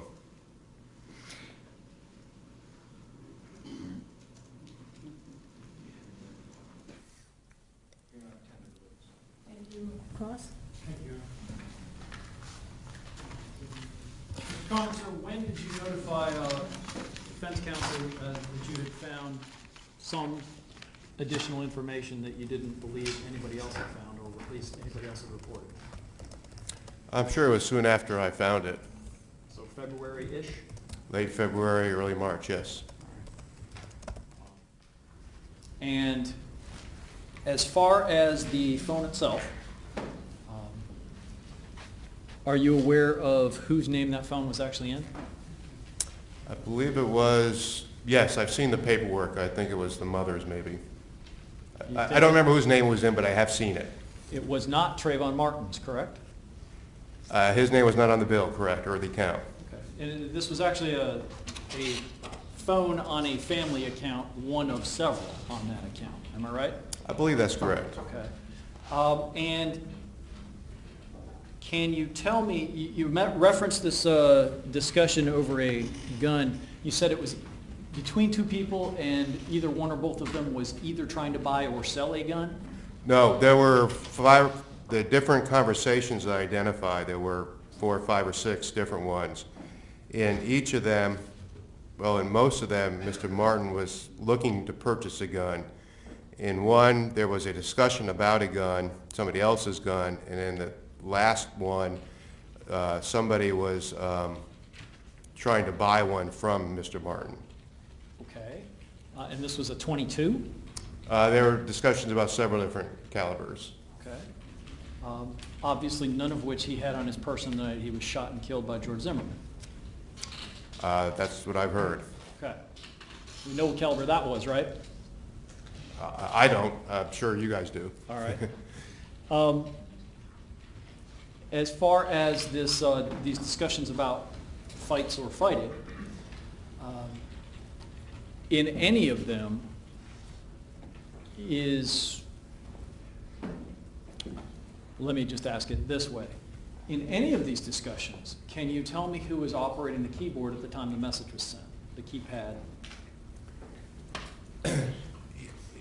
Let me answer it this way. Number one, I was not there when the messages were typed.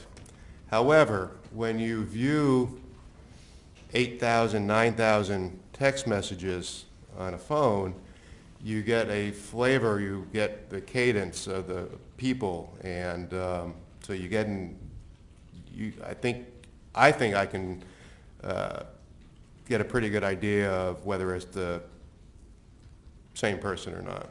Is that a long way of saying you would like to think so, but no, you can't tell me for sure? Again, I was not there when the messages were typed, but do they all appear to be by the same person? Or when the photos were taken, right?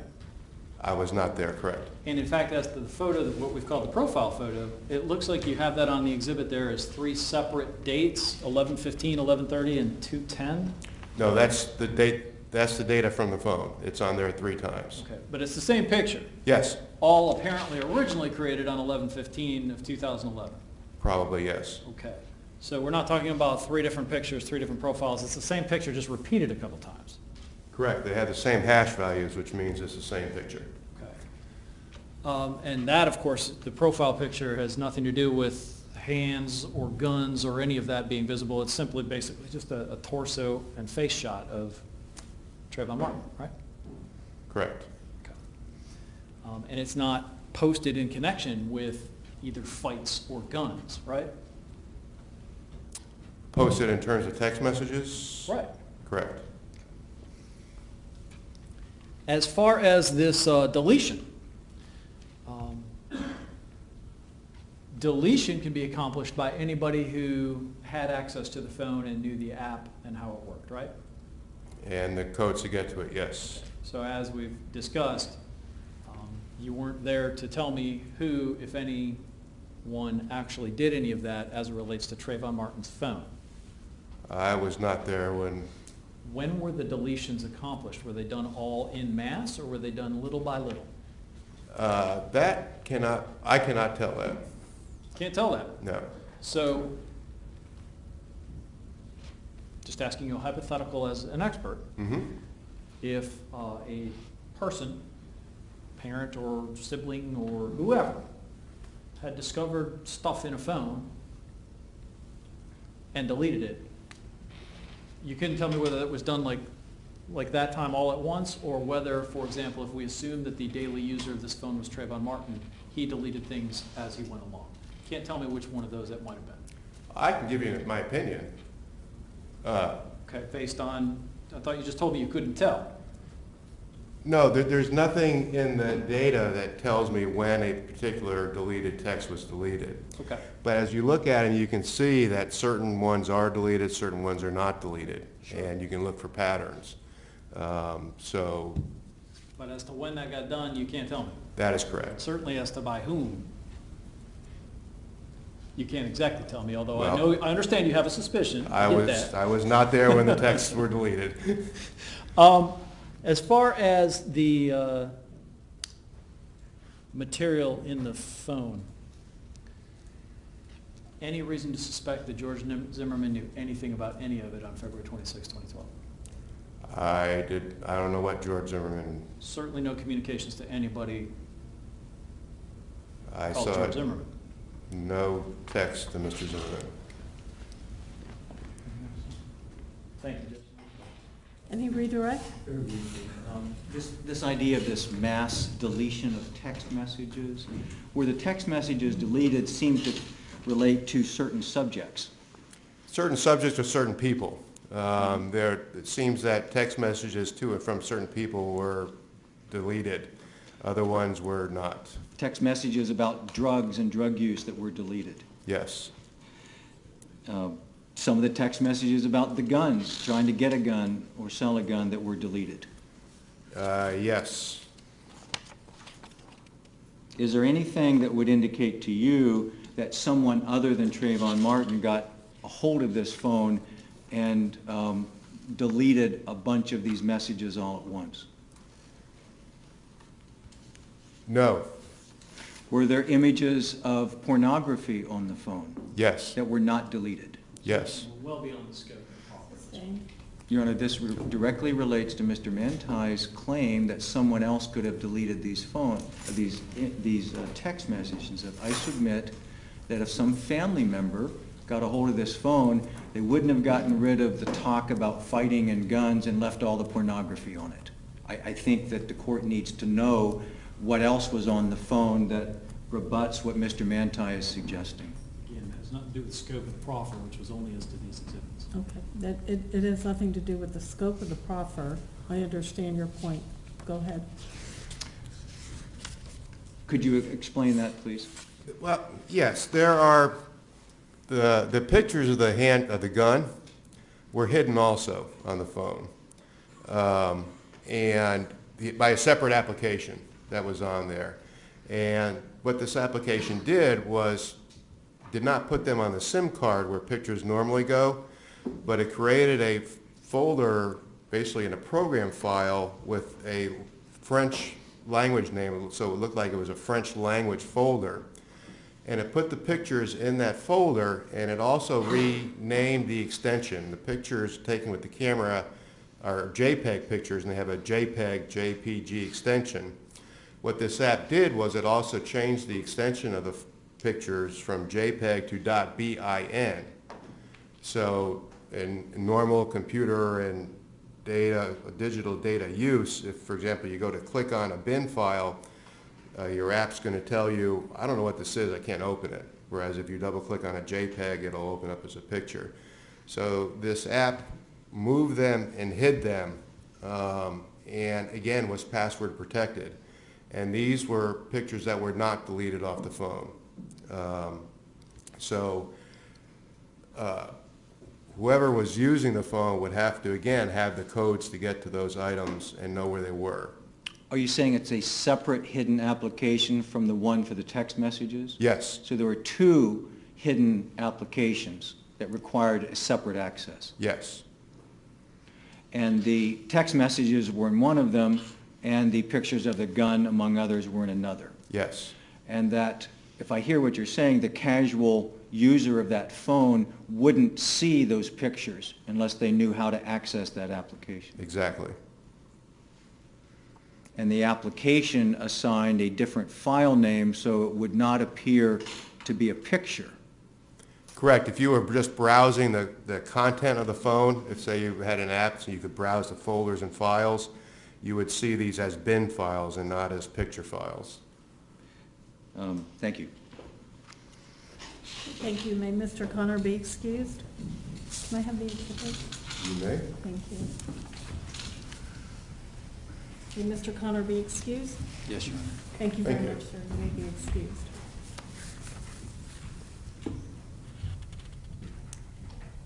Okay, the testimony's been proffered. I'll hear argument. There's additional evidence offered.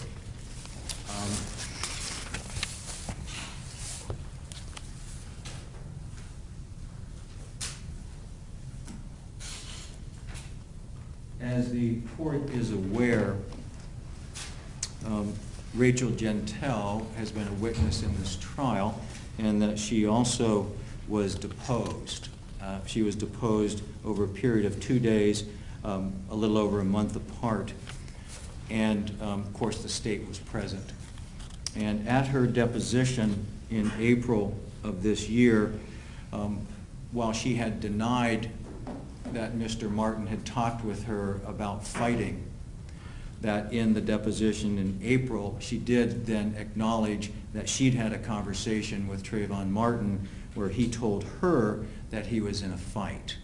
And in fact, he told her that he knew how to fight and that he was in a fight that he won. We know from her testimony in trial that she had only renewed her acquaintance with him after a number of years, in February 1st. So these conversations about fighting, knowing how to fight, having been in a fight that he won, took place within the couple of weeks prior to Mr. Martin traveling to Sanford. So that sort of closes the loop, if you will, on this authentication issue that I anticipate the state will argue. So we can offer the pages of the transcript, or the court can accept my proffer of the questions. I'm sorry, I don't understand. Is it your proffer for the purposes of this proffer of Mr. Connor's testimony, or is it another proffer of something you want introduced in the trial, in front of the jury? Your Honor, the larger issue is whether Mr. Connor will be allowed to testify as to the content of these text messages on Mr. Martin's phone. The court has already raised the question of authentication. I just want what you just told me about the proffer of Ms. Gentel's deposition, is it for the purposes of this hearing or for the purposes of the trial? No, for this. Okay, thank you.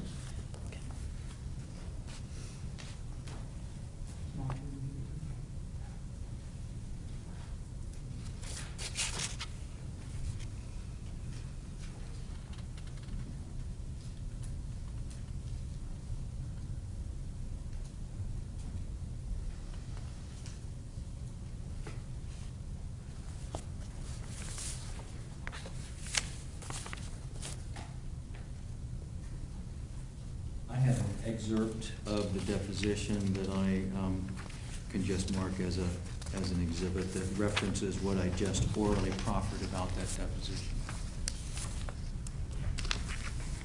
I'm not saying I'm objecting, I'd just like to see which I said first. I have to make sure we're in context, please.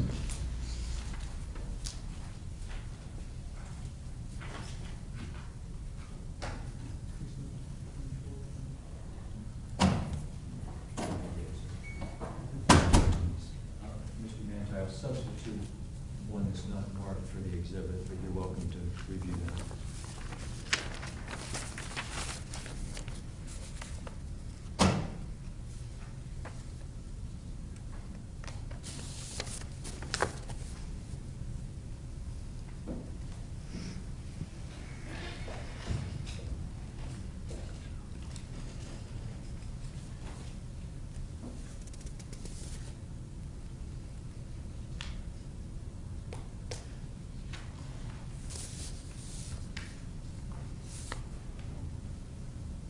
Are we ready for argument? Judge, I'm fine with the court accepting whichever. Okay, that'll come in for this. Purposes of this hearing is Defendant's Exhibit number 5.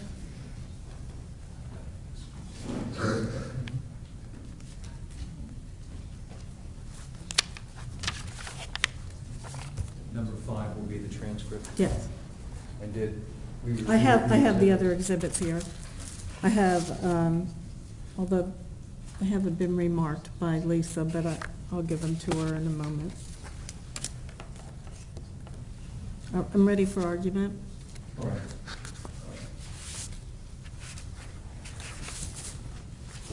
If you want to mark these and then give them back to me. Thank you. Before I forget, Judge, Mr. Zimmerman has a 10 o'clock curfew.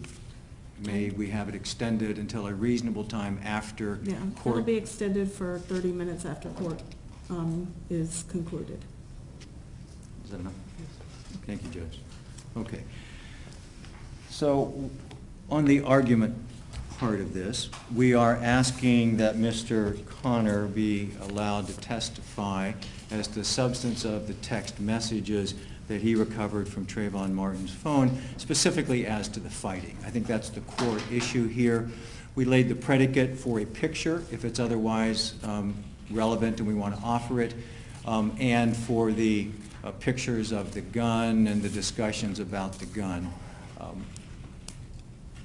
I'm not ready tonight to make the argument why the pictures of the gun and the discussions about the gun I don't have the are- pictures of the gun. Defendant's Exhibit number 4 has 3 pictures of the profile of Mr. Martin.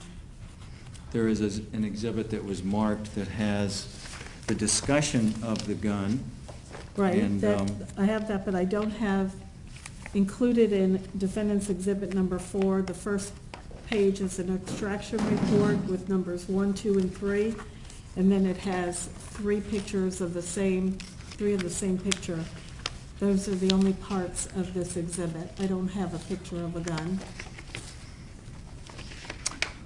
Does the court have the exhibit that has the text messages referencing the gun?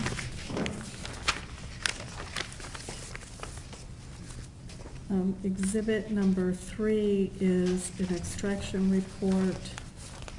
Um, Oh, yes, here it is. Well, let's see if the pictures are attached. There's an extraction report that has 4 thumbnails. Oh, here they are. They're attached to that, yes. Yes, okay. And that has the gun and the handle on the gun? Yes. Okay. So I don't want to address that specifically tonight. The hour is late, and I'm not suggesting that Mr. Connor can, at this point, come before the jury and testify about the gun and the hand on the gun and the text messages, because I don't think that's been directly related, at least not yet, to the facts of the case. That would go more toward a notion of aggressiveness, maybe even a fact supporting a violent tendency. And What part of the evidence code are you seeking to have this introduced? This information? All of the information that was proffered by Mr. Connor? I believe that it most squarely is admissible under, well, no, it's different depending on what parts of the exhibit. The picture of Mr. Martin is simply that he has laid the predicate for a picture of Mr. Martin. That's not related specifically to fighting or guns. It's just a picture of Mr. Martin that was on his phone that shows his physique. That's the relevance of that. The pictures of the gun, the hand on the gun, the discussion of buying a gun and such is not directly related to the fighting issue. The fighting issue, the central core of the presentation, two legal grounds.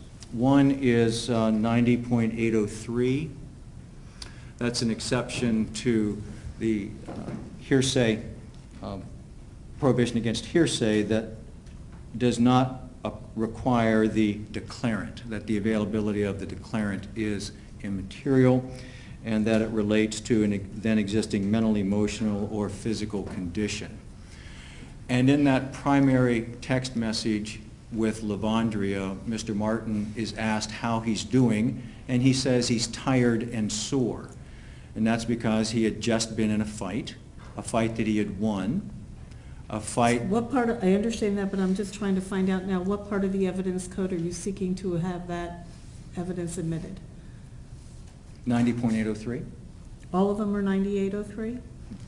The text messages regarding fighting, I'm seeking under 90.803, and also under the legal authority of Chambers versus Mississippi, but that's a separate argument. I'm not addressing the admissibility yet of the firearm pictures, because I don't think that we've connected that up completely with the evidence in the, before the jury. So I'd like to concentrate on the evidence of fighting and why that's admissible under several theories. Not as reputation testimony under Munoz and such, but under 90.803 as reflecting a then existing mental, emotional, or physical condition. And that mental or emotional physical condition was at the time that Mr. Martin was in the fight, that he won the fight, and that he explained how he won the fight.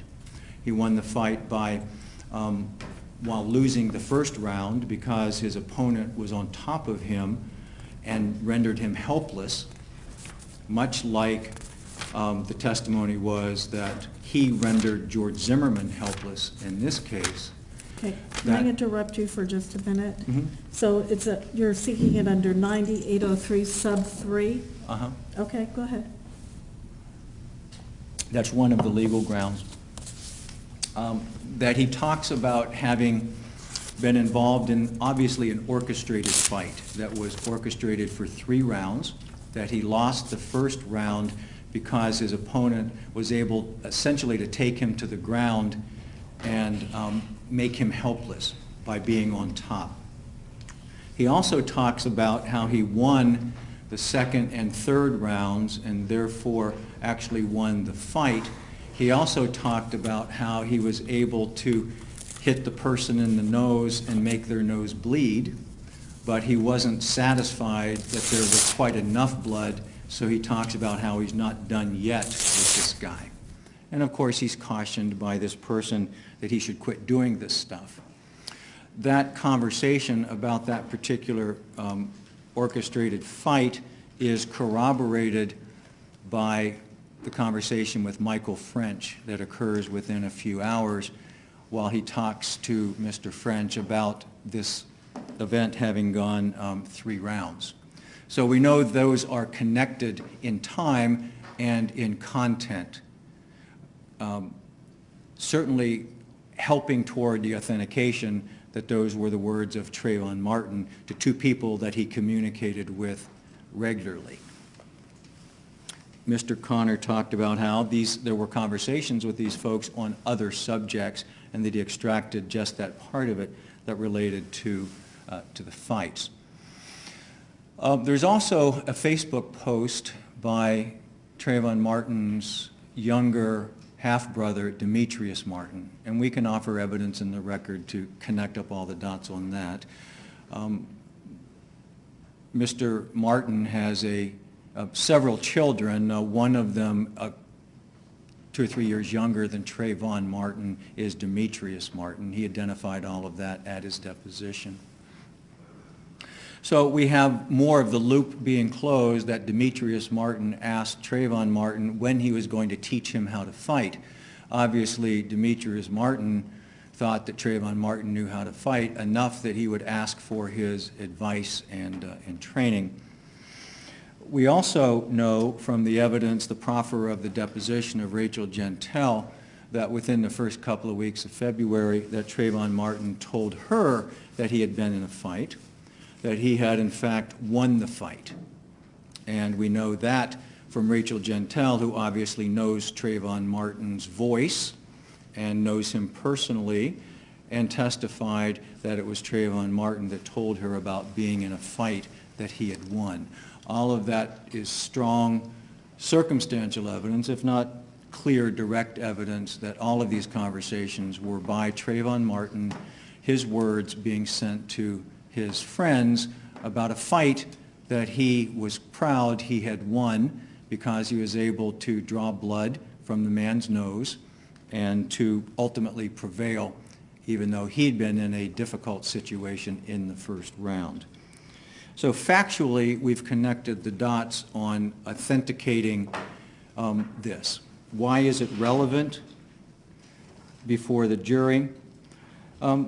Because, as the court will instruct the jury, the relative physical abilities and capabilities of the parties is relevant. There's a jury instruction that says just that, and this jury is going to be asked to decide who George Zimmerman was physically, what his physical capabilities were, as well as Trayvon Martin's physical capabilities. And that includes knowledge, that includes experience, that includes Trayvon Martin's experience in fights, having been put in a position of vulnerability by being put on the ground. However, of course, in that fight, it was an orchestrated 3-round fight. So when Trayvon Martin lost the first round, when he couldn't get up, whoever was refereeing it stopped it. And then they had 2 more rounds, which Trayvon Martin was able, by hitting this fellow in the face, apparently take steps toward winning.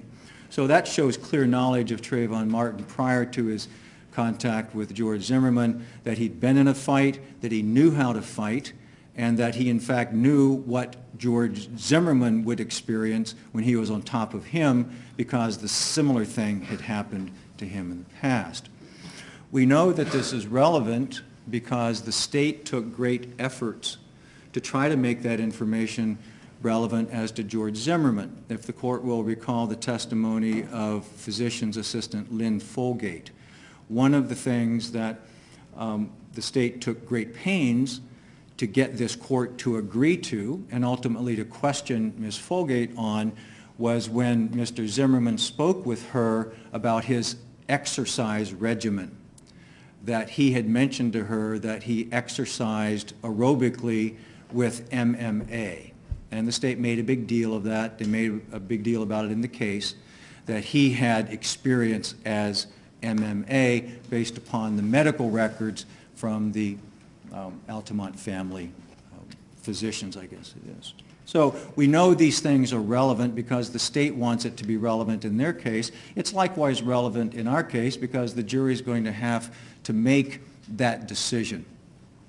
So because I think that this information shows the existence of Mr. Martin's mental state shortly after this event occurred, because he's telling Lavandria that he's tired, that he's sore, that he had just been in a fight that he had won, that it is in fact admissible under 90.803(3), the existing mental, emotional, or physical condition at the time of the event.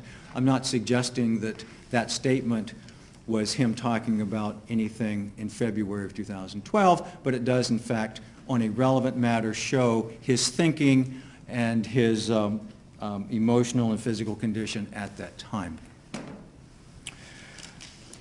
This is clearly compelling evidence in support of Mr. Zimmerman's self-defense claim. The testimony is that Mr. Martin sucker punched him, was able to soon by surprise, frankly, and then shortly thereafter was able to get him on the ground where he was mounted. We know from the testimony that mounting is when you straddle somebody around the area of the hips, and that it is an extremely vulnerable position because there are very limited acts that one can do, unless they are very skilled, to get out from under it. You are essentially helpless, and you are subject to the whims of the person on top.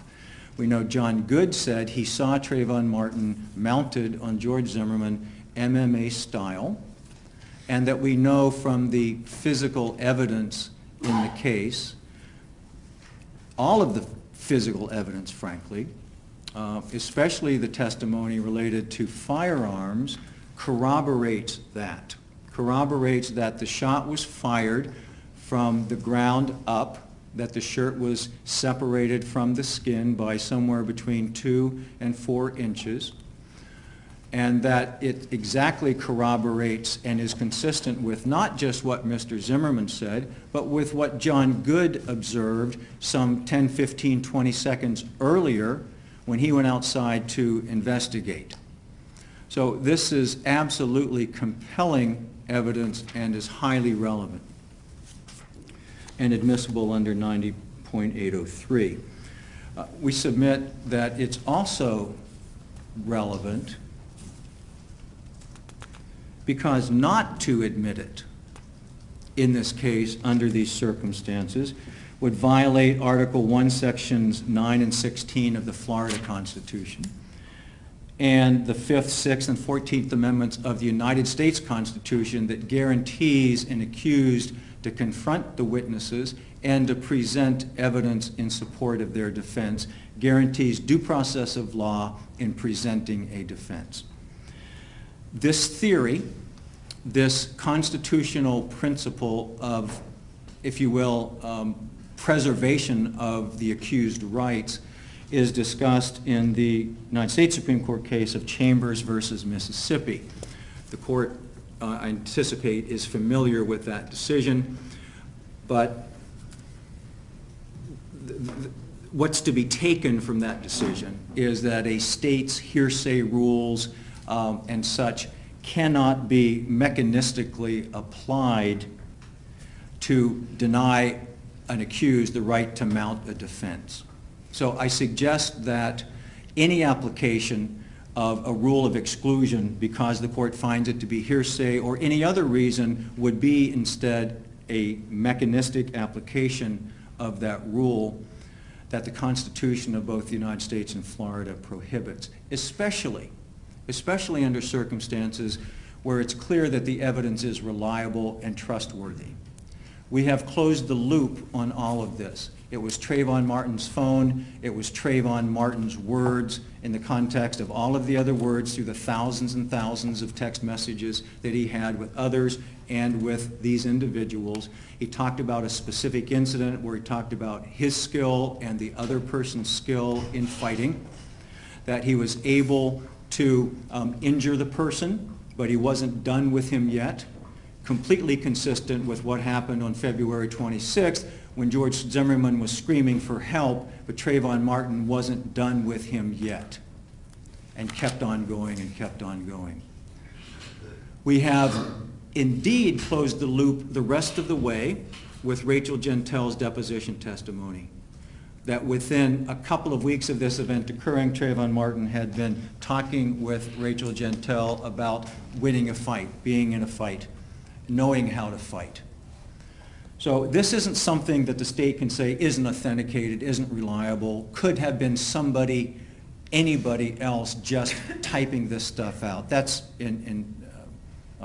not at all credible. That can't possibly be the case now that you've heard the testimony of Richard Connor about these text messages, the context of these text messages, and of course what we've said here today about the highly probative value of this very, very relevant evidence.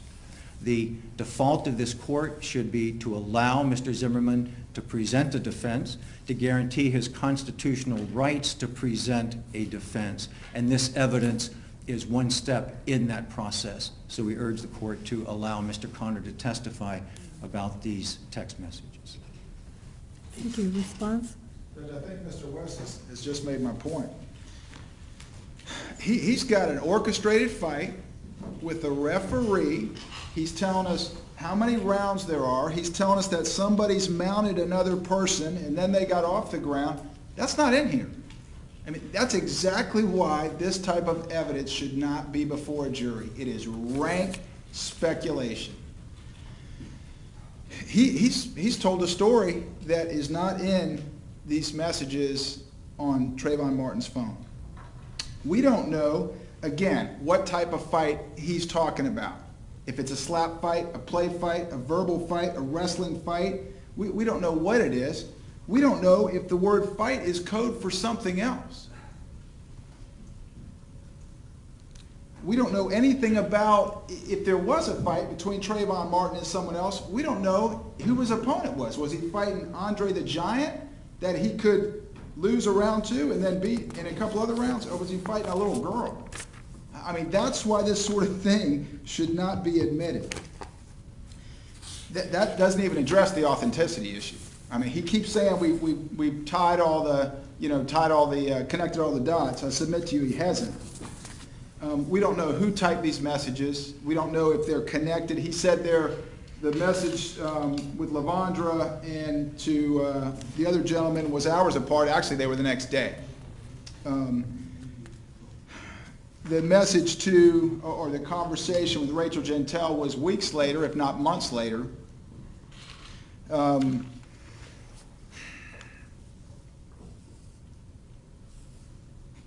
Again, there's an authenticity issue, and they keep talking about the then existing mental state. We don't know when this fight was. There's no indication with any definitiveness as to when these fights took place. So, I'm sorry to interrupt, except as a point of procedure, Mr. Manti did the cross, and now Mr. Guy is doing the argument. Are we allowed to do that here? Well, Judge, that's the way we designed it. It's my issue. I filed the motion in limine. Mr. Connor was Mr.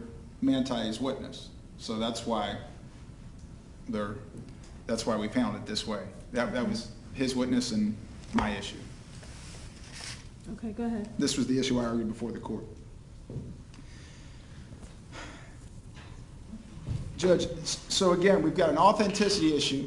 We've got whether or not it was then existing mental state. Again, there's no definitiveness as to when these events occurred.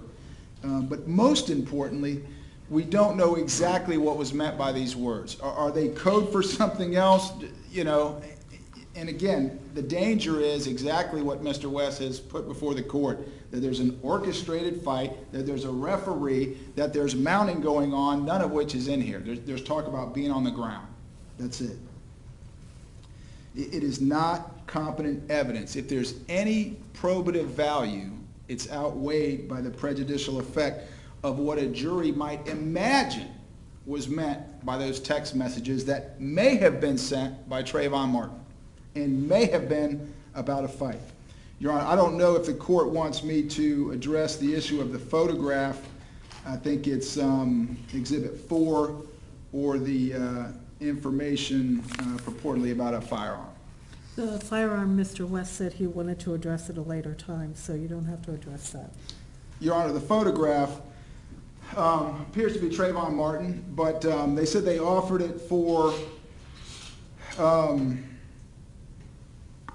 I can't remember the term he used, but the best photograph of Trayvon Martin for this jury to consider is the one of him on the medical examiner's table that was taken just shortly after his death.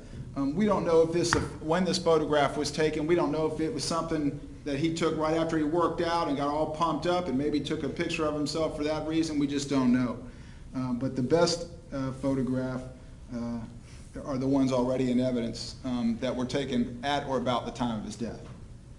So for that reason, I see no probative value to the photograph, as we already have that in evidence. If I just have a moment. And Judge, they relied on Chambers versus Mississippi. Again, I don't think the purpose of that is to eradicate the evidence code and to allow into evidence items that are subject to the type of speculation and misinterpretation that this proposed evidence is. So I would ask the court to continue to grant the state's motion and deny this evidence. Thank you. Thank you. Any further argument? Only brief response as to the authentication issue specifically. Well, first of all, as to the content of the text messages, they are what they are. I'm not suggesting that we should be allowed to explain them when they're offered to the jury. The jury will see them and give them whatever weight they choose to give them based upon what they believe them to mean. As to the authentication issue, this issue is mired in the mess that discovery on this issue has become. There is a pending motion for sanctions before this court that will be taken up at the end of the trial because Mr. Della Rianda stood before this court and said, we gave the defense everything. We offered the testimony of Wesley White, we offered the testimony of Ben Credos, that in fact wasn't true. And we finally got the report from Mr. Brenton at FDLE on June 4th. June 4th, and we still haven't had a chance to go through it because we had the Fry hearing, we've had 2 weeks of jury selection, and what is this, our third week of trial? I can't even keep track of time. There is an ongoing discovery issue, violations. In fact, Mr. Guy stood there silently when Bernie Della Rianda said, we gave him everything, there's no other report. We didn't get any information from anybody different than what we gave them. And we know that's just not true. Mr. O'Mara said to this court, let's relax some of the authentication issues, if nothing else, because we can't get through this issue with the timetable the court has set. There is no authentication issue. In fact, the authentication issue that Mr. Guy raises is illusory. And to the extent this court thinks there is one, it's because of the state's misconduct, not because of anything that we've done. Even if you were to take everything out of that bin file, it would still be the same issue. It's coming from the same phone. We did not have the ability. Well, we were misled, Judge. We were given a. Go ahead. We were given a report at the same time we were given the bin file in late February. The report was misleading. It did not contain the same information that the state had in its possession at that time. We got the report, which was incomplete. Mr. Connor testified that he found 600 additional photos that the state didn't know about, so. That's not true. That's just not true. I thought I heard him say that, I'm sorry. Well, that's what he said, but that's not true that the state didn't know about them. We had testimony before this court from Ben Kritos that he printed 2 reports. We're getting off on a really side issue, because my point being is, if you had 5 years to look at that bin file, it's still coming from this same phone. We correct? Only wanted an extra week. It's still coming from this same phone, correct? Yes. The data set is the data set, yes. Okay. It's still coming from this phone. The information that you're seeking now to introduce through Mr. Connor, I do have an authentication issue about it. 90.901 is the requirement for authentication or identification.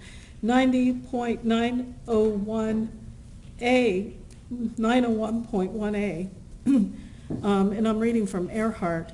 The most common method to authenticate the electronic record or message is by the testimony of a person with knowledge who created the record or message of that printout accurately reflects the contents that the witness created or sent.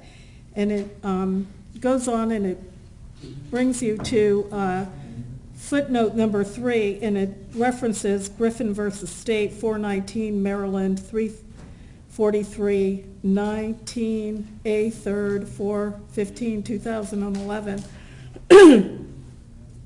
and State versus Ellick, E-L-E-C-K, 130 Connecticut Appeals, 632, 23, A, 3rd, 818, 2011 case.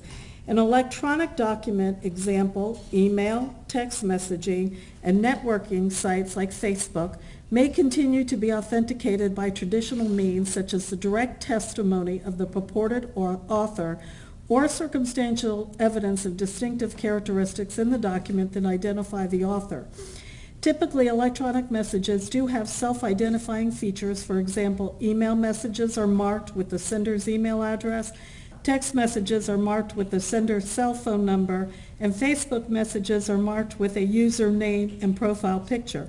Nonetheless, given that such messages could be generated by a third party under the guise of the named sender, opinions from other jurisdictions have not equated evidence of these account usernames or numbers with self-authentication.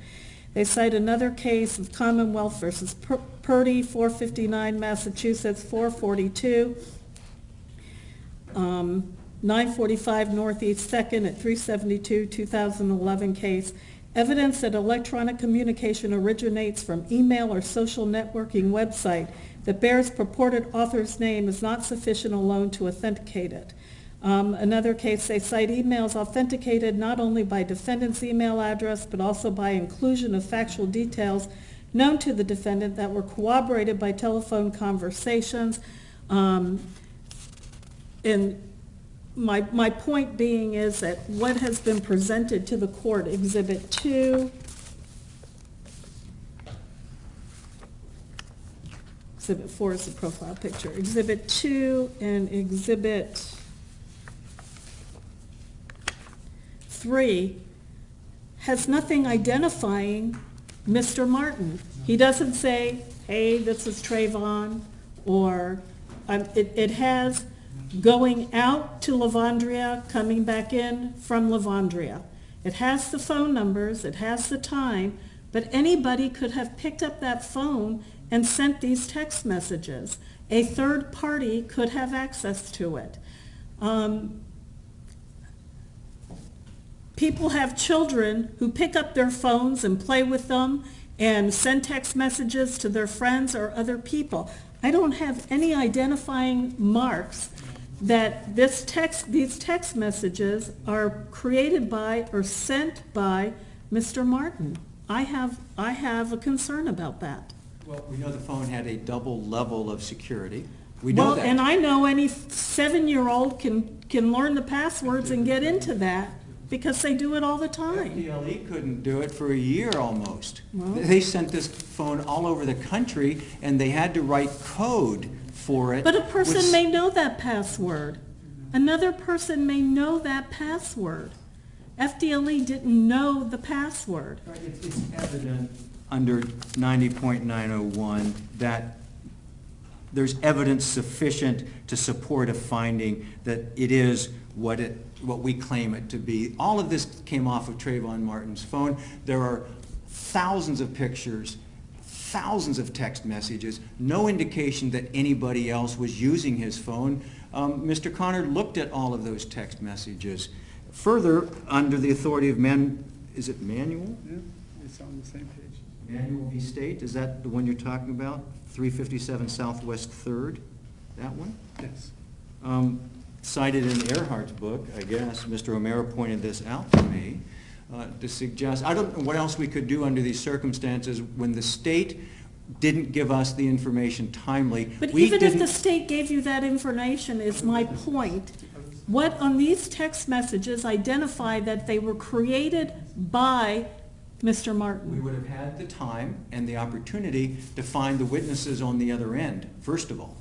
And we have not had that because of the state withholding valuable, exculpatory, probative evidence in this case repeatedly, and then misrepresenting to the court what they did. And then finally, when we caught them doing it, we get it on June 4th. Judge,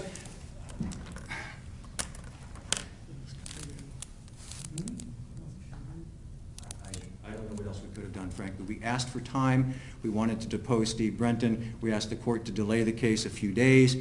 I don't know what else we could have conceivably have done under the circumstances to further this authentication issue under the circumstances that the state is solely responsible for. It's simply unfair for Mr. Zimmerman not to be able to put on his defense because of the state's tactics. It was a strategy, obviously, because they had it in January and kept it from us, made us spend 10, 20, 30, 100 hours digging it out, playing games with us, lying to this court, and now it's our fault.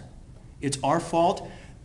To deny Mr. Zimmerman the right to present this information violates both the Florida and the United States Constitution. Thank you. Does the state want to respond? Judge, not in substance, but because Mr. West said, I would offer him the opportunity right now to apologize to me for suggesting that I stood by silently with information that I did not have. I'm not getting into this. Court is in recess. I will give my ruling in the morning. I'll see you at 8 o'clock in the morning. Court is in recess. It is It's 10 o'clock at night. 9:56. No, court is in recess. Thank you very much. With all due respect, we'll see you at 8 in the morning. Well, at 8 in the morning, the issue is Mr. Donnelly, who may have violated, or counsel has informed the court that you know that he violated the rule of sequestration.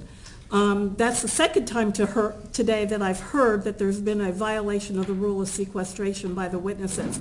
I don't want to take that up at 9 o'clock and have the jury sit out there and wait like they did today. We will be in recess until 8 in the morning. And so have I. Not being able to prepare or get my witnesses gathered for tomorrow, and I can't do it tonight. I'll see you at 8 Judge, in the I'm not morning. physically able to keep up this pace much longer. It's 10 o'clock at night. We started this morning. We've had full days every day. Weekends, depositions at night.